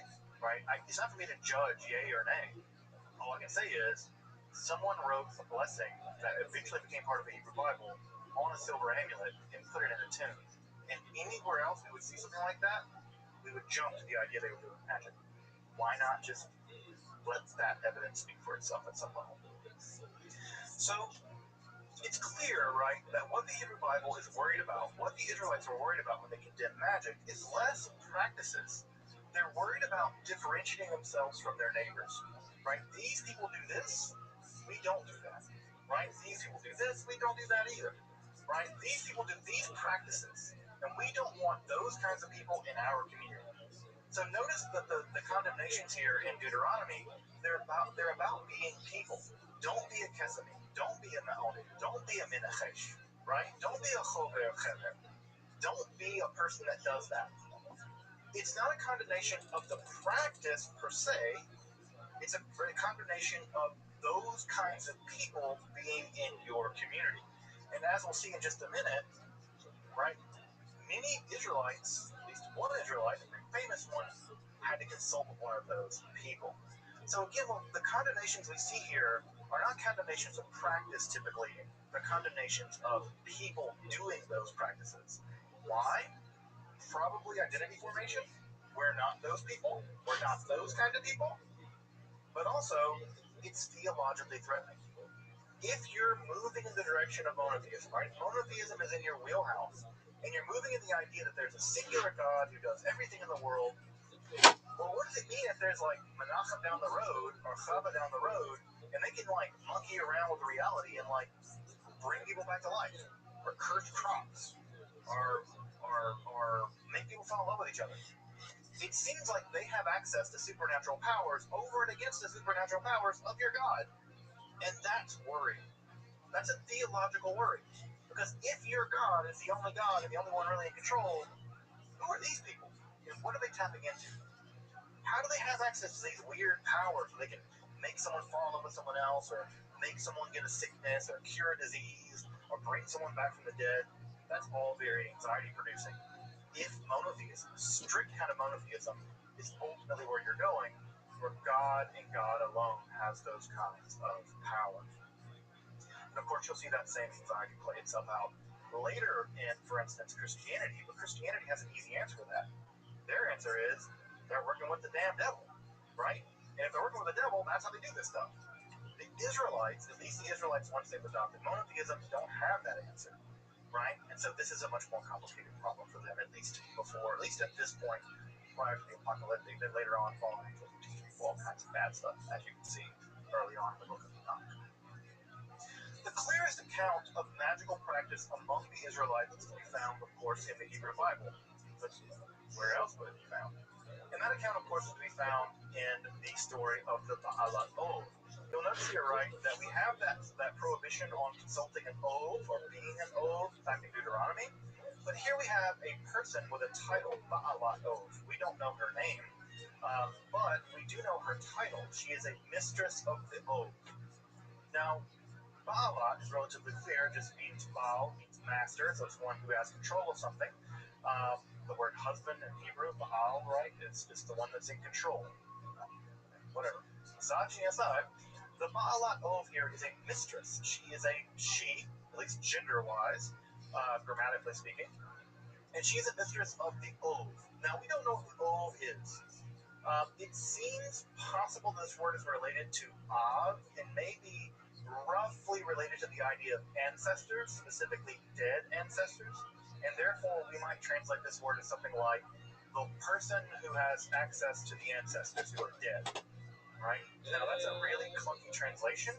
The typical translation we use for that now is something like necromancer, right? Necromancy is manipulation of the dead for various kinds of powers, or specifically predicting the future. That's exactly what we have here with the Ba'alat Ov. But we don't know what this word Ov means, but I do think it's probably related to the word dead ancestors. These are special people that have access to those dead ancestors. So, you may know this story, right? Saul is in a war with the Philistines. King Saul, first king of Israel, is in a war with the Philistines, and it's going badly. Well, now it's going badly. God has abandoned Saul. Saul goes to the legitimate forms of divination, the Urim and the Thummim. He consults them, and, well, God doesn't pick up, right? It's like when you, I don't know, you're in a big problem, and you call someone and they don't pick up, well, you freak out. Well, Saul freaks out. So what does he do? He goes to an Ov, right? He goes to one of these people, the Ov, and he consults with this woman. It's a woman character here. And she does successfully summon the ghost, the spirit of the recently deceased prophet Samuel. And she describes Samuel as emerging from the earth as an Elohim, right? She's terrified of that. And she says, I see an Elohim coming up from the earth. Now, we do see in other texts, for instance, in Akkadian text and Ugaritic text, where the dead are sometimes referred to as Elim, as gods. In fact, there's a specific word for dead ancestor spirits in Hebrew, the Rephaim, who also seem to be sort of alive in the afterlife in some kind of weird way. Exactly what the Rephaim are is mysterious. In fact, a new monograph just got published on the Israelite conception of the Rephaim, and I am really interested to read it because this is a very mysterious problem. Sometimes the Philistines are referred to a Rephaim as giants. It's a really mysterious term in Hebrew. At any rate, the Ba'alat Ov Endor does successfully summon the ghost of Samuel, the Ruach of Samuel, and of course, like all prophets, as you probably know, they have bad news, because prophets always have bad news. Never go to a prophet to get good news. They don't got it. If you go to the prophet bank and go to the good news section, it's empty. It's all full of bad news. And the bad news is, yes, God has abandoned Saul. He's going to die tomorrow. And guess what happens? God abandoned Saul. He dies the next day. In fact, he committed suicide dreadfully. on the battlefield. So the Bala Ov is a clear example of an Israelite narrative where magic works. Right? There's no question. The text never says, and the Bala Ov was full of it, and she was a liar. In fact, it paints her very, very nicely. She's always depicted as preparing food for them, being very conscientious. She even says that when Saul comes to consult with her, that he's outlawed this practice, that she doesn't want to do it.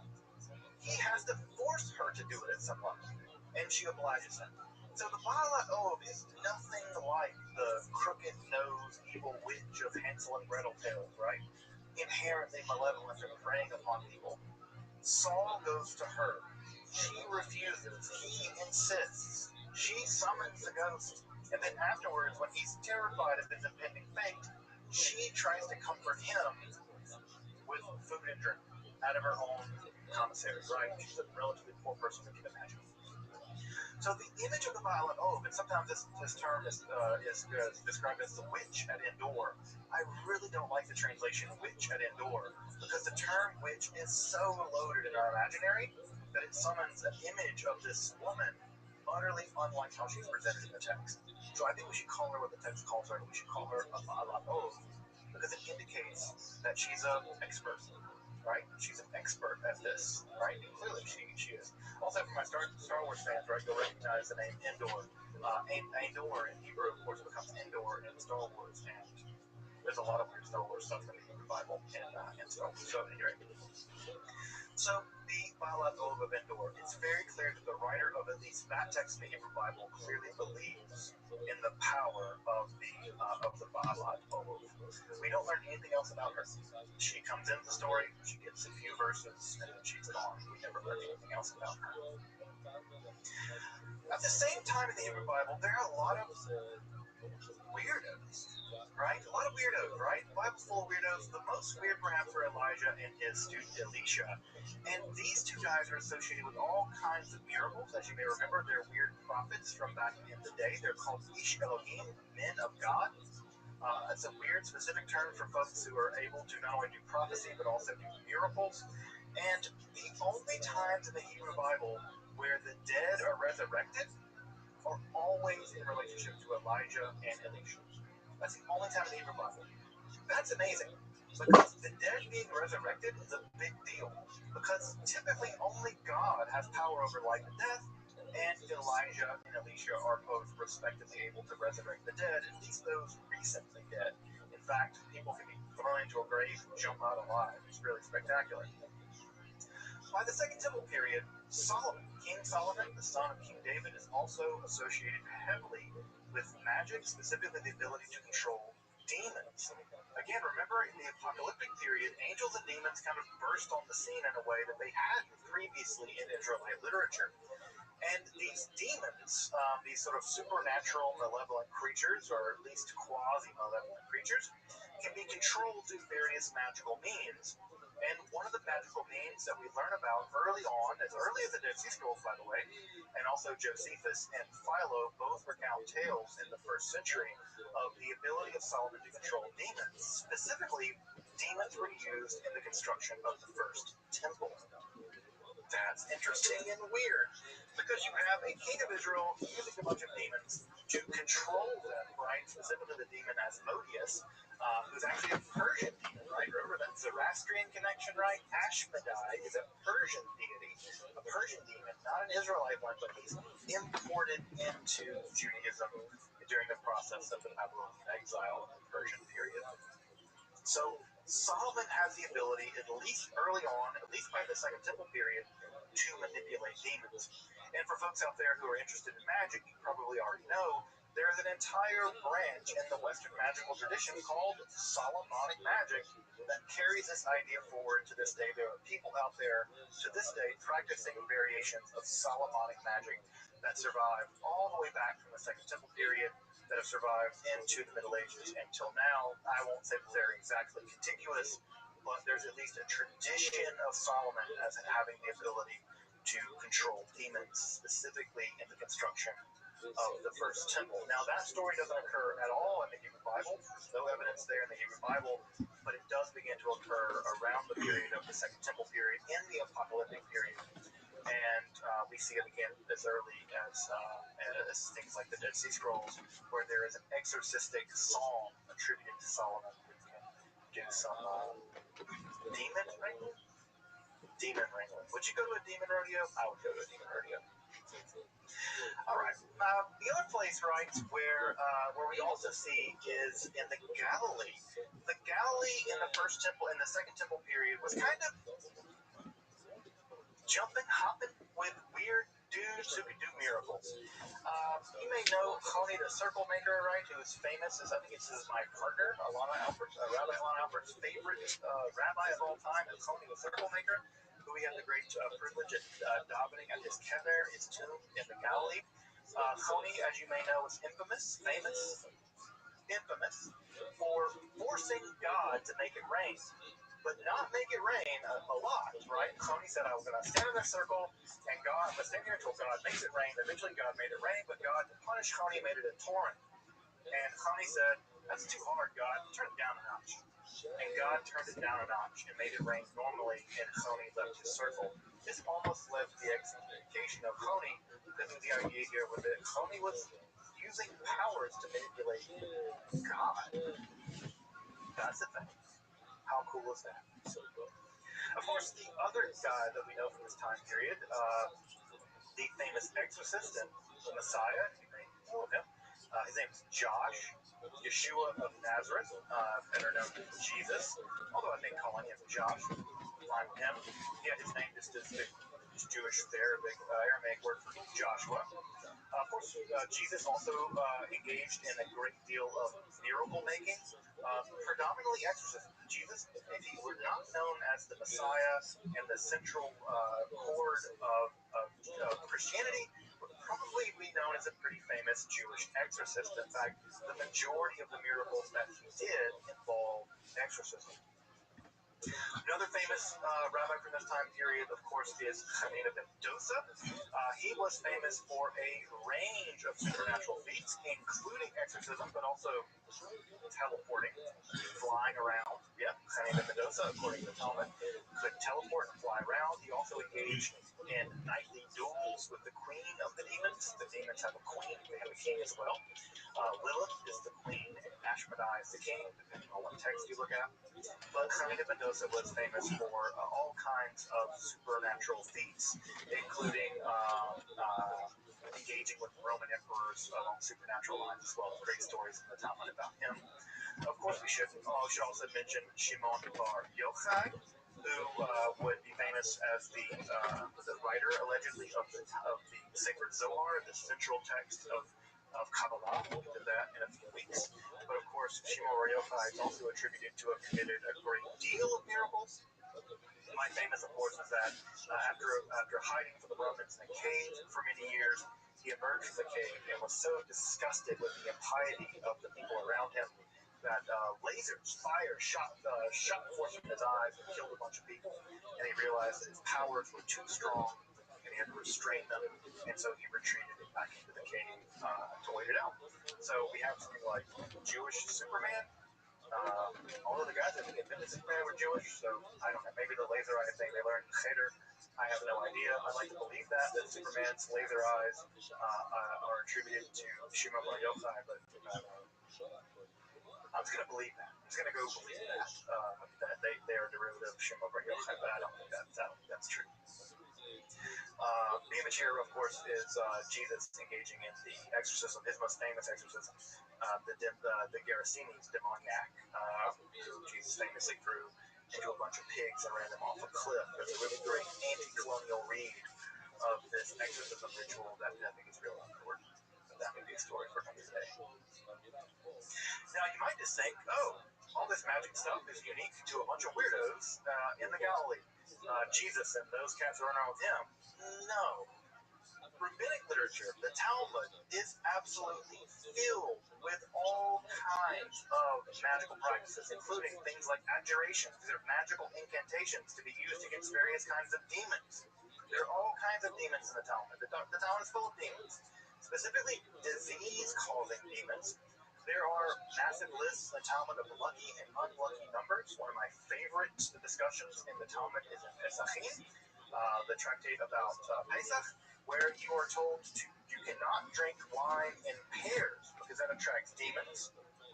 And if you drink wine in pairs, right, that can attract demons. That's bad. So why do we do 4? Well, you can't do 4. You have to interrupt every single glass of wine with a unique action that interrupts them, so you're always drinking the wine odd numbers. 1, 1, 1, 1. Also, by the way, if you've ever wondered when we say on Pesach, welcome to everyone who wants to come, they can come in to eat, we always say that in Aramaic. Why do we say it in Aramaic, not in Hebrew? Well, the rabbis say the demons don't understand Aramaic.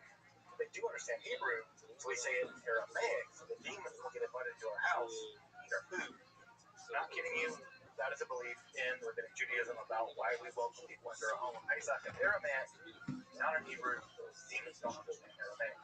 I don't know why they don't take a Bible class or do a legal class to learn it, but maybe the demons are very interesting. Further, the Talmud is filled with astrological speculation. There are amulets and incantations, specifically, for instance, one against blindness. There's a pretty famous one there against blindness. There's also a really famous one where you kind of engage in a duel with the demon, and it causes the demon to blow up if you do it correctly. There are also even the accounts and the tractate Sanhedrin of the creation of artificial people and animals. These are typically referred to as golems, and we will be spending some time talking about golems here in just a bit with the Sefer Yetzirah. Now, all of that stuff I just mentioned is considered completely allowable in the Talmud. You can do astrology, you can make artificial humanoids, you can banish demons, you can do all kinds of stuff, right? There's a lot of things that look a lot like magic in the rabbinical imagination, but what's really clear is that not everything is allowed. For instance, we read in Pirkei Avot in the Mishnah, right? The more flesh, the more worms, the more possessions, the more worries. The more women, the more witchcraft. The more maidservants, the more uncleanness, and the more servants, the more theft. It's a famous line from Pirkei Avot.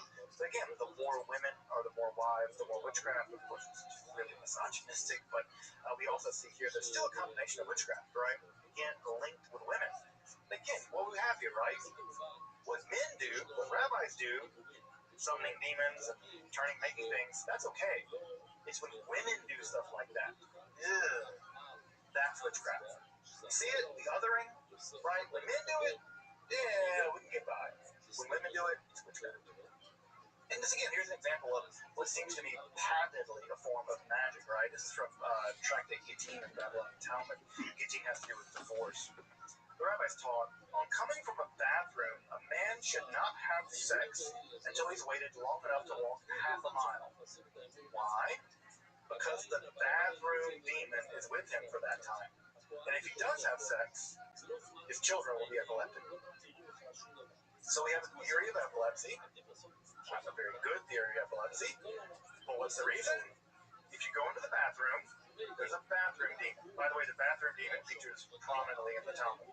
So the bathroom demon, once you go to the bathroom, they attach themselves to you, and they follow you for at least a half a mile.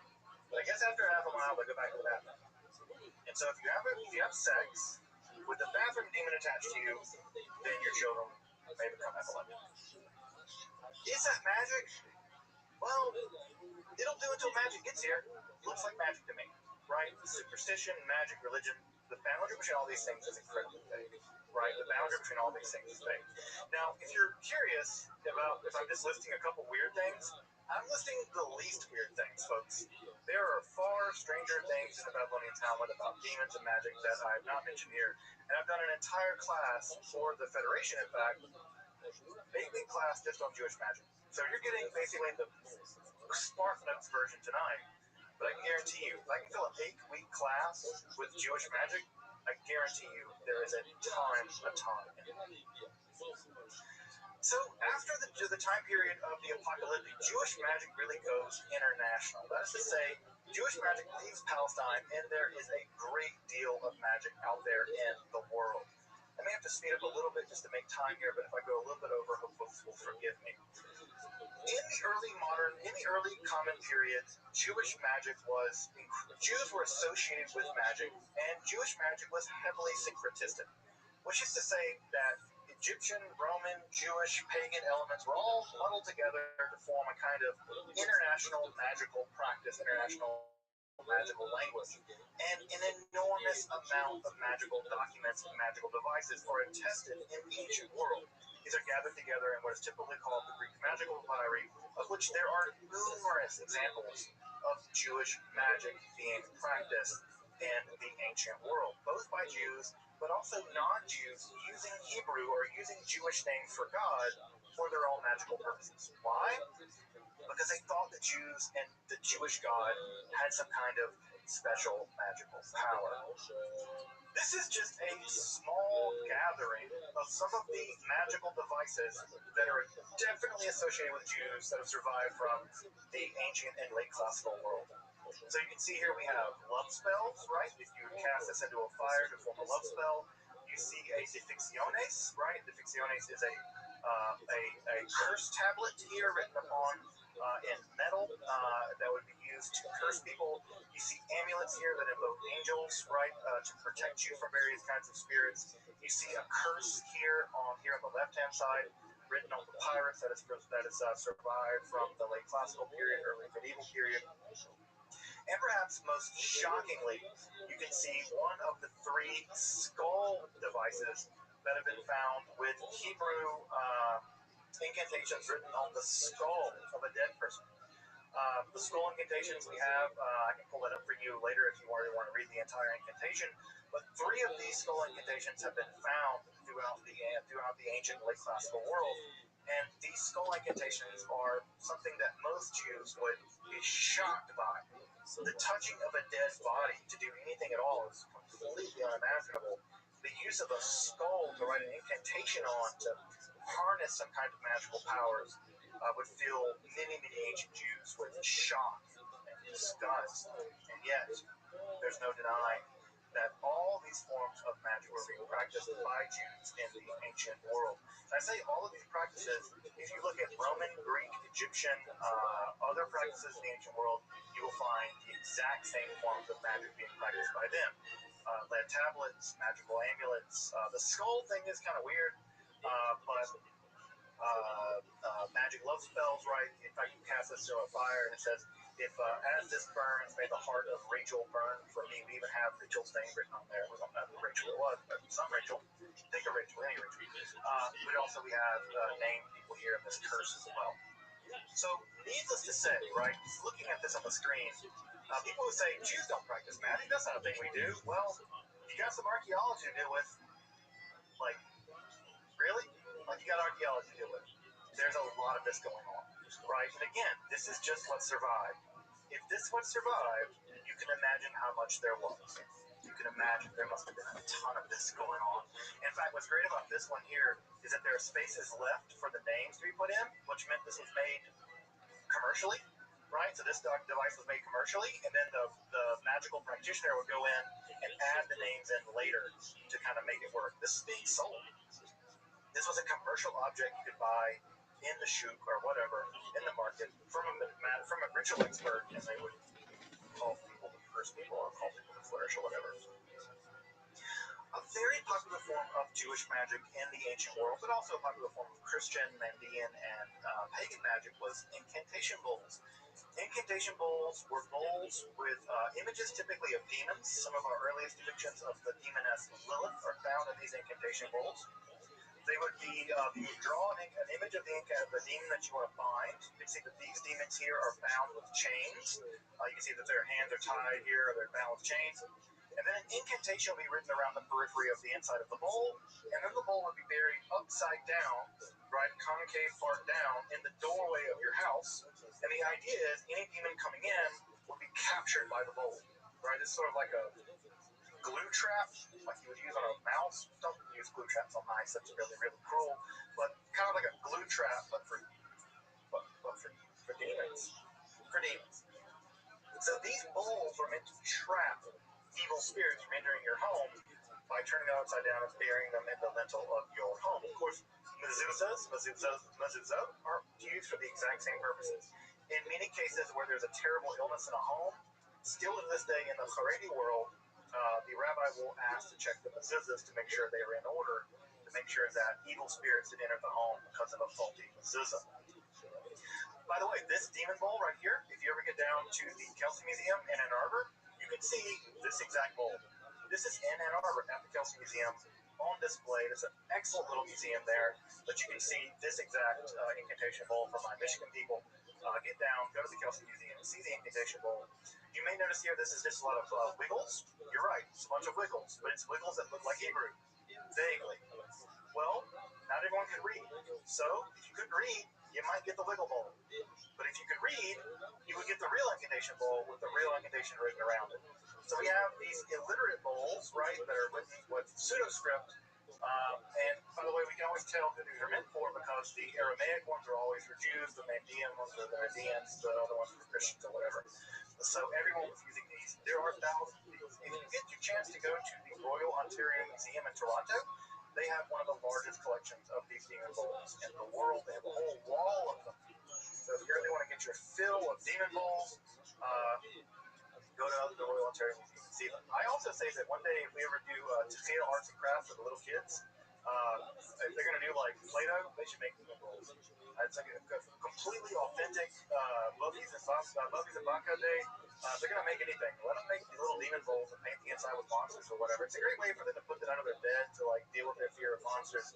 I feel like this is an authentically Jewish way of dealing with fears about monsters and demons by allowing kiddos to make these bowls and maybe have a bit of catharsis and trapping the demons in the bowls. So anyone who says again that Jews don't do magic, well, I got 10,000 demon incantation bowls that you got to deal with. Just as a bit of wrapping up, folks, I want to go through these a little more rapidly. We're coming close to time. Another text that begins to emerge at this time are exactly books of magic, right? Books that we might call grimoires. These are books of magic. One of the more famous, very early ones is called the Sefer HaRazim.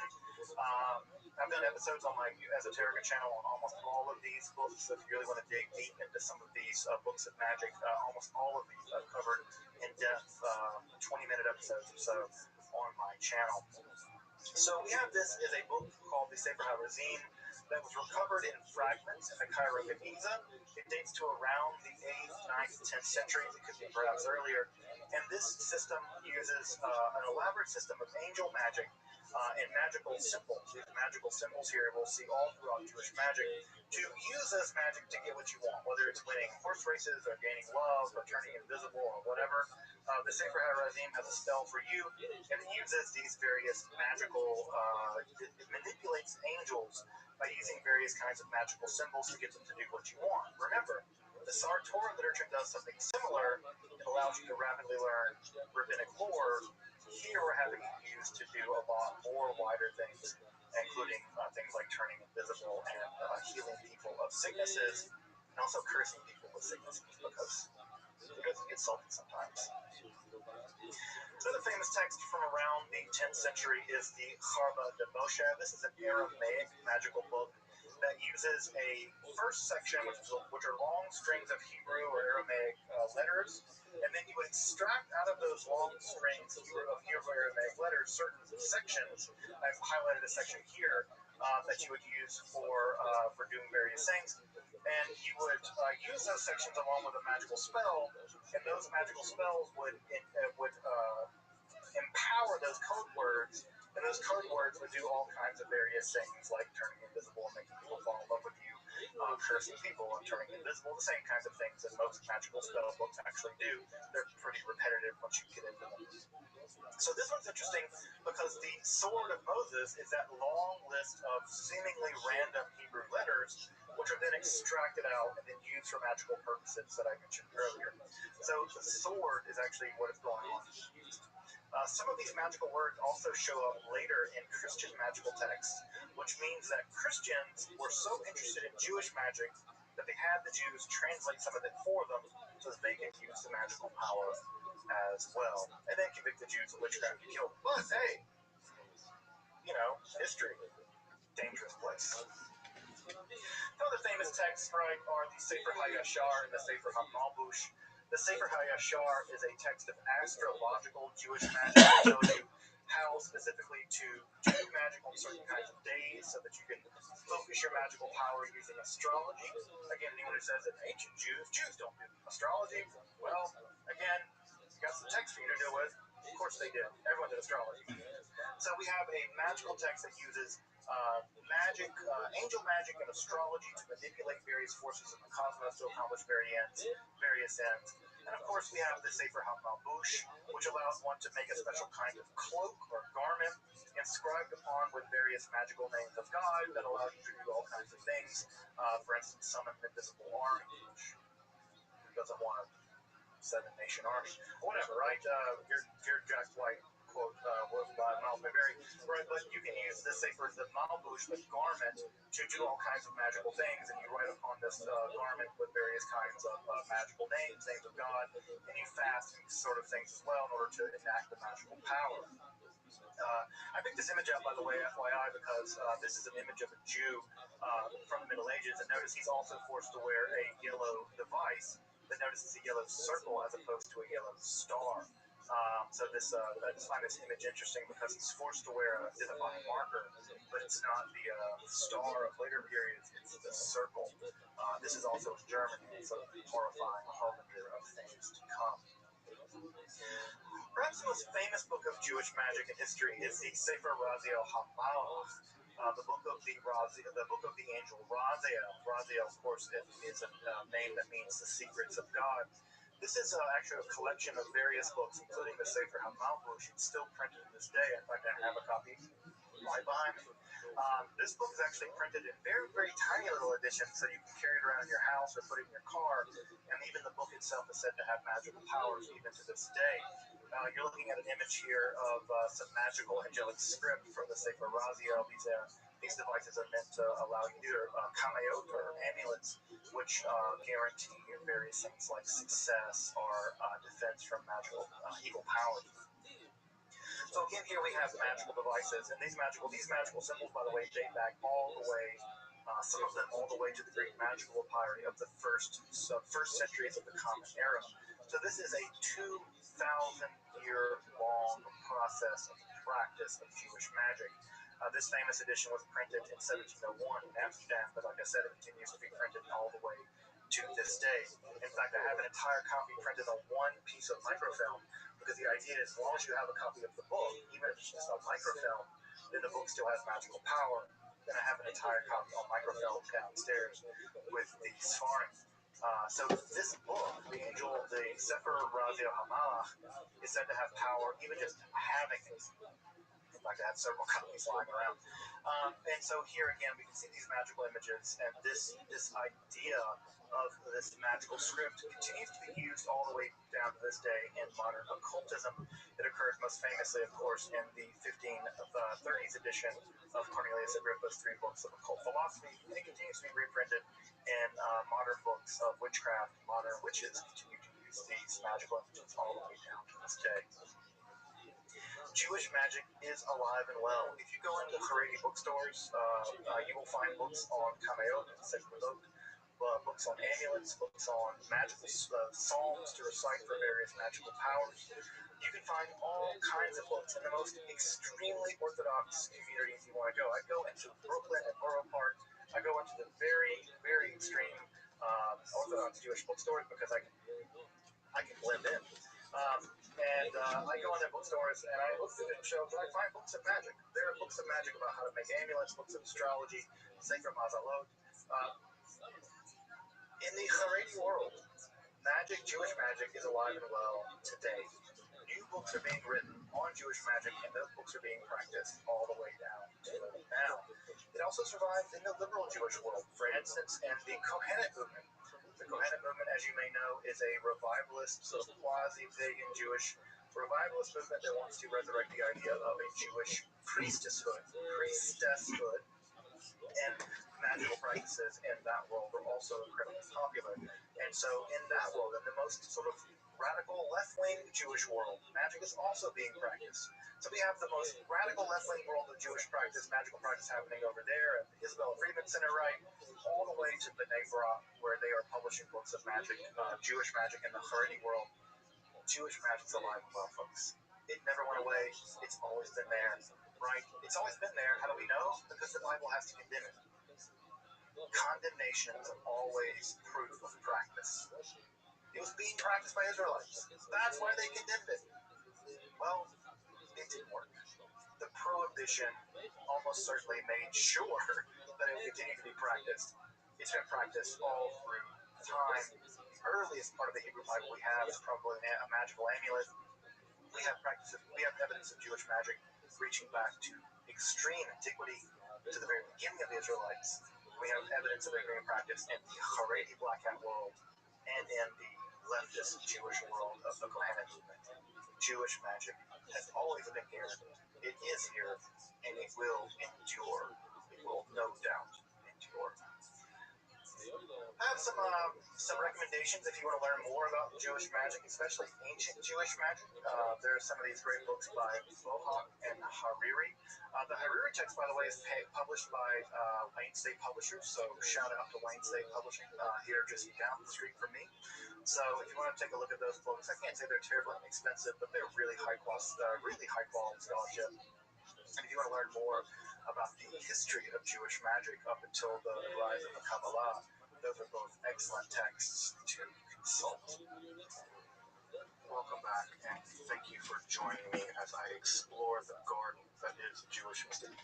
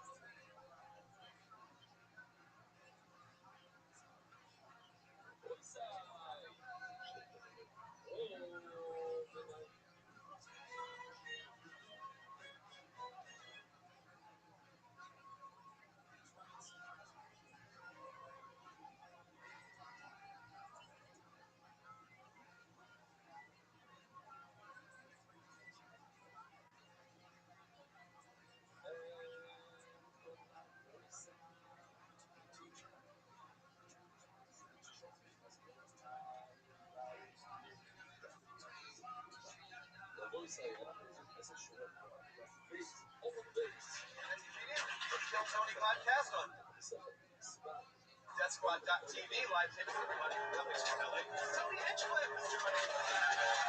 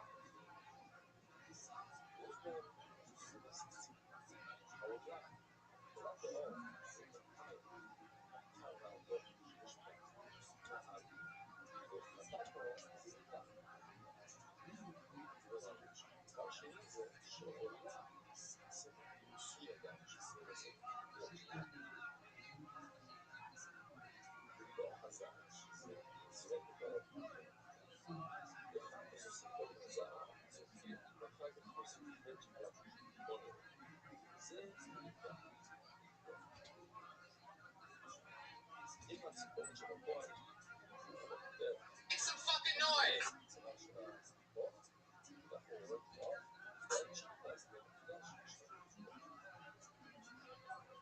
We're all here snapped on top of each other.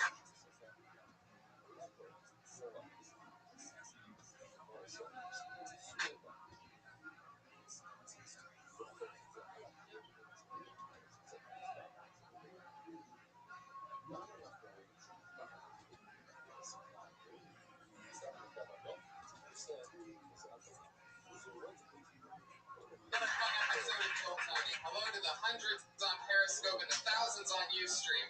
Keep going for Pat Reagan, everybody.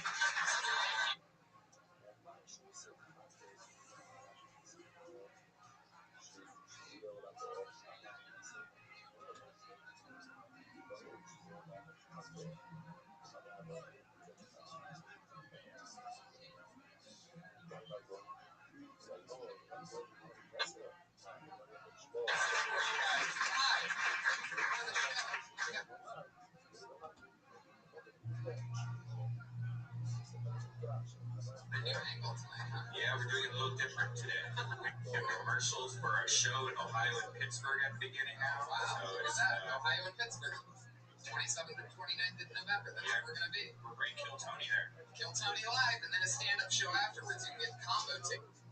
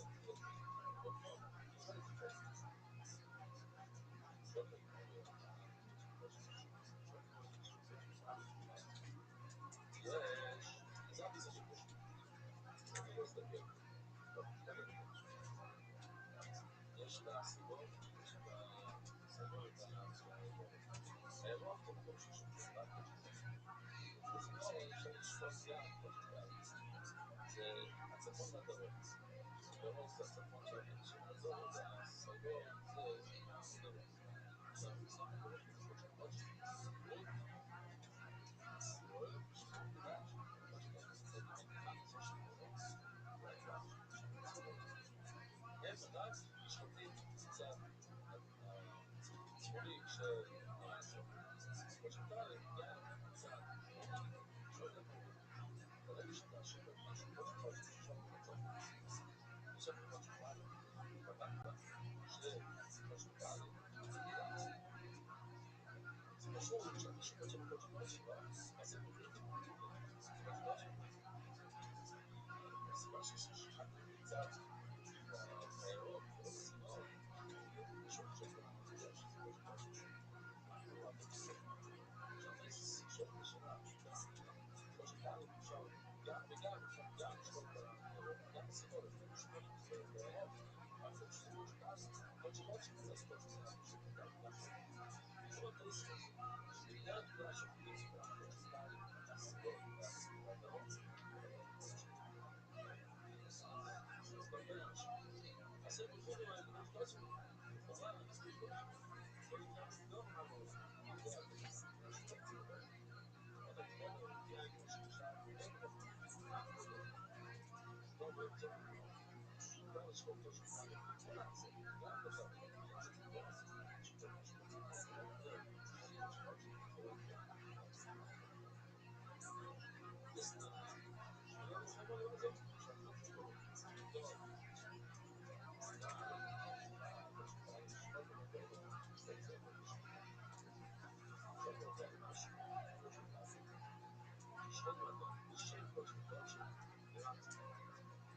מכיוון שאסור לך לשלוט בהשפעה של הדרום ואתה שומר לך בדרום ואתה אומר שזה חודשי לכאורה הצמסים שלך מוכרחים אז הם יגידו לנו כמו שטל ודאי שמה שאתה עושה גם כמו שטל אתה אומר לא ודאי שאתה כמו שטל בדרום לא יודע, אתה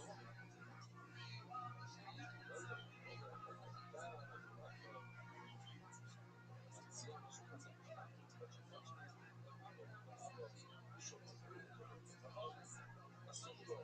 לו לשמור ככה אומר הרי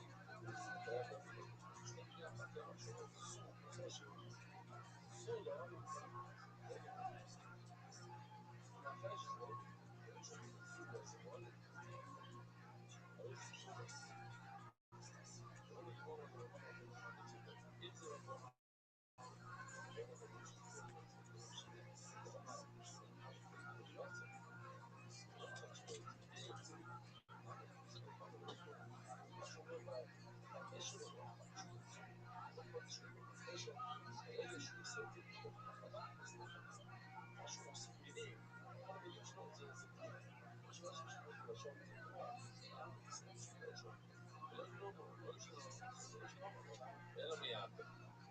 כאילו ששוחד זה שם אחד לא עושים. או, עכשיו זה נשמע. עוד פעם, אותו שאלה, אוי לו וחמוס. כולם יודעים שאוי לו זה זמן. חמוס, כולם יודעים, מגיבה. אז הנה, אז שוב, זאת השאלה הזאת, שוב, סיפור דעה. שמה? אוי, שוב, חמוס,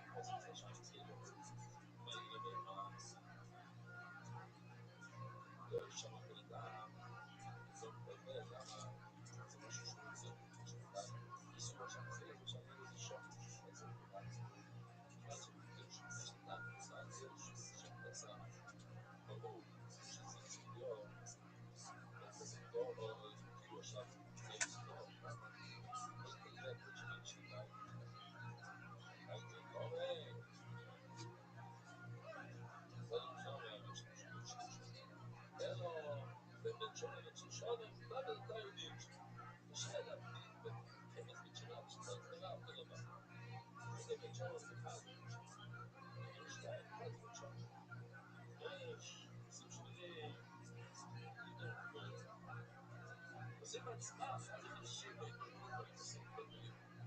Eu também,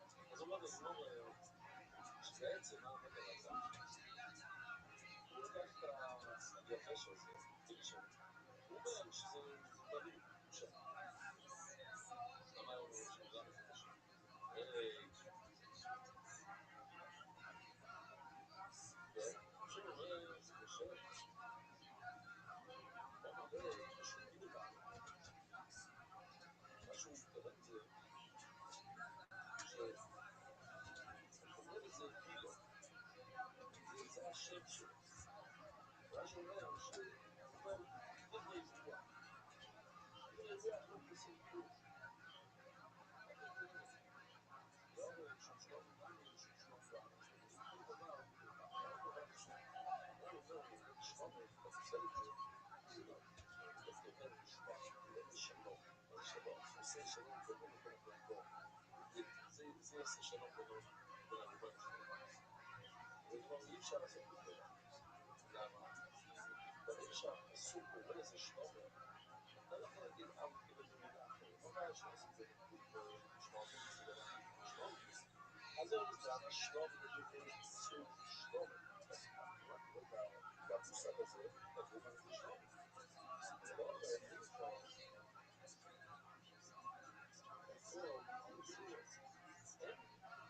אין מילה שקוראים לזה גזענות, הגזירה.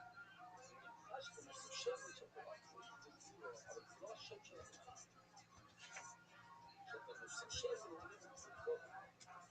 זה נרחב מילה. זה לא שם. לא נרחב מילה. נרחב מילה לא שם. מה שיש זה שם. לא משנה. לא משנה. זה לא השם של התורה.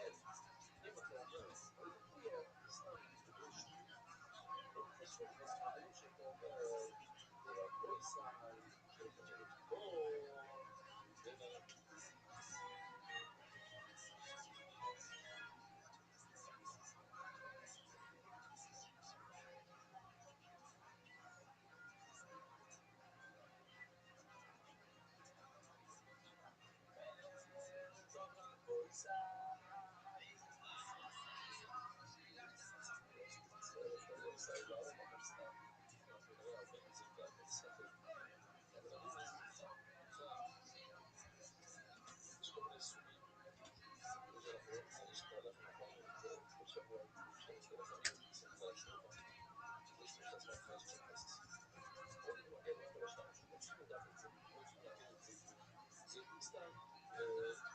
סבל את העיניים קצת, שבנאדם תשכח לנפות לב למעלה, ואחת מהפשט, שזה בעצם אותו דבר, כלומר, המרחק קבע, כיוון שזה קבע, זה שבוע, יש איזה פתור, תמוד, שבע, כמו שבוע, אז הוא נשרף מאוד, אבל הוא יוצא בצורה אחרת, המרחשת הוא יותר ריח, מכיוון שהשמן נשאר, אבל הוא צורף, הוא לא שבוע, אז הוא עד שהוא נשרף השמן, אז הוא מקבל הרבה כזה יותר ריח. אז הוא אומר גם שתקבענו לו הרבה שתקבצו. אז קבוצה, אנחנו נראה עוד פעם ועוד פעם, מה זה קבוצה, לא יודע שצריך לראות את זה עכשיו, אבל מה זה הסיפור? נראה את זה ביחד בפנים.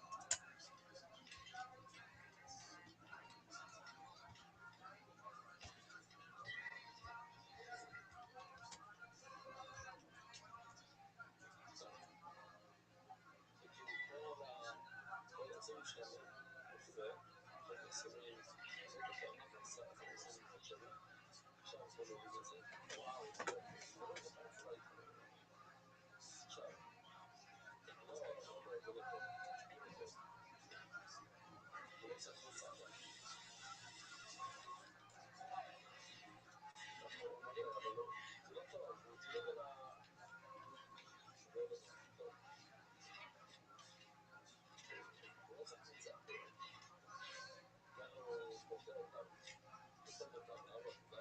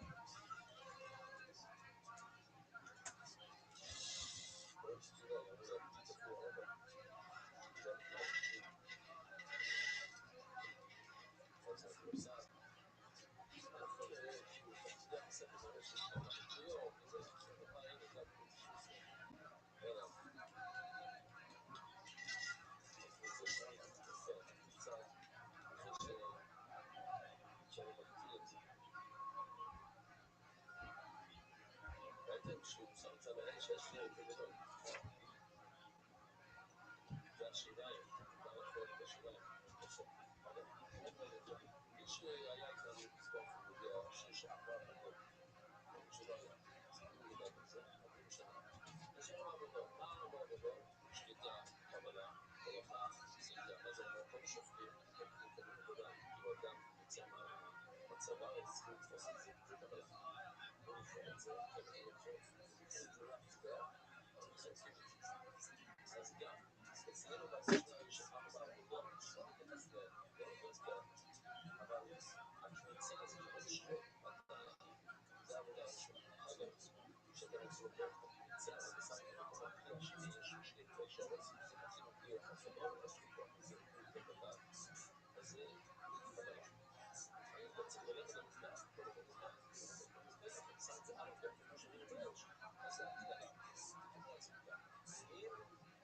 אם כל אחד מארבע עבודות האלה, בקריצה, בקבלה, בהולכה, בהתחלה, אם אתה חושב לעצמך שזה נמצא אחרת, תחום עליו, לא יוכל לתרגם מה הקשר למחבה, כן, שסתם שתשמעו דוגמאות שונות, ובואו נחשוב שזה הקרקע הוא שזה הלב, אבל חשבתי שזה כאן, כלומר, חשבתי שהוא מתקשר שרץ, זה קשר,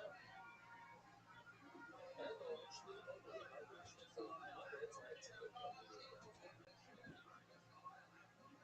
זה לא עדיף של חובה, המידע אין לו, זה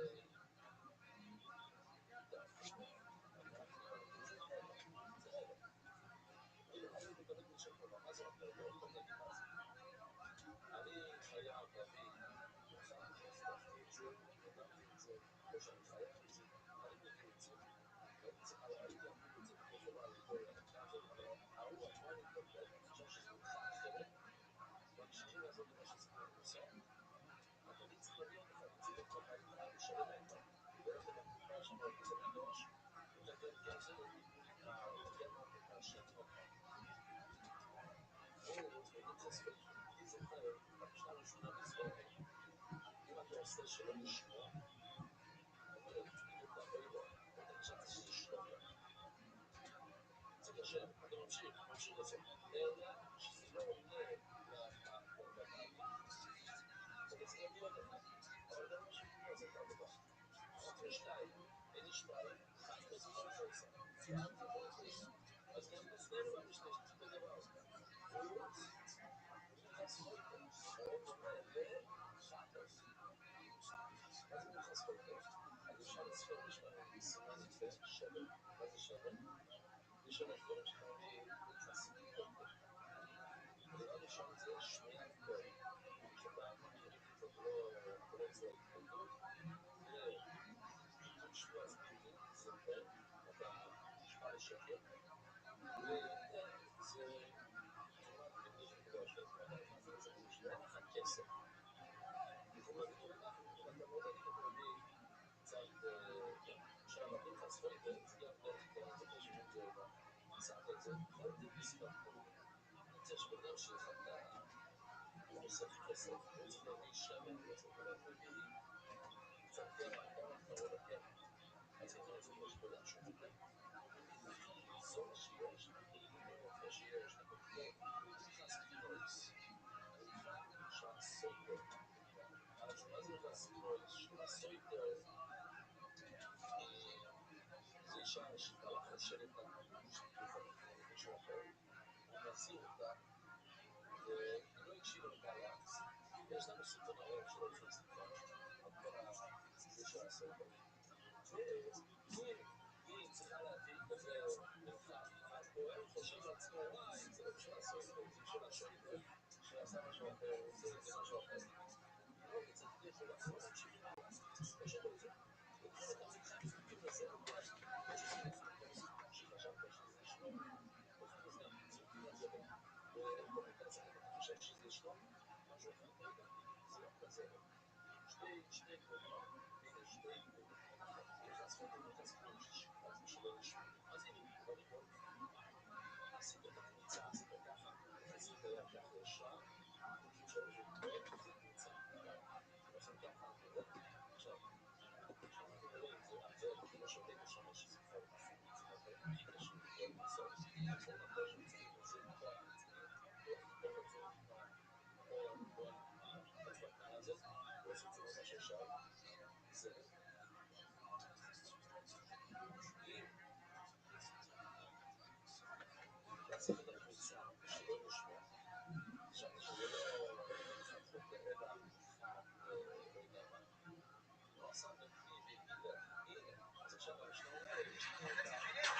Tony podcast on DeathSquad.tv, live taping this Monday. Comics from LA.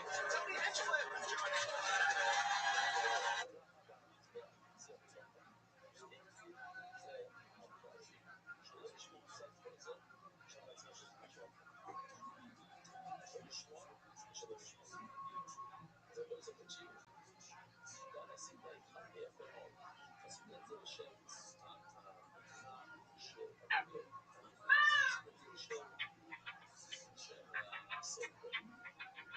Hey, this is Rabbi coming to you live from the Road Famous Comedy Store for a brand new episode of Kill Tony Volume 3. Give it up for Tony Hinchcliffe!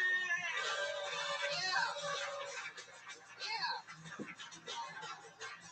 Oh my god. Listen to that nice cold night applause. Hi everybody, welcome. How you guys doing? Fuck yeah. How fun. Come on, you can make some more noise than that. Make some noise Monday night. It's alright. That's pretty good.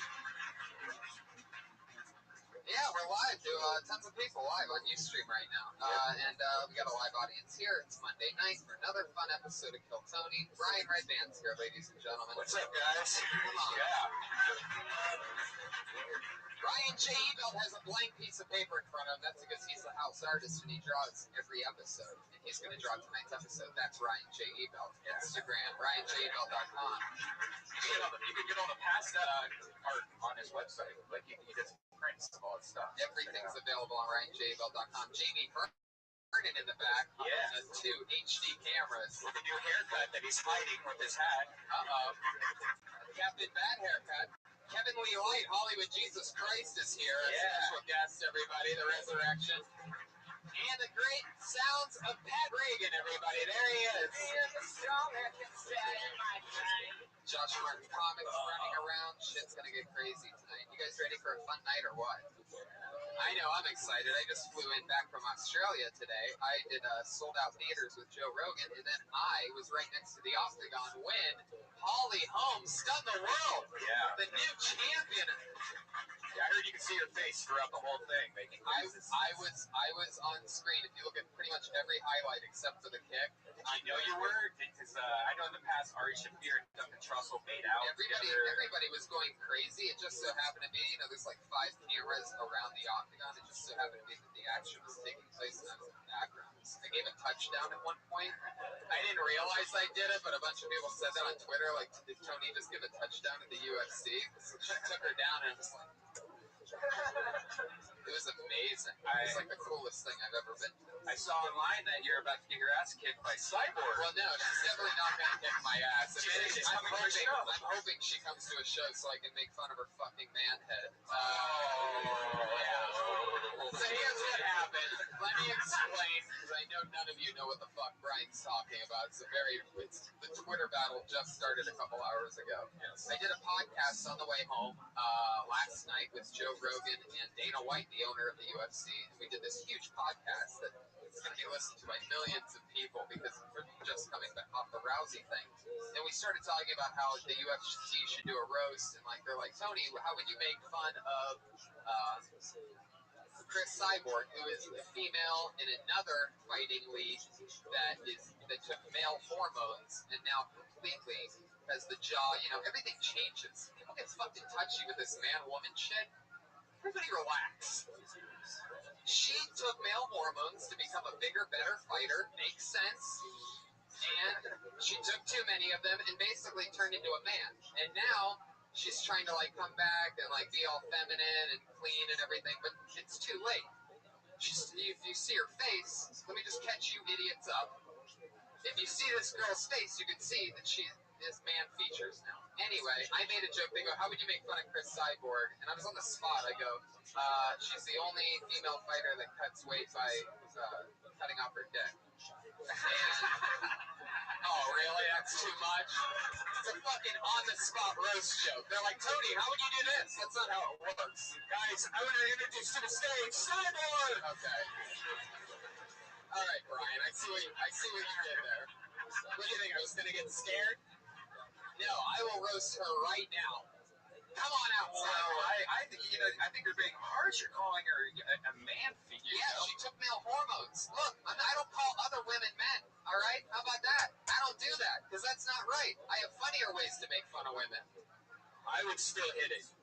I bet you would. You would fuck this buzzard even further. I love you, Cyborg. I have no problem with your beautiful face. I think you are amazing. I'd love to see you say that to her face. I would. Why do all these UFC fighters have alliteration in their names? Chris Cyborg, Holly, whatever. Ronda Rousey. Wow. It's like maybe you're onto something. Juice. Jamie Juice. Oh, there you go. That was the big payoff. Jamie Juice at the end. Big payoff. And also, I think you pitched up a big beach ball to yourself and you just smacked it down into the ground. Oh, shit. We actually have protection here anyways, guys. Tate Fletcher. Oh, yes. Yes. The great Tate. Just missed the Cyborg talk. You know anything about this? I made fun of Cyborg on the Rogan podcast last night. No. Yes, exactly. Thank you. Tate. UFC. No, he's saying there's two fighters. Yes, exactly. Well, she's mad at me right now. That's right. Maybe. Who knows? Brian is. No, I'm just covering his ass because she's going to come to one of these shows and beat him up. She's not. I don't want any part of it. Yeah, she's going to fly from Brazil up here. Anyway, so I'm not backing down from this Cyborg thing. If she wants to come and fight me, you know what? Bring it, lady. I'll fucking take you on because you know what? I'm a pretty feminine guy. And you're a pretty manly chick. And I don't know exactly how far off we are. So it might be fair, and I'm pretty sure we're in the same weight class. But if we fight your game, then we have to have a roast battle here the next week. And then you fight me on my field, my terms. Yeah, you have to do 60 seconds, Chris Cyborg. All right. Anyway, that's what happened. Let's do tonight's show. You guys ready or what? Every week I have two of my funniest friends, two of the funniest comedians in the world on this show. This week's no different. Put your hands together for Theo Vaughn and Fahim Anwar, everybody. Here they are. Yeah. Yes. Two guys that I work with almost every single night. Theo Vaughn, you have a new special coming out in February on Netflix, everybody. Come on. Netflix. go watch the internet. Hell yeah. It's your first time on the show. We're going to have fun. It's going to be a blast. Fahim Anwar is back. Put your hands together for Fahim, everybody. The man, the myth.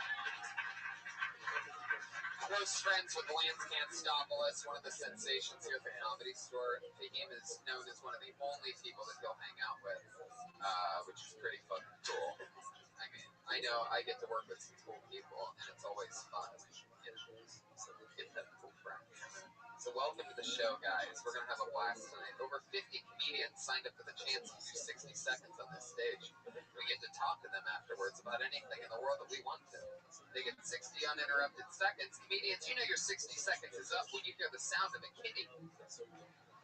Come on, kitty. You can be a little bit louder than that. Okay, I guess you can't be louder than that in a room with subwoofers. But you better wrap it up then, or else you're going to bring out the angry West Hollywood bear. This is where it gets really loud.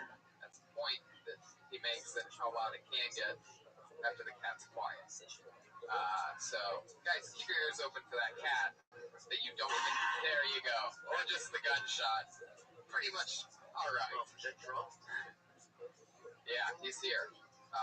He's here, and we have Hollywood Jesus is here, and we're expecting a pop-in from Ron Jeremy for the second week in a row. I'm serious. That's not a joke. He was here last week.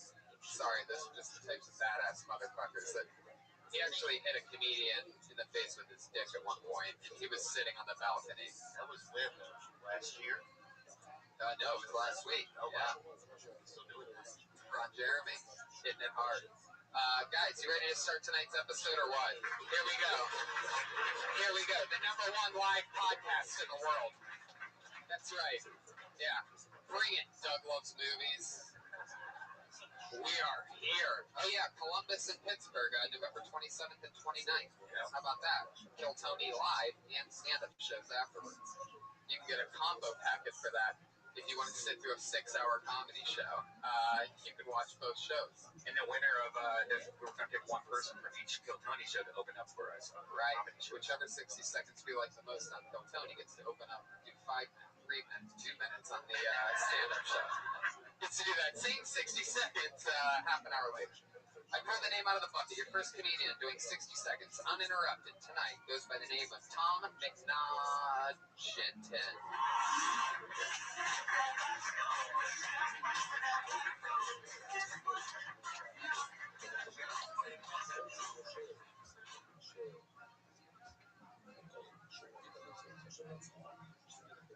You guys ever noticed that when a pregnant lady says that she's eating for two, she never seems to realize that the second one is just a baby? You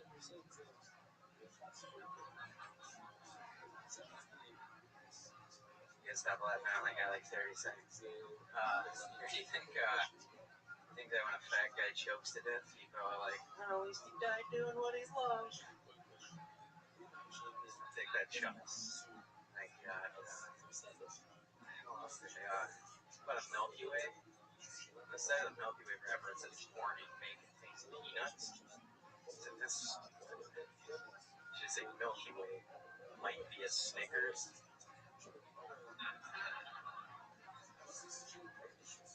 When I bought it, I had to sign for it.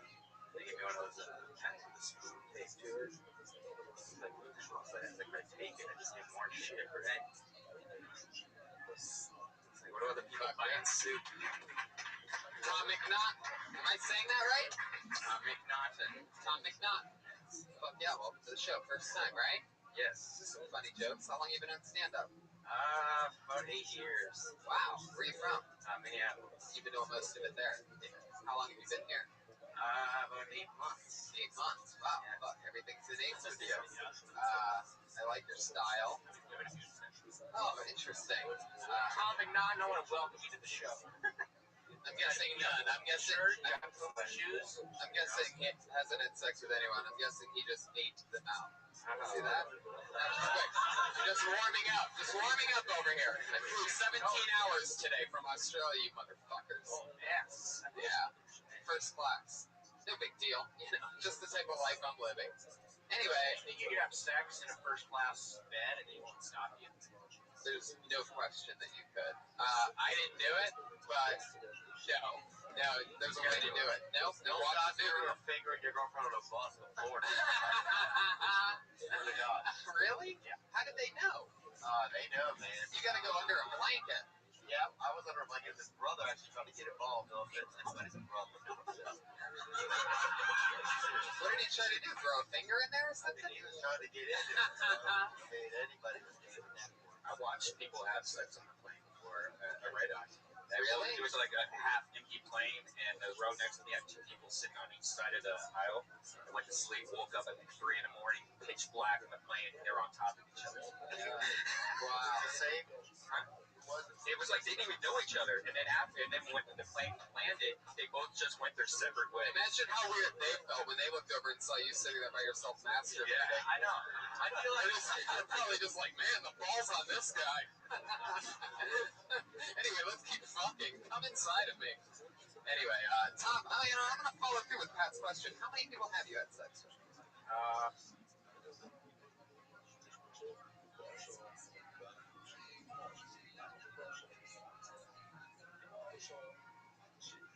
People have sex on the plane before, a red-eye.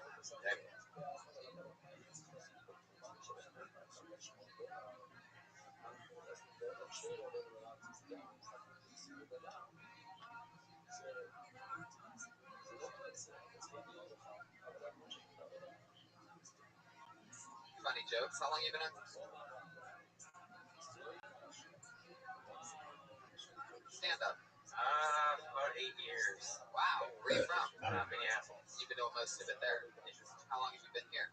About 8 months. 8 months. Wow. Fuck, everything's in eights with you. I like your style. Oh, interesting. Tom McNaughton, I want to welcome you to the show. I'm guessing none. I'm guessing.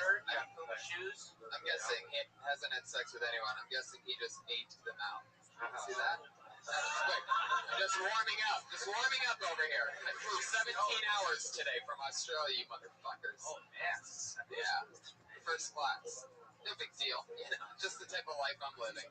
Anyway, I think you could have sex in a first class bed and he won't stop you. there's no question that you could. I didn't do it, but no. No, there's a way to do it. Nope. Don't stop me from fingering your girlfriend on a bus before. Swear to God. Really? Yeah. How did they know?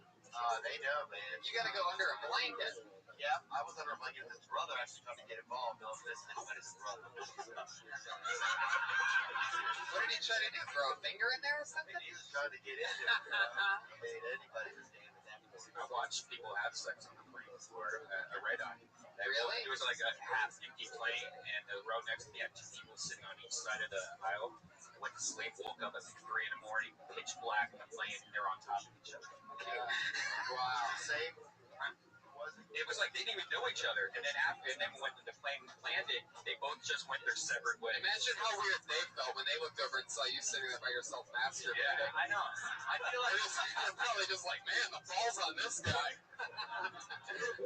Anyway, let's keep talking. Come inside of me. Anyway, Tom, I'm going to follow through with Pat's question. How many people have you had sex with? probably around 8. There you go. Yeah, nailed it. We gave you a beach ball and you hit it. There you go. Tom, can I tell you, I love the fact, and I think it's very Minnesota of you, that you dress like a college football coach while doing stand-up. Remember the pants? The pants he dressed like a 7th, 8. All right. Like a 4th grade girl. There you go. Carrie and Players. Jesus, he just rolls through the pistol now. It's not even enough to shut him up. You gotta give a warning on that thing because I almost shit myself. It's alright. You did a great job. I thought it was super fun. Yeah, really tight jokes. And it was a bold move up top just to like not ride that energy.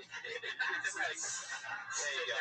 so on. Yeah. You're like, thanks, but no thanks. Yeah. You're like, I'm getting mine. I'm not known for this. Yeah, exactly. And then I like how after joke 2, you kind of look at the panel just to like see how I'm doing. You know, you're like, yeah, that's right, guys. I heard that. But then also, it's not good if like 2 jokes deep, you're like, what did I want to do? Right. You hesitated for a second. It felt like you were going for the notes. Yeah. By the way you're dressed, maybe the playbook. That's nerves. I'm sure you're fucking nervous, man. I'll tell you this, It's more the minute thing. Sure. Like, what do you want to get prepared? It's always hard to do a minute, but I mean, you just gotta follow through and get out what you can. But what a great style to have Right. for a minute. Exactly.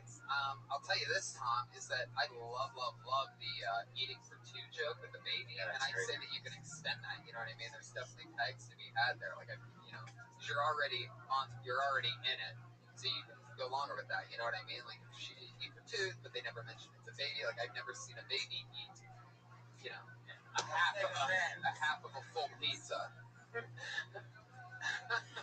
I haven't seen a baby eat a cigarette either. You know the Earth? The Earth is 10 months pregnant. Uh-oh. I feel like that's a Due for a natural disaster. We're over the 9-month moment and we're 10 months pregnant. So So I just want to throw that out there. Really? Yep. Is your performance tonight perhaps that disaster that we're overdue for? Because right now we're feeling there's a little bit of a fucking shift in the tectonic plates of this show. Just saying. Just throw it out there. We're talking pregnancy. You're doing even better now, Tom. I'm just Pretend like I'm not. Do you know how to play guitar, Tom? We might need you to lead a band tonight. No, I don't. Sorry. How do you try though? What do you do for fun? What's your favorite thing about LA? Like, what are you into other than stand-up comedy? Definitely poker. Oh. You know. Have you seen Mississippi Grind? No. You should go see it. It's better than Rounders. Oh boy. It's a movie with Ryan Reynolds and Ben Mendelsohn. What is it called? You guys think who Ben I Mendelsohn definitely. When is? did that come out? Ben, you know Yeah, Ben Mendelsohn? Mendelsohn. He's a guy from Bloodline. He's this new actor. He's so good. He's so good, and he's amazing to watch. He's actually Australian, and he's this freak of nature actor that you can't even tell is Australian, but every character he plays, especially in Bloodline, he's always drunk, and everything's going to be okay. Like, he's that guy where, like, you worry too much, everything's going to be fine. Like, nonstop in everything, and he's that way. He's Australia's Owen Wilson. Yeah, exactly. Okay, Tom, so how much coke are we talking about here? Well, right now I'm unemployed, so not much. Right. But, yeah, usually I play a fair amount. I like to play tournaments over cash. What's the most you've ever won? In a single tournament, 1,700. Pretty good. How much did you buy in for? 65. So it's pretty good pay. $65,000. $65. Okay. Well, Tom, how do you think things are going? You're 8 months in. That's a pretty, like, now you sort of see what you're dealing with in Los Angeles. How do you feel about things? So far, pretty good. Running a comedy show at a Hooters, so. The one here down the street? Yeah, across from the Chinese Theater on Wednesdays at 9, so if you guys want to show up, come on by. Yeah, this is an elaborate plug for his Hooters show. Yeah, Exactly. how's the Hooters girls there? When you kill a minute, you get to plug your show, right? Yeah. How's the Hooter quality of the girls there? Because I noticed in Los Angeles, it's a different kind of Hooters than it's not good. But Tom's actually one of the waitresses. There's no good Hooters. And I don't want to say anything further because this is a podcast, right? Yeah. So yeah. No. Nothing's being recorded. Ignore Brian over here. He's just a very distracted audience. Nothing's being recorded. It's fucking disgusting. What did I tell you about texting during the show, Brian? All right, Tom. It's nice to meet you. Fun times. You get to plug your show. Go to Hooters. Tom McNaughton. He's on Twitter at Tommy McNaughty. Get it, Tom. All the way from Minnesota. Just a good old boy. This weather out there today is good for me. I like it like this, windy and cold. Tom should stop breathing the mic so much. I think he's got kind of. I want to just give him that note. He's got kind of. Just don't breathe. It's a little creepy sound when you breathe. You have to breathe. Yeah. You should stop breathing and you should stop talking. Did you notice? You're right. It was a wrong point to interject and put it in. But I pulled another name out of the bucket. The show goes on. Put your hands together for Matthew Maloney. Alliteration. Maybe this is a UFC fighter.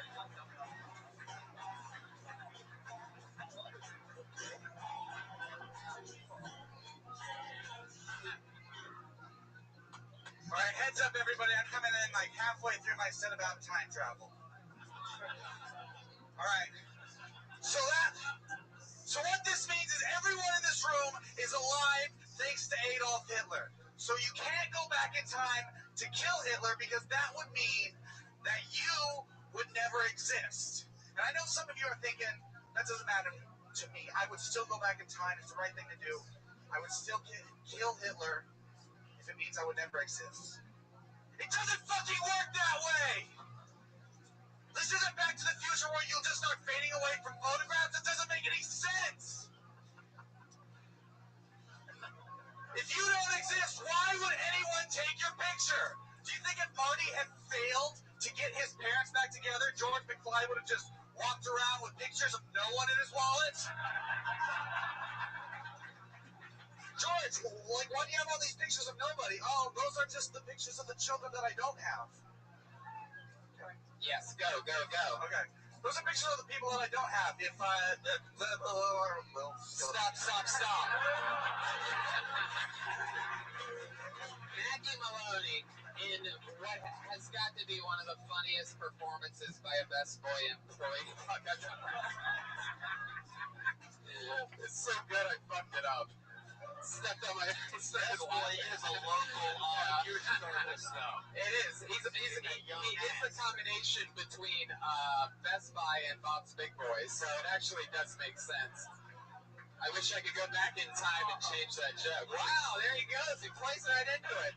This guy's a fucking star.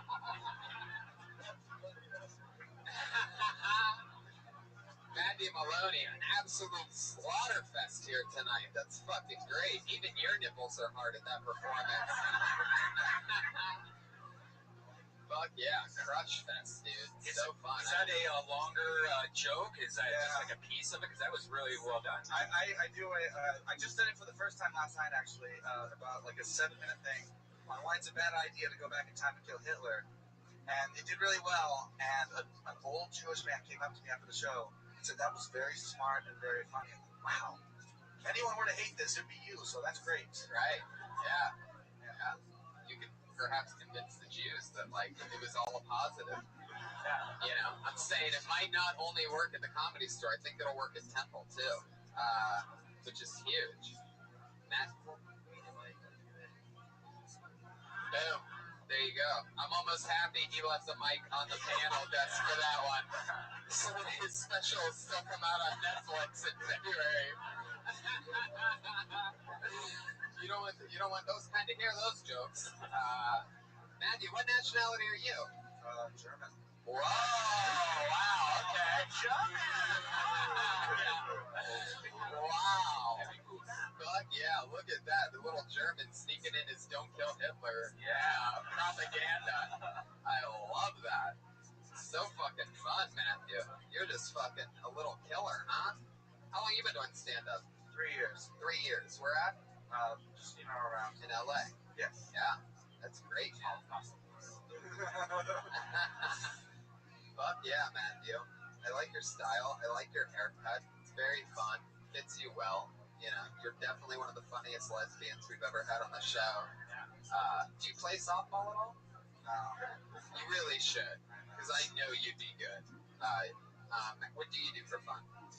I don't know. That's a boring question. Let's talk about, like, I was a Boy Scout. Can we go there? Yeah. I was an Eagle Scout. Eagle Scout. Really? There we go. Oh, really? I worked at... What? Did you get molested during Cub, Boy, or Eagle? Life Scout, right before Eagle. Life Scout. That's when the tits came in, so... Was your Boy Scouts connected to a church? Because my Boy Scouts was a church organization. Very much not so. Really? Yeah. Do you still have it? Still have what? Like all the costumes and. It wasn't a costume, Brian. It was a uniform. It's used as costumes. I don't think they're costumes. They are now, like the neckties and stuff. Well, that's fun, Matthew. You've been getting a lot of spots, going up a lot. I'm trying. Where do you live? Palm Springs. Palm Springs. So then where do you get up around? Do you get up around Palm Springs? No, I drive out here and I'm an Uber driver, so I drive out here and I do all my business during the day, and then Do you try to find a ride? Somebody in Palm Springs is trying to Uber to LA? That happened one time. Wow. That happened one time. How much did you make for that? I came out with like 170 something. They paid like 220 something. It wasn't that bad, but it was. Wow. Fuck yeah. How many times did you stop to take a shit on the way? Because I get the feeling that like you start letting out a little couple farts and give them a little warning that it's coming. You're like, so I'm gonna pull over this next exit. Especially you get that sonic burger in you. Once you're surprised, I'm a professional, Tommy. So professional? No shits the whole time? No shits. Wow, that's amazing. You gotta get those 5 stars somehow. That's right. That's the way to do it.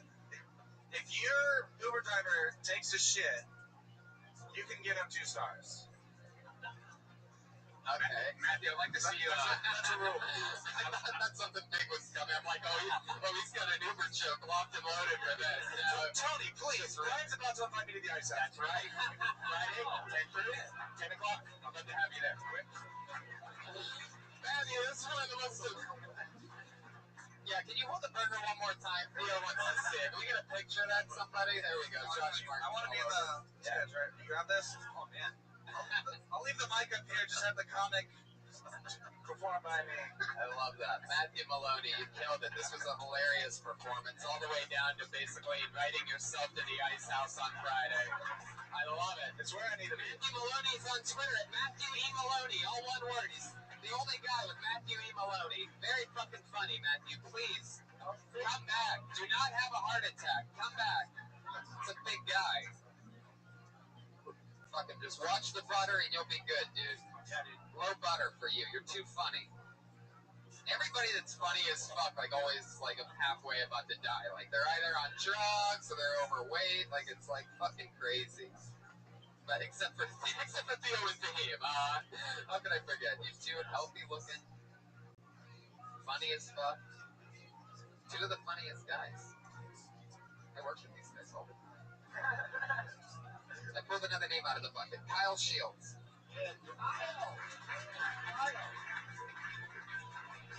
Packed house tonight. A lot of traffic up there. And a random Asian guy standing in the hallway. Kyle Shields, everyone. What's up, everybody? Hey, so, kind of overworked, you know, don't really want to do it anymore. You know, like, why can't I just get by with my good looks? You know? That's why I think chicks got it easy. Just got some nice boobs and pretty smile. You're set. There'll be a dude there. He'll pay for everything you need for the rest of your life. Good. That's why. Thank you. That's why I think. That's why I think a lot of dudes decide to become trannies. You know, they figured it out. You know, there's some lazy ass dudes. They just figured it out. They're just like, get some boobs and some long hair. You're good, man. You know. Might have to suck a few dicks, but hey, you don't gotta work no more. That's Kyle Shields. This was your first comedy set ever? no. Oh, in that case, Kyle, yikes. No, Like six times. Yeah, I was actually going to guess less than 10. And here you are. I can feel it. And, you know, that's what happens. When you very, very first started this, you're like, this shit's fucking brilliant. This is funnier. This is funnier than what I've heard other people say, and they got big laughs. And you're right, you know? You're right. If you get behind that joke and you fucking stand your ground and get passionate with it, you're right. Right now, you're just kicking out a premise that you have that is a good premise, and it just takes a while and it takes work to dig into that shit. You do have a point. You clearly have a passion for it. I'll tell you right now, I guarantee a chick just broke your heart within the past 6 months, right? Well. You fucking hate women right now, dude. What you were saying is these lazy bitches don't have to do anything. Everything the guy does, we support everything. I'd rather cut off my dick and become a tranny than to have to deal with this shit. There was a thick mustard and custard misogyny at the top. And then there was a pause, and then the pause is, I think, where you got a little comfortable. You started losing pause, and then you actually had a funny thought happen. Yeah. So I was like, do you work at FedEx? I used to work for UPS. Wow. Are those the UPS pants? No. I work for the shirt, you know. Wow. You need to really record your set because you have a lot of little things that like I focused on too much. Where you said you know so much after everything you know, and that can really take you out of what you're saying. And so I was kind of like distracted with that. But you look like you committed a crime today. What did you do? Something, at least jaywalking, right? Somewhere. Yeah, I've jaywalked a couple times. You have not only are you sort of wearing the attire of a criminal, but you also have this very criminal haircut that I only see in like mug shots. That's sort of like I don't know. I don't really think that's gel, and I don't really think it's grease. I think like it's a mix of the two that accumulates over a long period of time. And like in prison movies, you see that, and they just comb it back, so you don't really see them wash it or rinse it. It's gonna be like close. It's like 3 days without a shower. There you go. Boom. Right? 3 days. You guys didn't know that, did you? No, I'm a studier of people. I looked at this fucking guy, and I'm thinking, you're a dirty fucking criminal. And all I had to do was dig in a little bit. What's that? You find out, Force of Truth is out now. Thank you. We're getting there. Like I said, I'm warming up. So what's the last illegal thing you did, if you had to guess? Let's go truthies. Smoking weed, I guess. My card's expired, so I guess it's illegal. All right, I guess, you learn after a while of doing stand-up that the truth is the best way out. It'll set you free. And I think when you're on in 6 months to a year, you'll answer that question a little more honestly, because I think you did something shady recently. Kind of nervous up here with all this. Do you want a future? high school counselor here. I just quit my job, so it's like, What was your job? I worked for UPS for 10 years. You worked for UPS for 10 years. Yeah. Holy shit. Wow, the fucking boring Uber driver, right? Just packages in the back. 10 years is how long it takes you to find your voice as a UPS.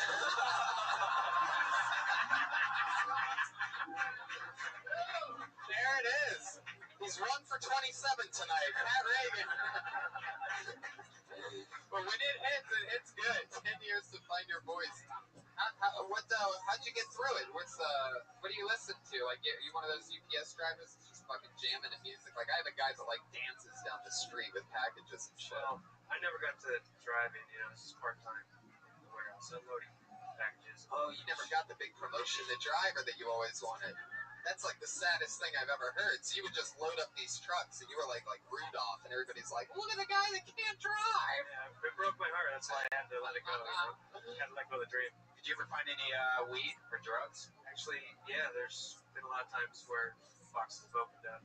See, I feel like this is the kind of guy, when you were working at UPS loading packages, I feel like you brought your own drug dog to sniff out packages, and you'd be like, good job, boy, and you just take it. That's basically everybody there is kind of knows for drugs. Right. I bet. Long hours there, right?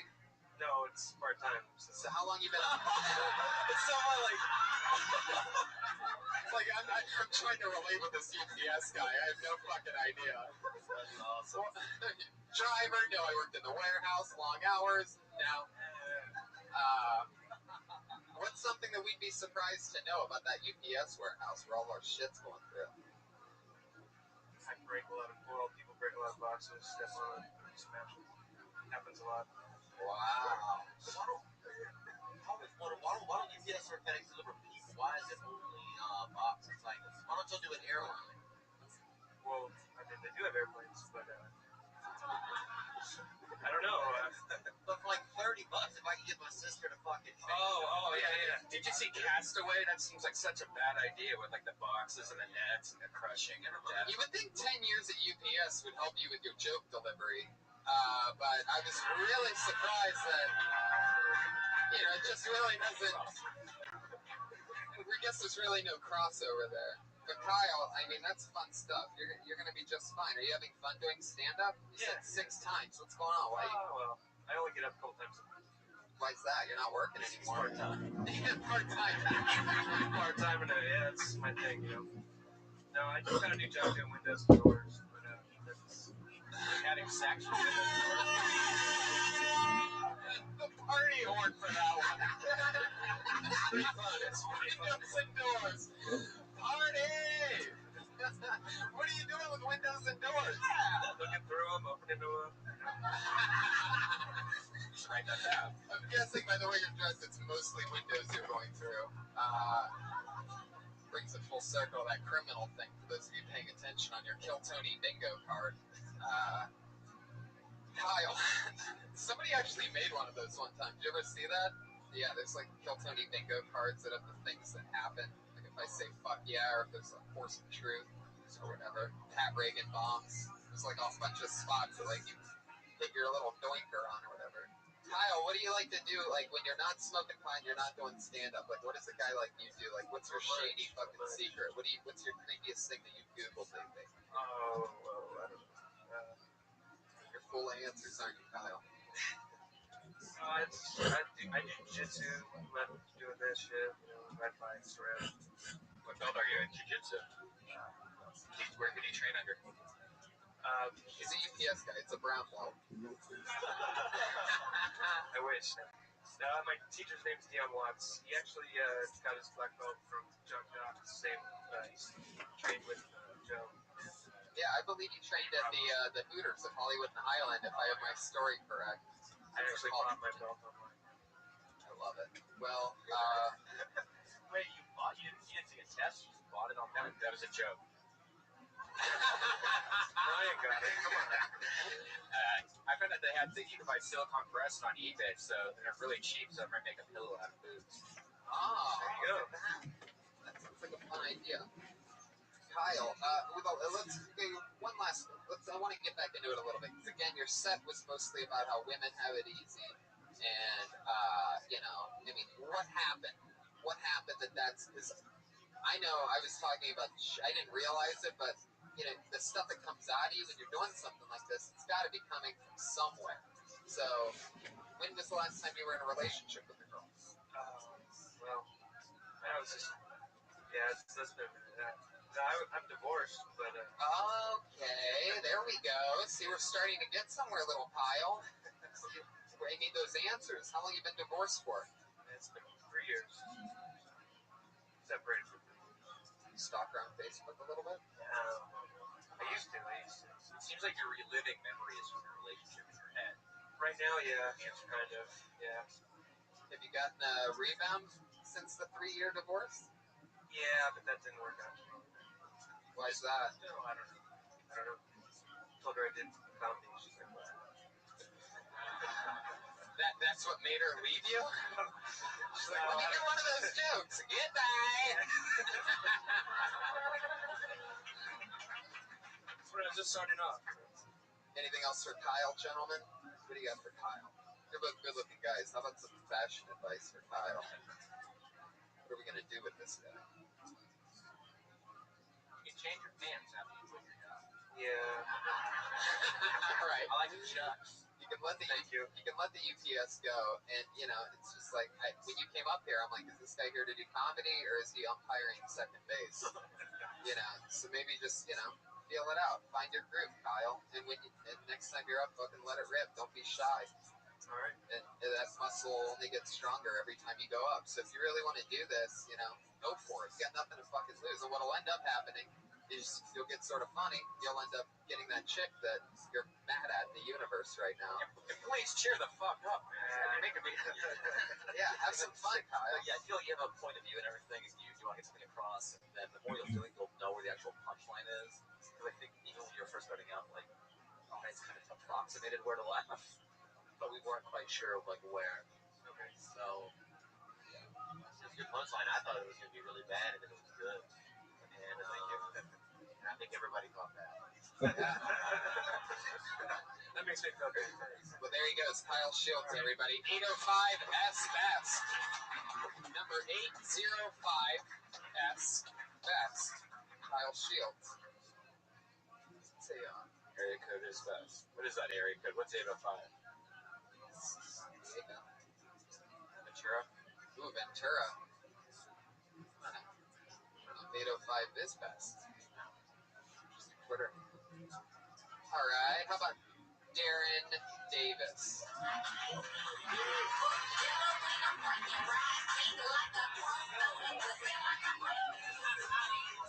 Hey, fuck yeah! All right, guys. Got some shit to say. Started dating online, but by accident. Because I honestly believe that eHarmony was a website I could buy ecstasy on. I'm like, damn, I'm compatible with so many drug dealers. This is fucking amazing. So I decided to send them a dick pic because that's what millennials do. And I found out that my dick doesn't fit in the frame, so I didn't send a proper dick pic. I was like, damn, I have a selfie stick wig.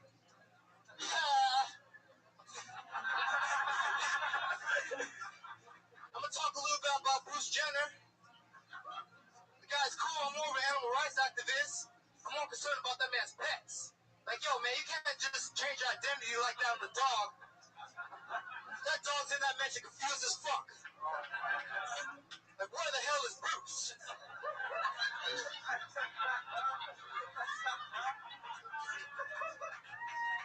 That's my time, ladies and gentlemen. Have a good fucking night. Boom, boom, and boom.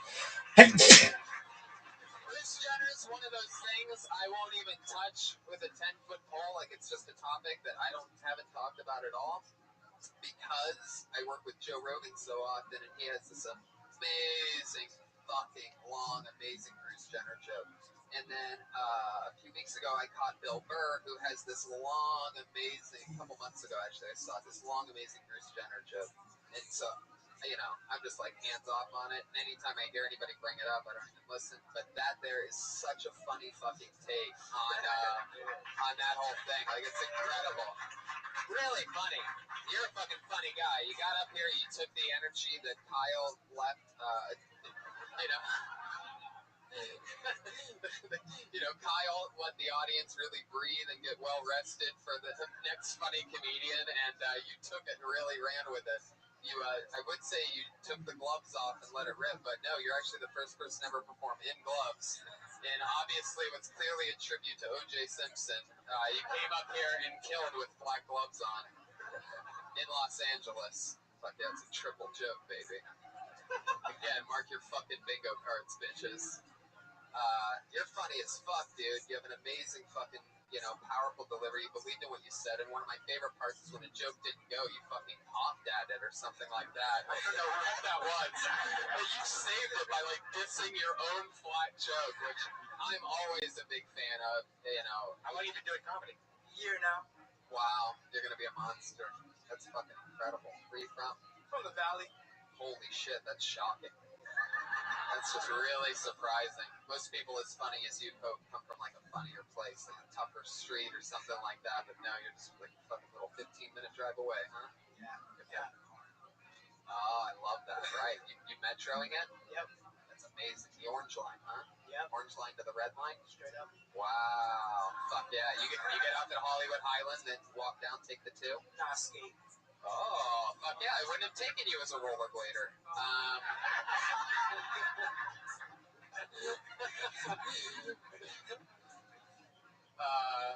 What's funny about that, and I'm really throwing myself under the bus about this, is that when I first got here to LA, actually it wasn't even when I actually, but yeah, it was. When I very first got here, I worked at the Beverly Hills Ritz Chris Steakhouse waiting tables when I very first arrived. This was like, I don't know, who gives a fuck. Anyway, but I didn't have a car either, and I did have rollerblades. I'm not even fucking kidding. I think I was 20. And I would get off, I'd basically rollerblade a mile downhill. Anyway, fuck it. Yeah, there it is. Party horns. Rollerblading's up there with windows and doors tonight. Fuck yeah. How much material do you have, would you say? How much material do you have? I don't really know. I usually do open mics, and most time I'm getting like 15 minutes at like some bar show. Clothing line, you have a lot of material. I guess so. Yes, I do. Hat. Oh yeah, no, yeah, we got it. Thank you. Thank you. That's the only guy that tags things that don't work.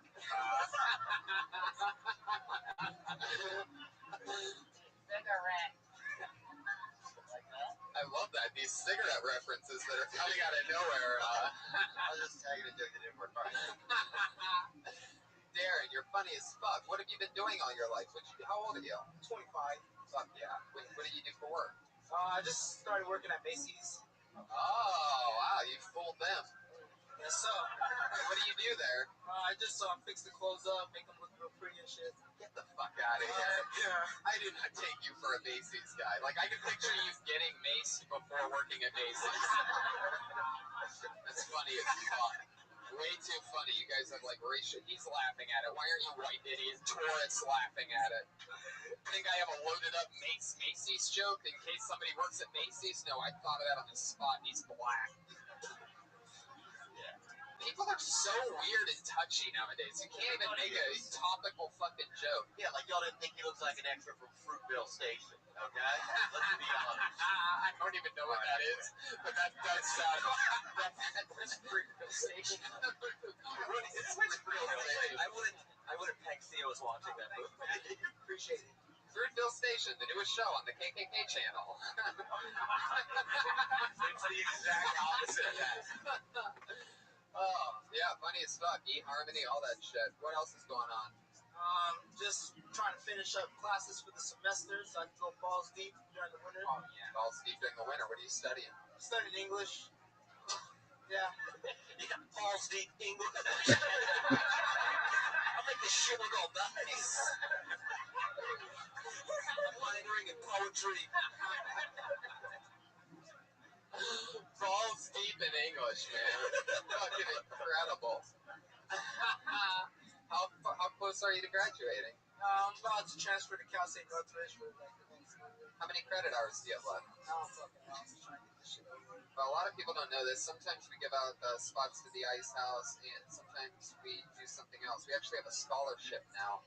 I'm just fucking around. You got like too wrong and too real.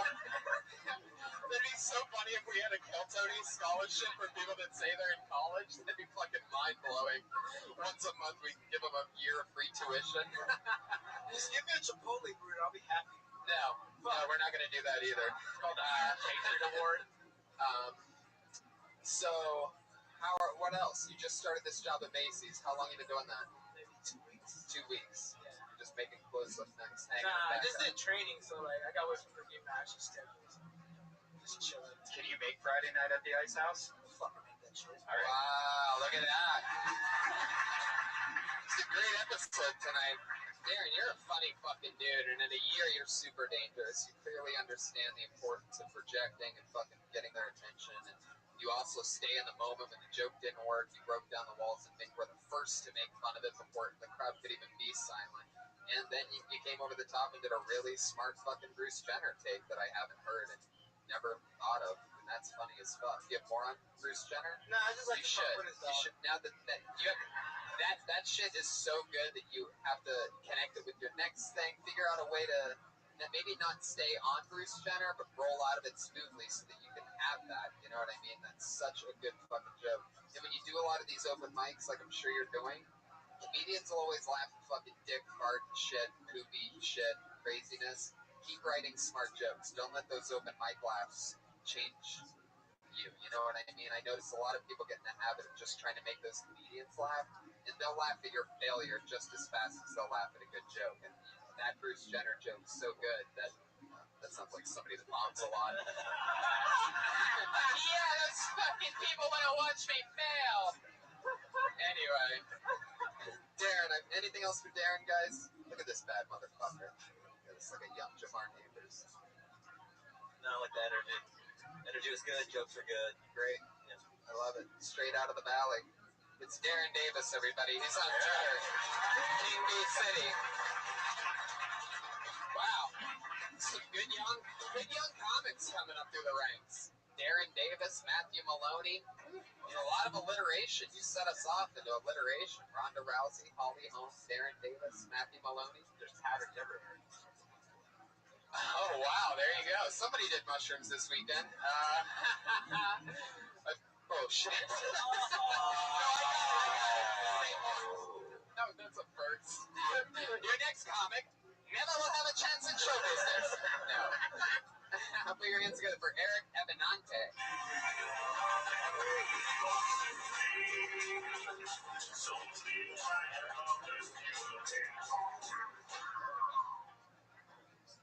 So I was at this dispensary getting weeds, like red Cheetos. And this hobo came up to me and he's like, I'm sorry, man.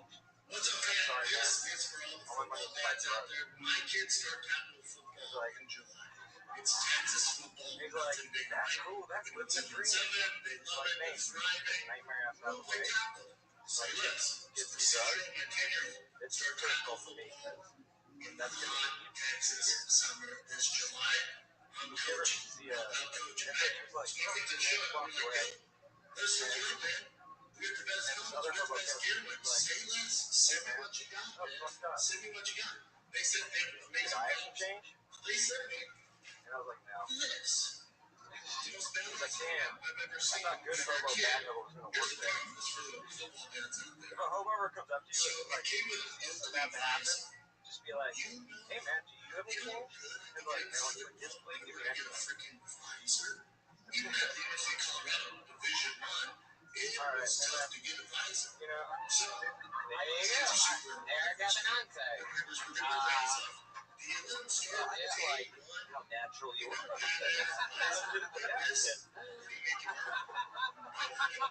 like somebody was reading a text conversation. I love it. First of all, let's talk about the first thing about the pack. Can you put the mic stand back where it was? Eric, you must be this tall in order to I love that you left the mic stand right in front of you. You almost shadowed yourself with it, just like some kind of creepy eclipse action. So, how long you been on stand-up? 42 days now. 42 days. Fuck yeah, that is an unbelievable number. I'm guessing you've done it twice in 42 days. The other time was 42 days ago. 1 limb's worth. What happened 42 days ago? What changed in your life? Just bored as fuck. Really? Yeah. What was going on before that? Nothing. Just I'm an autism tutor. You're a what? Autism tutor. Autism? To get rubbed off. Yeah, I didn't know autism was airborne. Fuck yeah. So 42 days. What happened? I mean, so are you still tutoring autistic kids? Yeah, I still. So you tutor them. So that's not even like you're a teacher. You're helping them with extra stuff that they think they need help with. No, it's just like I actually teach them how to like read and write and shit. Oh, yeah, great. Not as funny, sorry. I meet a lot of girls that are in the spectrum, so I understand. Meat or fuck?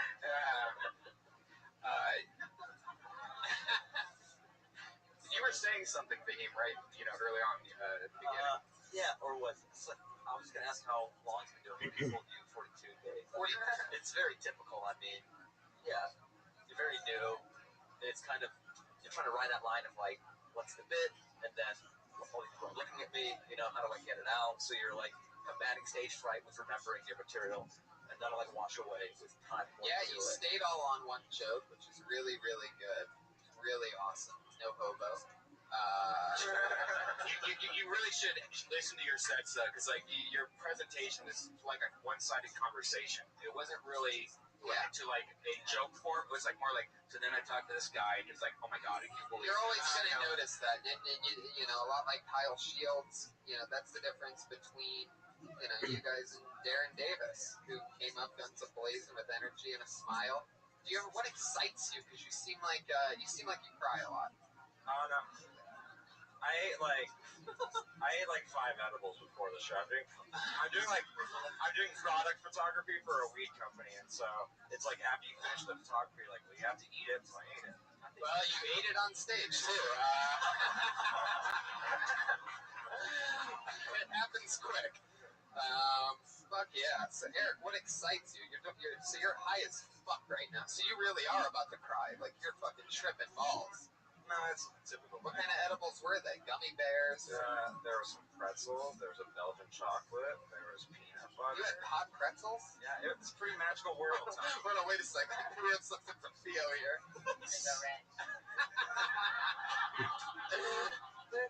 Why are you getting so high? I feel like you should probably be focusing a little bit. He's like my friend Scott. What else am I doing? No, but I think that can change, right? I think that he has some good ideas now. You can probably get things headed in a better direction. It's true.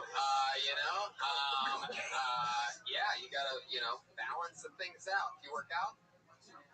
Right. Yeah. Well, obviously, I mean, did you have to ask me? Well, I mean, really, you could jog, but I know that I'd go jogging with him. I would go on a hike with you. I think you're funny, and I can picture myself looking in your eyes and having a good conversation. Wow. I'd be like, this is a cool dude. Fuck yeah. Cool. Pat wants to go on a hike. Clearly he wants you to wear loose-fitting clothing for that hike that you guys are going to go on. I think you're funny. Fuck yeah. Funny eyes. Hi, eyes.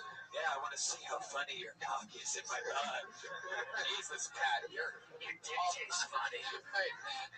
You're funny, but your asshole's hilarious.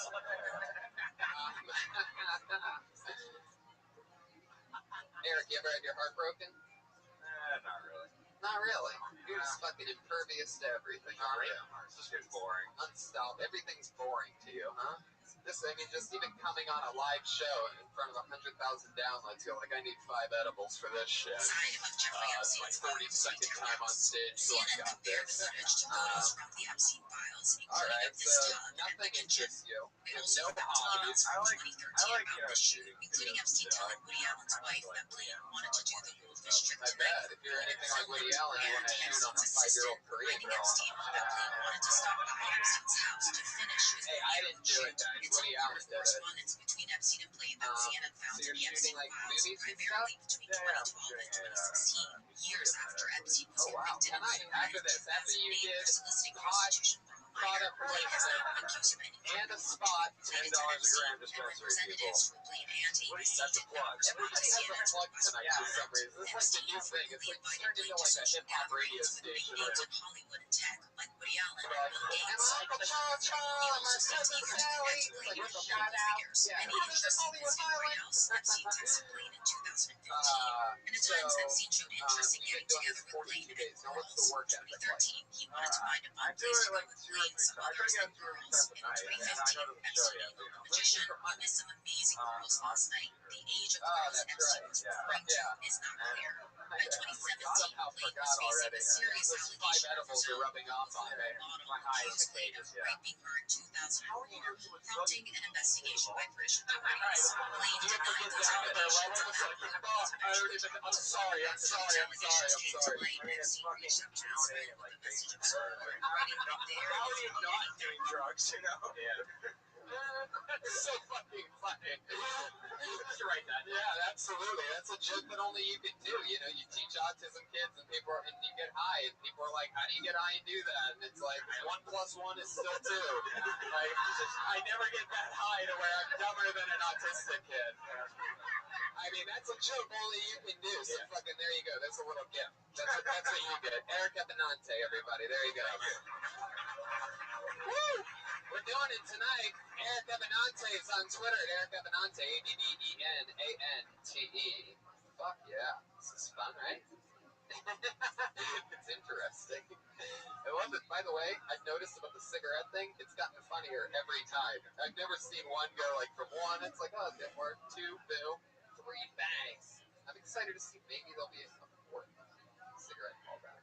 That's right. Let's get some fucking female energy up here, guys. Finally, we pulled a lady out of the bucket. Leah Mansfield, everyone. Here she comes.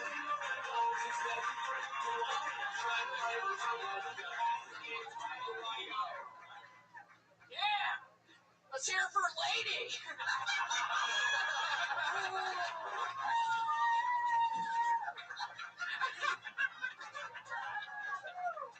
It's a shame I left my dick at home. Yeah, man. So,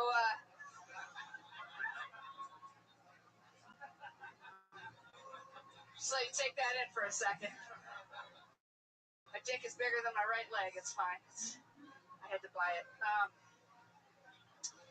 A lot of people want to know if my name is Leah or Leia, and I'm like, just call me sir. That's fine. Especially if you see me from behind first. You're like, I need help from that little boy. Thank you. I have terrible gaydar. I'm a gay. You guys all got that? You guys, yeah, everybody's good. I have terrible gaydar. Like, I pretty much just have hope-dar. Like, I see women, I'm like, man, I hope she's gay.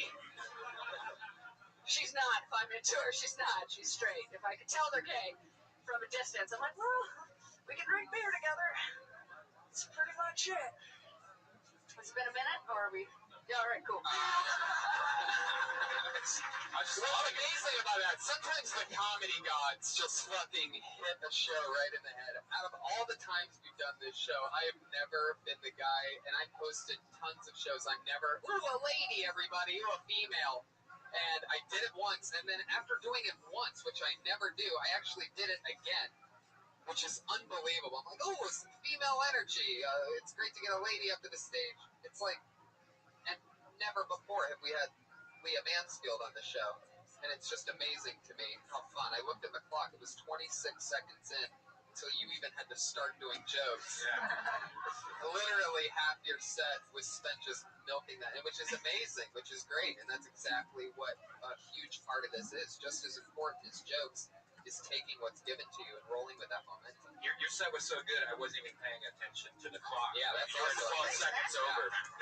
Yeah. Thank you. Very, very fun. Amazing stuff. You've been doing comedy a while. I have. It's been almost 10 years. A little over 10 years. Yeah. It shows. You definitely have chops. Where you been? Well, I started in Denver.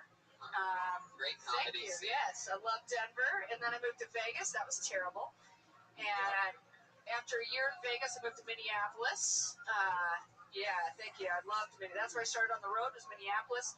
Then I did a year and a half in Seattle, and then I moved to LA 2 years ago. So yeah. I don't like staying in one place or meeting people very well. So typical lesbian gets around a lot. I am a huge whore. So. That's so fun. That's got to be a blast for you. Where's your favorite spot for out of all the cities? Yeah. It's so ridiculous. A willing vagina audience is always fantastic. I love it. Man, one of my favorite shows in the country is the Monday Night Comedy Show in Minneapolis. It's in just a basement bar. Yeah, no, I love that show. Man. That's so fun. So you've been doing it 10 years. How long have you lived in LA? 2, just about 2. Oh yeah. Have you been getting up a lot here? Or? Yeah, some here and there. You know, I'm parking cars at a hospital during the day, so that's how well comedy is going. It's fantastic. Oh, you're not the stunt woman for Tig Notaro? I know, right? I just thought she's doing so much stuff now that she had a stand-in at least. But really? Well, when she does need one, I'm sure she... I know. I'm gonna have to trim my boobs down a little, I think. That's right. Just take a week back. Boom. Well, they grew in like 14 years ago, and I need to I want to cut back anyway, but please keep. How does that work? Yeah. You know what I mean? Like, it's an interesting thing that obviously we would have no idea about because I'd imagine, and maybe I'm like way out of line here, but I'd imagine in that lesbian game you're more of the alpha, right? Yeah. Well. I actually like a strong feminine woman who will make the first move. Yeah. In all of life except in bed, and then I'm in charge, right? Do what I say. Make me a sandwich, whatever. She never does. I end up making the sandwich and coffee and everything. So yeah, no, I'm definitely the butch. Like I fall under the butch femme dichotomy, which I never intended to do. It was not like you come out of the closet and you're like, I'm gonna be a butch. I'm only gonna date femmes. But that's just how it ended up. So. That's amazing. Yeah. Do you identify as a young man or as a young woman? I identify as a young woman. People have asked me if I want to transition. I'm like, no, men smell like tree bark. I don't want to be a part of that. So, but I love like really feminine women. Now, so one thing that I think we've all noticed is that, let's face it, the more butch type of lesbian always gets the hottest chicks. Like, is that how it works with you? Are you always walking around with, like, chubby chaser? No. I'm 38, so it used to be I dated just hot women. I had an ex-girlfriend who looked like a Swedish swimsuit model. Right. That's what I was picturing. But she was insane. So now there has to be like another component of personality where it's like I have to get along, no drama, and you have to know about things like space. Like like Gravity. The movie Gravity was fucked up. If so, and you're hot, then we can fuck, right? So you need someone with a little brain. Yeah, absolutely. My parents are scientists, and so I grew up around really smart people, and I really enjoy very long conversations followed by pussy eating. That's my favorite. Yes. So funny. I'd love to have you on the show Friday also. Awesome. Wow. It's all getting booked right in front of you. Booking a whole show today. It's happening right now. You are funny as fuck. Thank 10 you so years, much. huh? Yeah. We have to figure out a way to Okay. Yeah. Get you Cool. famous somehow. Okay. All right. That's cool. I'd be down. Even just How like much material do you have? an hour. I mean, I can headline on the road like really shitty one-nighters and stuff. Have you ever made an album or anything?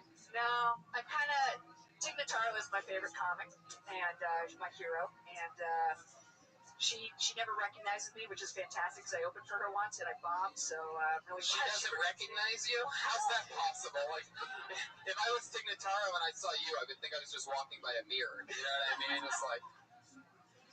No, yeah. So I don't need to be famous. I just want to not park cars for cancer patients at a hospital. Oh, it's cancer patients? Yeah. Wow. Do sometimes you park their car and they just don't come back because they die? I'm just asking. Hey, questions you can only ask the valet at a cancer place, all right? Actually, yeah, there's days when you're like, all right, see you tomorrow, and then you just never come back. Yeah, and you're just like, well, they didn't tip anyway, so. Fuck yeah, get out of here. All right, thanks. I'm gonna let you out on a laugh. Leah Mansfield. Look out. She's coming. Leah Mansfield. Holy shit. That was great. So fun. What a fucking crazy show. This is like old school Johnny Carson or some shit. We're seeing the future here tonight. This is the Crystal Ball episode of Kill Tony. Put your hands together for your next comedian. There's a little bit of a scratch out here, and a fucking. I might be just like last time when I tried to preface what I pulled out of the bucket. I might be wrong about the crystal ball thing. Put your hands together for Gary Curtis.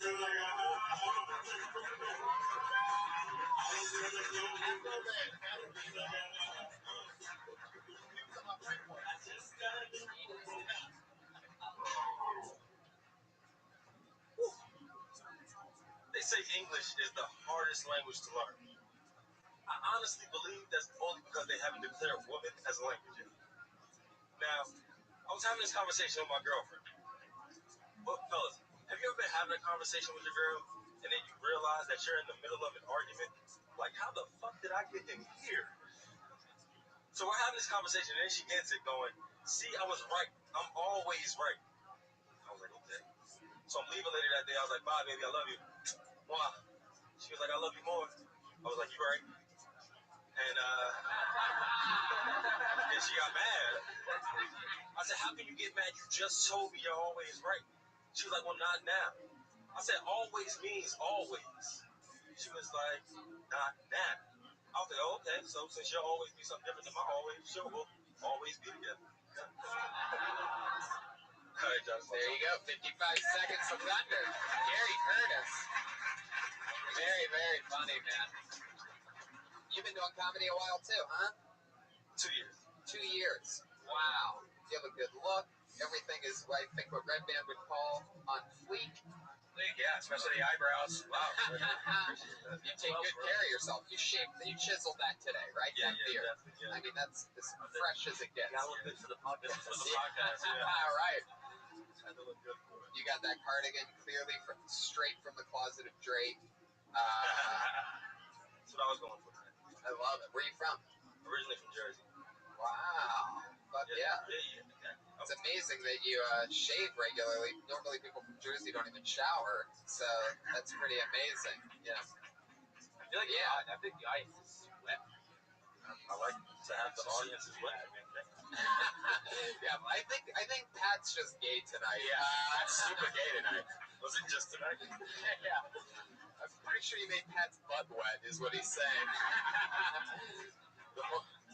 No, I don't think so. No. Uh-oh. You know what that sound means. It's time for Pat to show his wet butthole. Let's see that wet bugger. I'm saying now. Gary, it's true. I can sort of see what Pat is saying, though. There's something. It looks like you're sort of like an R&B singer doing comedy. Yeah. You know what I mean? Like you need to do females only shows like Teddy Pendergrass. We're gonna get that reference. All right, and then Pat wants you to invite him to those only shows. He'll be in the fucking front row, waiting for you to bust out the tearaway pants. I always feel like leaning in closer and It's kind of weird, like being a white guy. By the end of this, Getting hella gay right now, bro. I'm like watching like a little gay thing more about you, bro. is there a Gay mood. I feel like there's a fleshlight. I feel like there's a fleshlight attached to the back of your guitar right now, and you're just molesting yourself. Gary, so this is your first time on the show, right? Nah, I did it like 3 weeks ago. Oh, really? Did you bleach your skin afterwards or something? Why can't I remember you? Nah, I don't know. You were too busy looking at his dick. It was with Joe and Ian. Oh, okay. That's fun. How did that go? Yeah.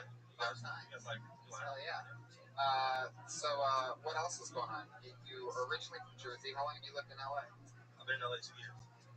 Where do you live? I live like around the corner from the US. All for a month. Oh, okay. That's interesting. On what? Uh-oh. Pat wants There it is. Pat wants that cross street, everybody. Will he get it? It's It's time for another fun segment we call Pat Wants That Cross Street. We already have Vermont. Gary, is it north or south of Sunset? Oh, it's south of Sunset. Oh, it's south of Sunset. You know what that means. Yeah, south of Sunset. Okay. You're waiting for that chorus. You have to put it near the chorus. You're in the middle of the first verse. If you hit play now, it's probably going to happen. That's right. I'm waiting for it. I'm going to set it up, and then you'll be able to hit it. All right. Is it south of... No, come on. Pat, where do you live? I used to live in Vermont in 37th place when I went to USC. Oh, are you close to that? Yeah. Okay. Yeah, there it is. Common timing right there. I feel like that's the only time I've ever heard that first verse to its rating, man. It was on the show for 15 seconds longer than it should have been. It's like a totally different song. Oh, fuck. Gary, you dress well. What do you do for work? So I'm a treasury analyst. I help manage companies' cash. Get the fuck out of here. Yeah. I used to work in banking, and I came here now like on the corporate side. I worked at a company, but I told them to put it in a different company. Damn. Yeah. Just laying down the law. Love treasury. Just working for money. Yeah. That's fun. You ever think so? I wish. Back when I used to work in the bank, I did, but not, yet. Yeah. Is that easy to do in a bank? When you're a teller, it used to be. Yeah. I probably shouldn't incriminate myself on that shit.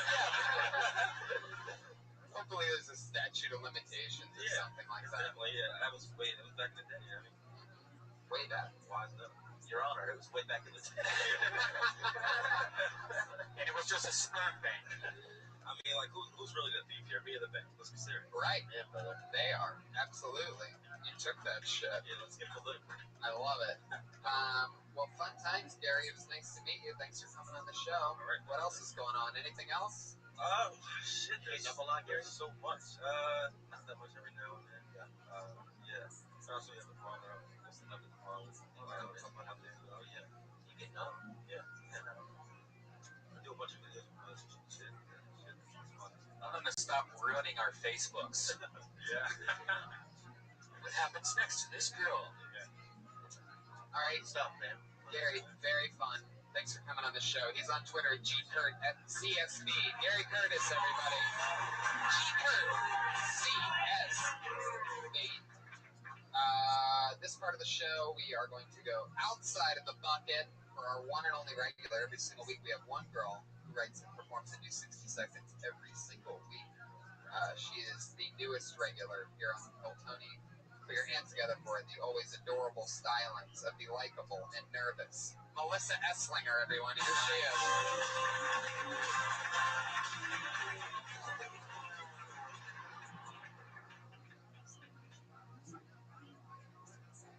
People used to ask me if I ride the short bus.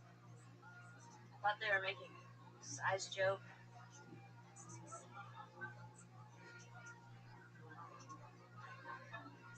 Short bus. A lot of people spend a lot of time trying to think outside the box, but I'm still trying to figure out how to get in it. I looked up normal in the dictionary. It said not abnormal. So I looked up abnormal, and it said not normal. Fuck you, dictionary. It's not very helpful. I put the dick in dictionary.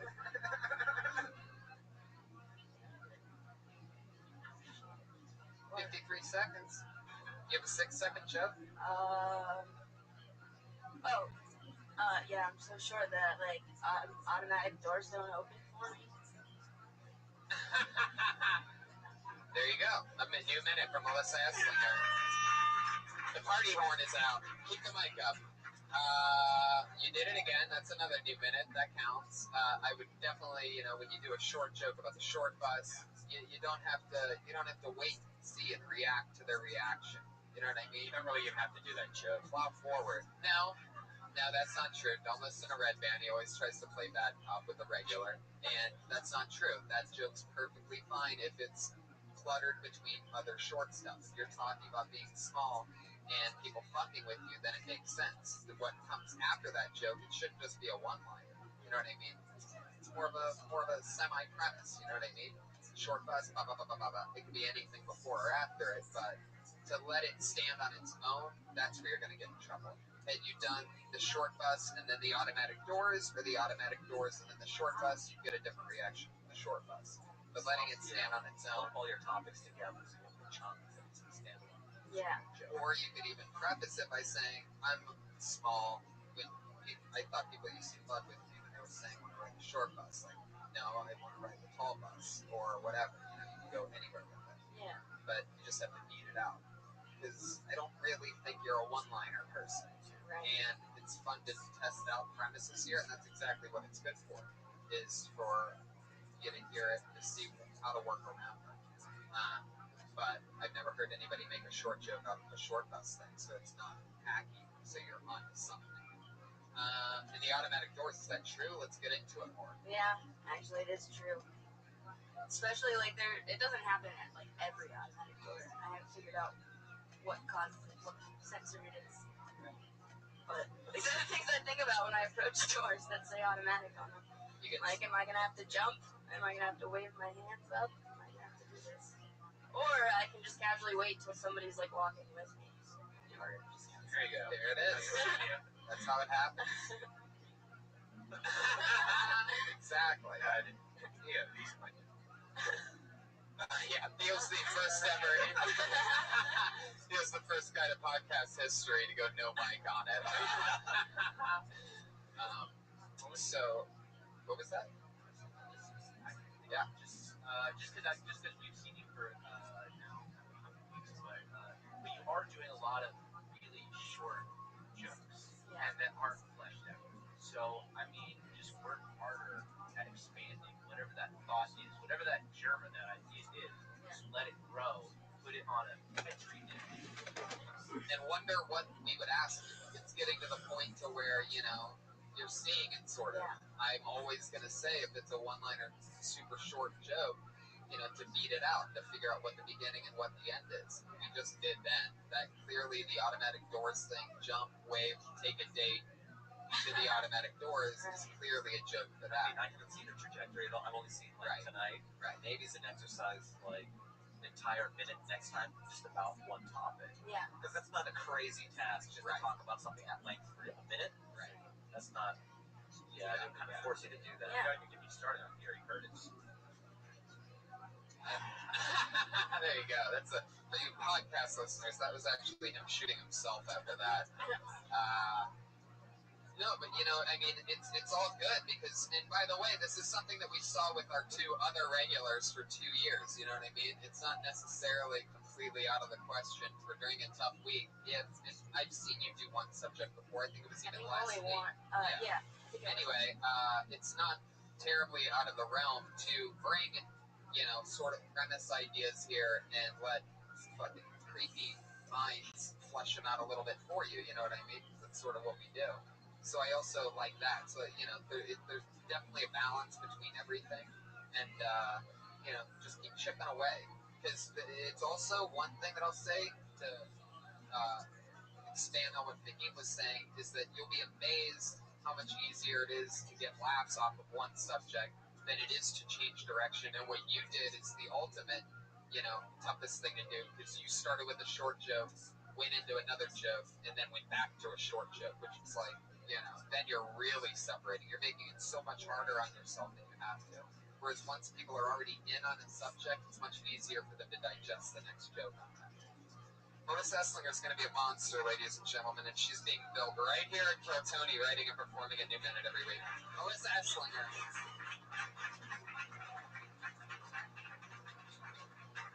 What do we got, 9:35? Huh.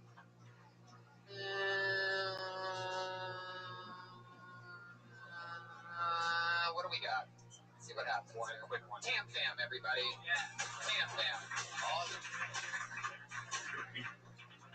Hey, when I quit my job, I had to slashed my food budget so much that in 3 months I went from 160 pounds to 120. I wasn't fat to begin with. In fact, I set an unofficial world record as the skinniest person ever to lose 40 pounds in 90 days. Non-AIDS. Now, I'm too skinny and too short to be attractive to anybody aside from pedophiles. So, I once thought that maybe I should convert to Islam just to be eligible for 72 virgins. But imagine what would happen if I was alone in a room with 72 virgins. There would be 73 virgins. Thanks. It's amazing. What's funny is, like, when you were halfway through the 72 virgins joke, I was actually going to give you the joke that you said is the punchline. And so you got it. That's a funny joke, Tam Fam. You got it. You nailed it. Tam Fam, how are things going? You are the most Asian-looking motherfucker I've ever seen in my life. Like, it's. I disagree with that. Really? Yeah, but go on. How are things? You've been one of our fun people that have regularly gotten pulled out of the bucket. You have that famous Asian luck that they all have at the casinos. Get pulled out of the bucket a lot. How are things going? We've seen you a few times. How's the progress? Going pretty well. You used to wear a shirt that said @TamFam Comedy on it. You were very popular for that. Yeah, on Twitter. Right? It also said that, as if people couldn't figure out @TamFam Comedy was your Twitter handle. You've gone no @TamFam Comedy. We saw him 4 or 5 times wearing the branded shirt, and you started going no shirt, and things started going a little bit better for you. How's that working out? It's going pretty well. I'm not sure if it's the shirt or not, but I cut out a lot of the worst jokes. I'm just filtering stuff down to I don't really get that. Out of all the jokes I've heard you say, the 160, 140 seems like a long setup. What are you saying there? Were you really 160? And then you got down to 140? 20. And why? How? I quit my job because I have to cut down. What were you eating?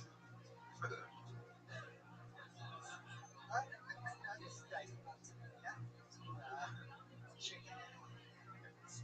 Go on, say it. Rice, motherfucker. Say rice. Piece of shit. Fall into my trap, Tam Fam. Good news is he'll be performing at the Rice House this Friday, everybody.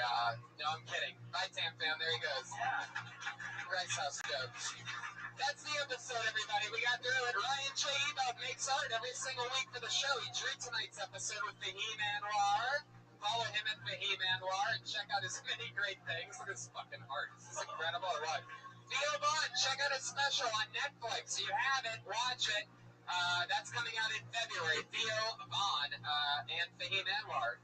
Patty Reagan is Patty Reagan. Melissa Esslinger, Jamie Vernon, @Josh Martin Comic, Ryan J. Ebelt. I'm Tony Hinchcliffe. I'm right back. See you guys soon.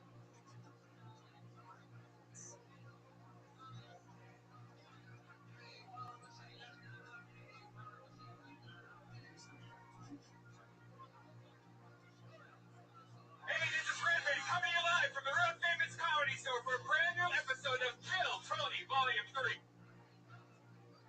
Give it up for Tony. Yes. Hello. Welcome. Yes. Avery Pearson, ladies and gentlemen. Avery, come take a bow. Where are you? Avery Pearson and Jamar Neighbors. Getting the crowd worked to a frenzy. Avery is on Twitter at Avery is Funny. Everybody just got back from the New York Comedy Festival. One more time for Avery. And Jamar, I smell a rap album coming from them, everybody. Welcome to Kill Tony. Here we are again. Put your hands together for Brian Redband. He's here, everybody. Hi, guys. Pat Reagan is out on a Thanksgiving break of some kind, but also keep it going for your house artist, everybody. Ryan J. Ebelt. Yeah. Right there. He draws every episode of the show. So he's already started drawing because the show just started, everybody. Fuck yeah. And we got Jamie Vernon in the back, turning this into an HD live podcast. And here we are. This is the live show. normally we would be streaming this show. We are streaming it. We fixed it. It worked? Yep. Oh, wow. They're all going. Live audience, make some noise for the thousands of people that are watching the show that you're at right now. We can only fit so many in this fucking shoebox, you understand? Other people watch live. We go up against Monday Night Raw. We go up against Monday Night Football. I say, fuck you guys. We are here, and we are competing to some degree. There are thousands of people watching this right now, hundreds on Periscope, and tens live in this room right now. I'm so excited that everybody's here. We're going to have another fun, amazing episode. We have anything to promote? No. Well, this is this week. If you're listening to it live, there's a couple tickets left for Sunday, November 27th in Columbus, Ohio. Yeah, and we're sold out. All 4 shows are all sold out. They're opening parts of the venue that haven't been opened before. Yes. For our show, they're adding chairs behind bars and stuff. Yeah. No big deal. So let's get tonight's episode started. As always, we always have 2 of the funniest comedians in the world. I just so happen to be friends with all of the funniest comedians in the world. And so I am always happy to have them come on, hang out, and talk to comedians with me. This week's no different. Truly, I always say this, but this is truly 2 of the funniest human beings walking this planet. Put your hands together for Jamar Neighbors and Mike Costa, everybody. Michael Costa and Jamar Neighbors. Jamar Neighbors and Michael Costa. Oh, we remember you from earlier. And Michael Costa, fucking welcome, guys. Welcome back. Jamar, you've already killed it in this room tonight. Jamar's stage presence is just unbelievable, is it not? Yes, it's the stage presence, nothing else. He runs off of presence alone. Speaking of presents, Christmas is around the corner. Yeah. Are we close? Are we too close? I'm okay with this physically. You okay with this? Okay. I'll fuck with you so you can be close. Yeah, it's okay with I this. feel like we're all comfortable here. It's a little bit squozen in. Squozen? Yeah, it's squozen. That's German. Yeah. It's squozen in. It's good for Josh Martin, everybody. Look at him over here. He's the one that sets up everything halfway so that it always falls at an inopportune time and like makes noises when we don't need them. But he's the man. He's known for spilling drinks on people. So you're gonna see, maybe some of that'll happen throughout the night. Josh Martin, our accident-prone runaround producer. So guys, you know what we do. There's a bunch of comedians that sign up, they put their names in the bucket. Amazing. And when I pull a name out, they come on stage and they do stand up for 60 seconds. We can sort of see who they are, get a feel for them, and then we talk to them about anything in the world. All of a sudden, we're all on a podcast together. Crazy, right? I think it's super ballsy for people to come up here because I don't know about you, Tony. My very first time performing, it was like 6 minutes. There was more time to you know, be comfortable. My first time when I did stand-up comedy, I did an hour and a half at Madison Square Garden. I didn't say it was a good 6 minutes, but I'm saying 1 minute is it's tough. Oh yeah, totally. 1 fucking minute. Yeah, and sometimes it's too long for what we end up seeing. Comedians, you know how it works. You get 60 seconds. You know your 60 seconds is up when you hear the sound of a kitty. Aww, that's adorable. That means wrap it up then, or else you're going to bring out the angry West Hollywood bear.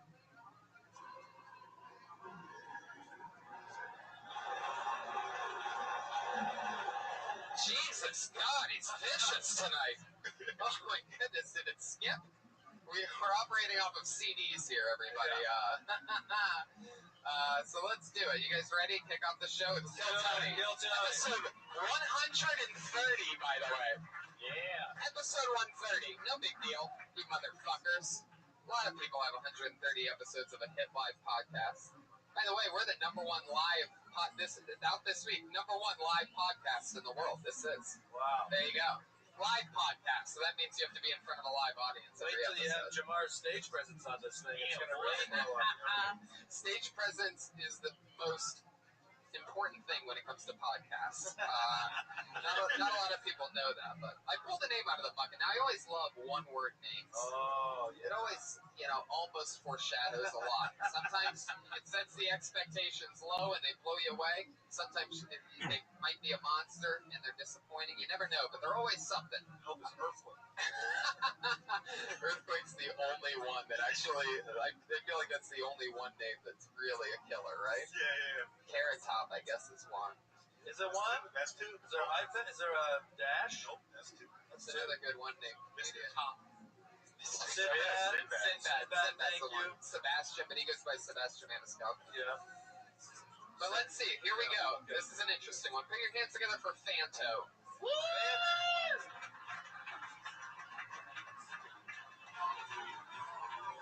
Oh, no! There's no Fanto? You gotta be kidding me. I hyped it up. I hyped up the I never do that. I never pull out. Oh, that's the root.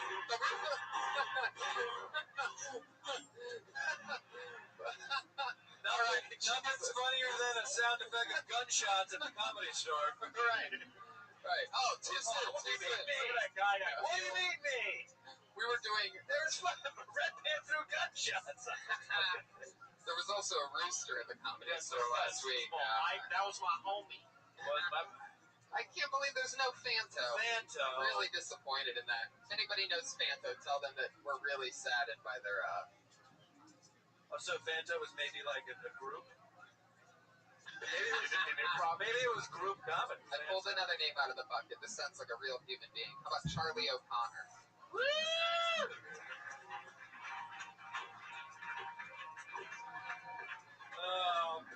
What the fuck? What the fuck? Oh my god. It hurts. That's what it feels like. It feels like being shot and then a wolf in the middle of the night. In the middle of a quiet night. That's exactly what it feels like. Maybe Charlie and Fanto are fucking in the bathroom? Is that what's going on? Could be. Those are both guys in that school. I am getting high for 1,000 for sure. All right. Nice job, Red Band. Jacques Nantamwe. Jacques. Woo! Yeah.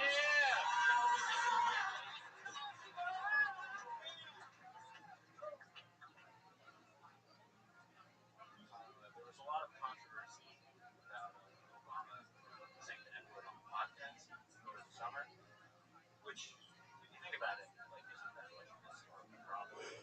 Right? Like, people freaked out about it. But he's the first president to say the N-word on a podcast, but he's like the 44th president.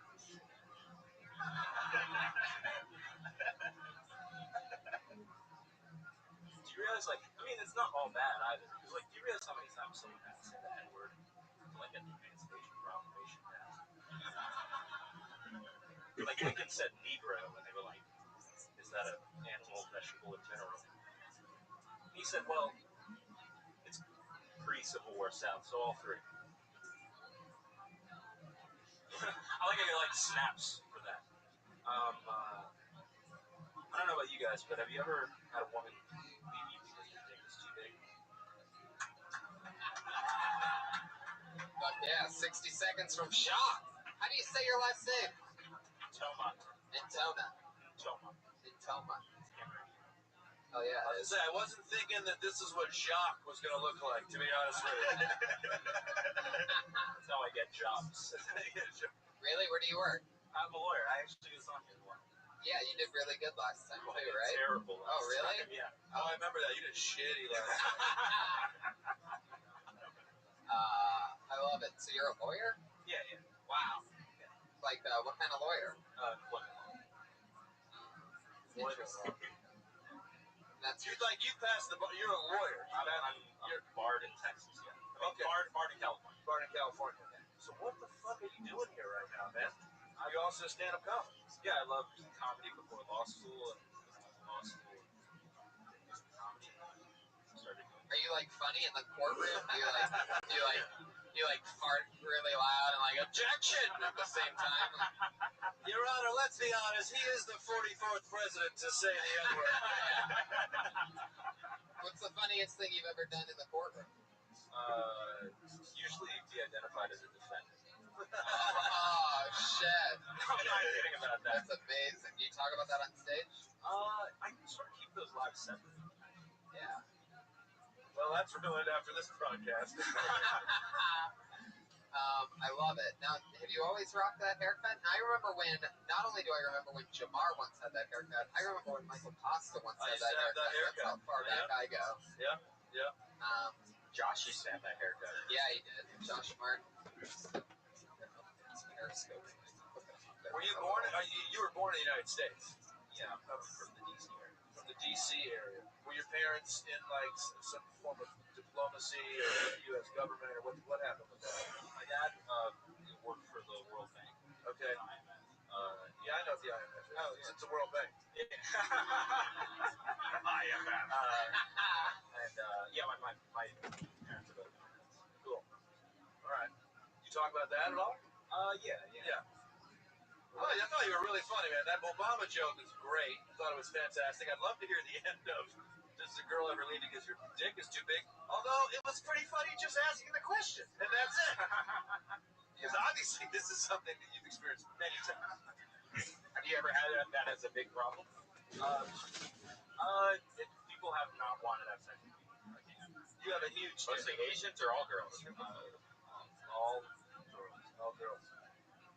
Now, He looks like the black guy in every diversity program. Smart guy, afro, glasses. yeah. Pilot. Yeah. That's enough. Your big ass dick. Now that's interesting. Do you talk more about that, or do you just have that one line where you do that? Is there more to that, or did you get cut off? Oh, yeah. Actually, the rest of that is saying me neither. But I have had a lot of strong hobble at it. Okay. Not because you're dick, but because you break their legs. Is that what? Yeah. Yeah, that's what it is. It's a misery story. Why would they hobble? Oh, well, I think Jamar can explain. Hobble is a funny comedic word. But I'm saying, if you're saying that me neither, but I made a hobble, then how do you do it? What do you? Just by your thrusting or something? Well, no. Like you really just inflict like physical pain? It's more.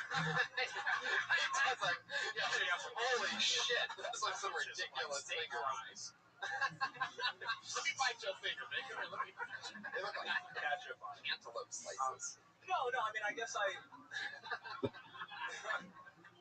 thought it was more funny as like a misdirection thing. Like, okay, I'm saying she leaves, and then it turns out, she actually doesn't leave for that, but she does hobble out. So it's sort of like my dick is too big. Oh, it's not actually that big. Oh, so you broke it down like a weatherman, and I appreciate that. That's what I do in court. What do you do for fun? I like to go hiking and listen to jazz. Wow, is this your... Yeah, there you go. You just found your page. Huge jazz fans here tonight. He's gonna make. You really like listening to jazz? Yeah. There's like a great there's the piano bar on Wednesdays. Yeah, really, really great. Like it's real jazz. It's like improvised jazz. Yeah. I try it, and whenever I go listen to jazz, I realize I like blues. Does that ever happen to anybody? I hate jazz. I need a hook. I'm not that smart. Miles Davis. It's just brew Miles Davis. Try that. Okay. The jazz prescription is still in here. Smoke a joint. Listen to that. It's cool to like jazz. I'm admitting that I'm uncool, but I keep trying to like it, and I just keep leaving going, I need someone to go, down. That's what I need. Yeah. That's what I need. Yeah. Why did I make this about me? You play jazz? Do you play instruments? No. You just look like a jazz musician. Yeah, that's actually another subject of a joke that you did? Yeah, because I go to jazz, everyone assumes I'm a musician. Sure. In LA. Yeah. But then you're like, nope, I'm a lawyer.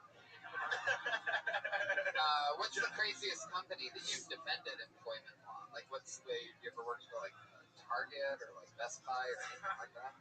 No, in one interview, the law firm it was interviewing for a to work at a law firm, and they said, This is the only way I can like jazz when there's someone else talking over the jazz. Have you ever thought about doing your comedy with jazz behind it, combining your two worlds? No, definitely. Here, keep going. Tell me more. Isn't this Snap Judgment on NPR? Isn't that what Stories with a Beat or some shit? Okay, sorry.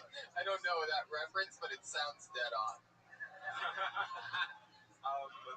Where I was doing an interview with the law firm, and they were like, "We're currently defending BP with the Deepwater Horizon oil spill. Like, how do you feel about that?" And I came up with like a really bullshit answer because I still wanted the job. Like I was like, "Well, I think in democracy it is, you need someone to represent the bad guys and all that shit." I don't know if that was. There you go. Something like that. It just trickles out into nothingness, and the music comes back up. I think we could find you a new niche, jazz music behind you. How do you spell that last name? Toma? It's spelled how it sounds. Oh, no, it's not. Spell how it sounds. It's that one letter, yeah. Does it start with an N and a T? Yeah. The first two letters are N and T? Yeah. So what's your name? Toma. Gotcha. Do you have a joke about that? No. Do a joke about your name, man. Do a joke about my name? You know how other people give you like bad advice. I want to be that nigga. Are both your parents Cameroonian? No, my mom's Vietnamese. Whoa, look at that. They found each other, those islands of love. Vietnam and Cameroon. Where'd they meet? They met church in D.C. Wow.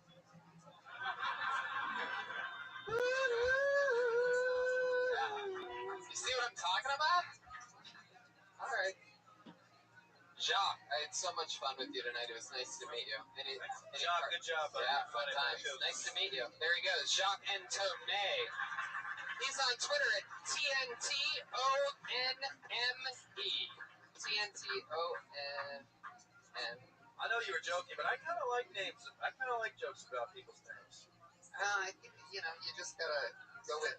Nobody's ever going to be able to pronounce that right. Yeah. Nobody ever. He's going to one day, he's going to be a huge star. He's going to have an opener that he pays a lot of money. He takes on the road with him. He's not even going to be able to say Jacques that right. and Tomois or some shit like and that. Tomei. I kind of know.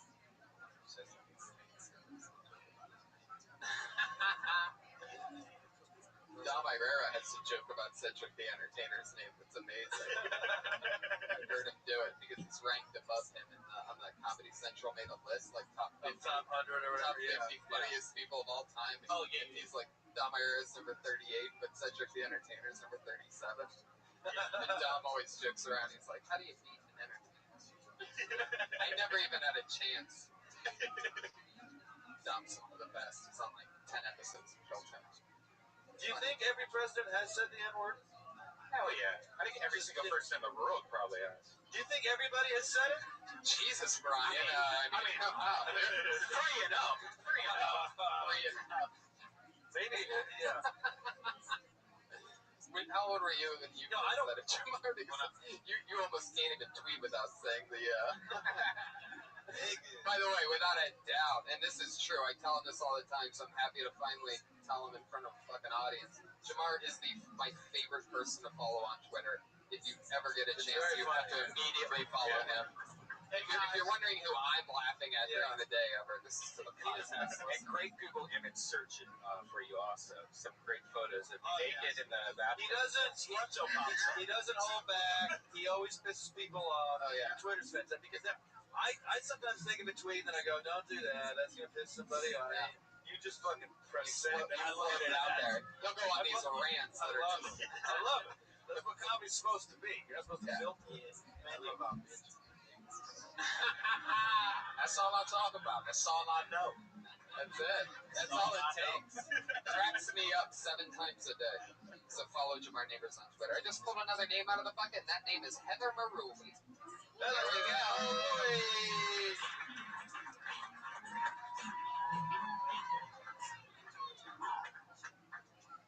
My favorite television show is Statewide. It's been on since '92. Caught it. It's a good one. a little mad at Dateline right now. They're running some ads with the tagline, "Don't watch alone." There's a little problem. Dateline airs at 10 p.m. on Friday nights.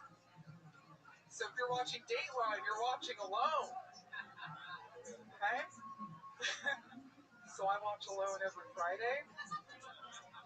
And every time I'm watching, I get more lonely. These stories of murder and deceit. You know, I think, wow, why has no one ever been obsessed with me before? When am I going to have a stalker? When is someone going to take out an insurance policy on me? I'm worth it. I'm alone. Help. You ever Google the name of your high school with the word obituary on the end? Wow. Heather Maroli, ladies and gentlemen. Boom. We got another one. Heather, you've done this show before. Yeah, one time. And you just murdered, right? It's okay. Yeah, no, you're a humble one. Oh, I like your style. You're so funny. That Dateline joke is like hilarious. Yeah. That's so fun. Obituary joke. Jesus Christ. Well, no, the Dateline joke is like, you know, lonely woman, and I was like, okay, that's a really funny joke. But then the next joke completely reiterates and adds like to the persona of this is who I was. That was great. Fun, dark, lonely. And not enough jokes use the word obituary. You very rarely hear the word obituary, which is a great word. It's true. Oh. Is there more to that obituary joke, or is that just a hard-hitting one-liner? That's one I just wrote that last week, so I usually at the end of the, like, sometimes I Google my high school for funsies, you know, I think the murder term for funsies, and then just to catch up on what people are doing. Right. And then, because I actually did find out somebody I knew died. Yeah. I was looking for somebody else, but it was a different person. So some alive person had a dead person's obituary in their bio? Well, no, I was Googling, like, for newspaper obituary. Well, I was looking for someone specific. I hope that person is dead? Because you were stalking your own, you were becoming the other end of the Dateline episode. It sounds like. No, it's funny. I don't know. By the way, that could be a great way to take that Dateline thing. Is, you know, I realize that I'm never going to be that victim that's obsessed over, so I'm just going to be the obsessor. You know, I won't. No, yeah, exactly. Well, that one sometimes it's a little longer to talk about. Right. Get obsessed. It's great. What's the most obsessive thing you've done with a guy that you like? Oh boy. You looked out like he might be in the room. No, like when I was in high school. Okay, a couple things. I used to drive by, like, you know, crushes' houses. But I think a lot of people do that. Where's the high school? I grew up in Colorado Springs, Colorado. So I would, like, you know, drive by guys' houses. One time I had my sister. What's so creepy about that? Were you like in a tractor or something? Like... No, I don't know. Like, here's another thing. I had my sister call this guy that I liked to invite him to a play I was doing, and as my assistant. Like, I don't know. That's weird, right? Oh yeah, I know. Well, in 10th grade, you had an assistant. I mean, well, no, we used to play this game where my sister was my personal assistant. Right. Younger sister? Yeah. Yeah. What play was it? It was Picnic by William Inge. Oh yeah, Picnic. Huh. Were you a lead? Yeah. Oh, that's what's up. Yeah. I know comics that have called the Laugh Factory in the Comedy Store as their own agents. Well, didn't I think Jimmy Fox used to do that all the time. Right? I'm not that familiar with those guys. The career of Jimmy Fox. I like to call it a comedy store and act like I'm comedy. Well, give me spots, man. How many pranks does this place get? Like, this place gets nonstop pranks every day, right? Like, somebody. Because comedians have to be pranking this place nonstop. It's a good question. I mean, I would hate to prank this place because every time I perform here, I get $15. So I would hate to lose that amount of income. I mean, yeah. So that's only if you hit there are different gradations of it. Heather, what do you do for work? They're still doing this or that. There are different gradations. Shit. you know Jacques Tova? Yeah. I would say. No, I don't know. Oh, yeah. I bet he'll sit down and watch Dayline with you. Right. He'll fucking play the clarinet while she watches. Oh, yeah. So you do that. How long you doing stand-up? 2 years. You do a lot of spots? Yeah, I go probably 6 days a week. Oh, great. Like sometimes twice. Like I'm probably gonna go. What's your go-to porn? Go-to porn. Gosh, I like a lot of stepdad stuff. Stepdads. Wow. There you go. It turned out to be a good question, Brian. That's a good question. Well, yeah. Now, what's the? You just like the whole storyline of a stepdad? I don't know. Well, Do you have a stepdad? no. My parents are still married. Of course, that's what people are always into on the porn is stuff that they don't have any connection with. Like it feels like nothing feels dirtier if you don't have a stepdad porn. It's like, oh, I can't even fathom that. Oh, you fatherless piece of shit. No. Oh, what a dumb fatherless whore you are. No. My stepdad's a huge tease, so I get it. Oh yeah.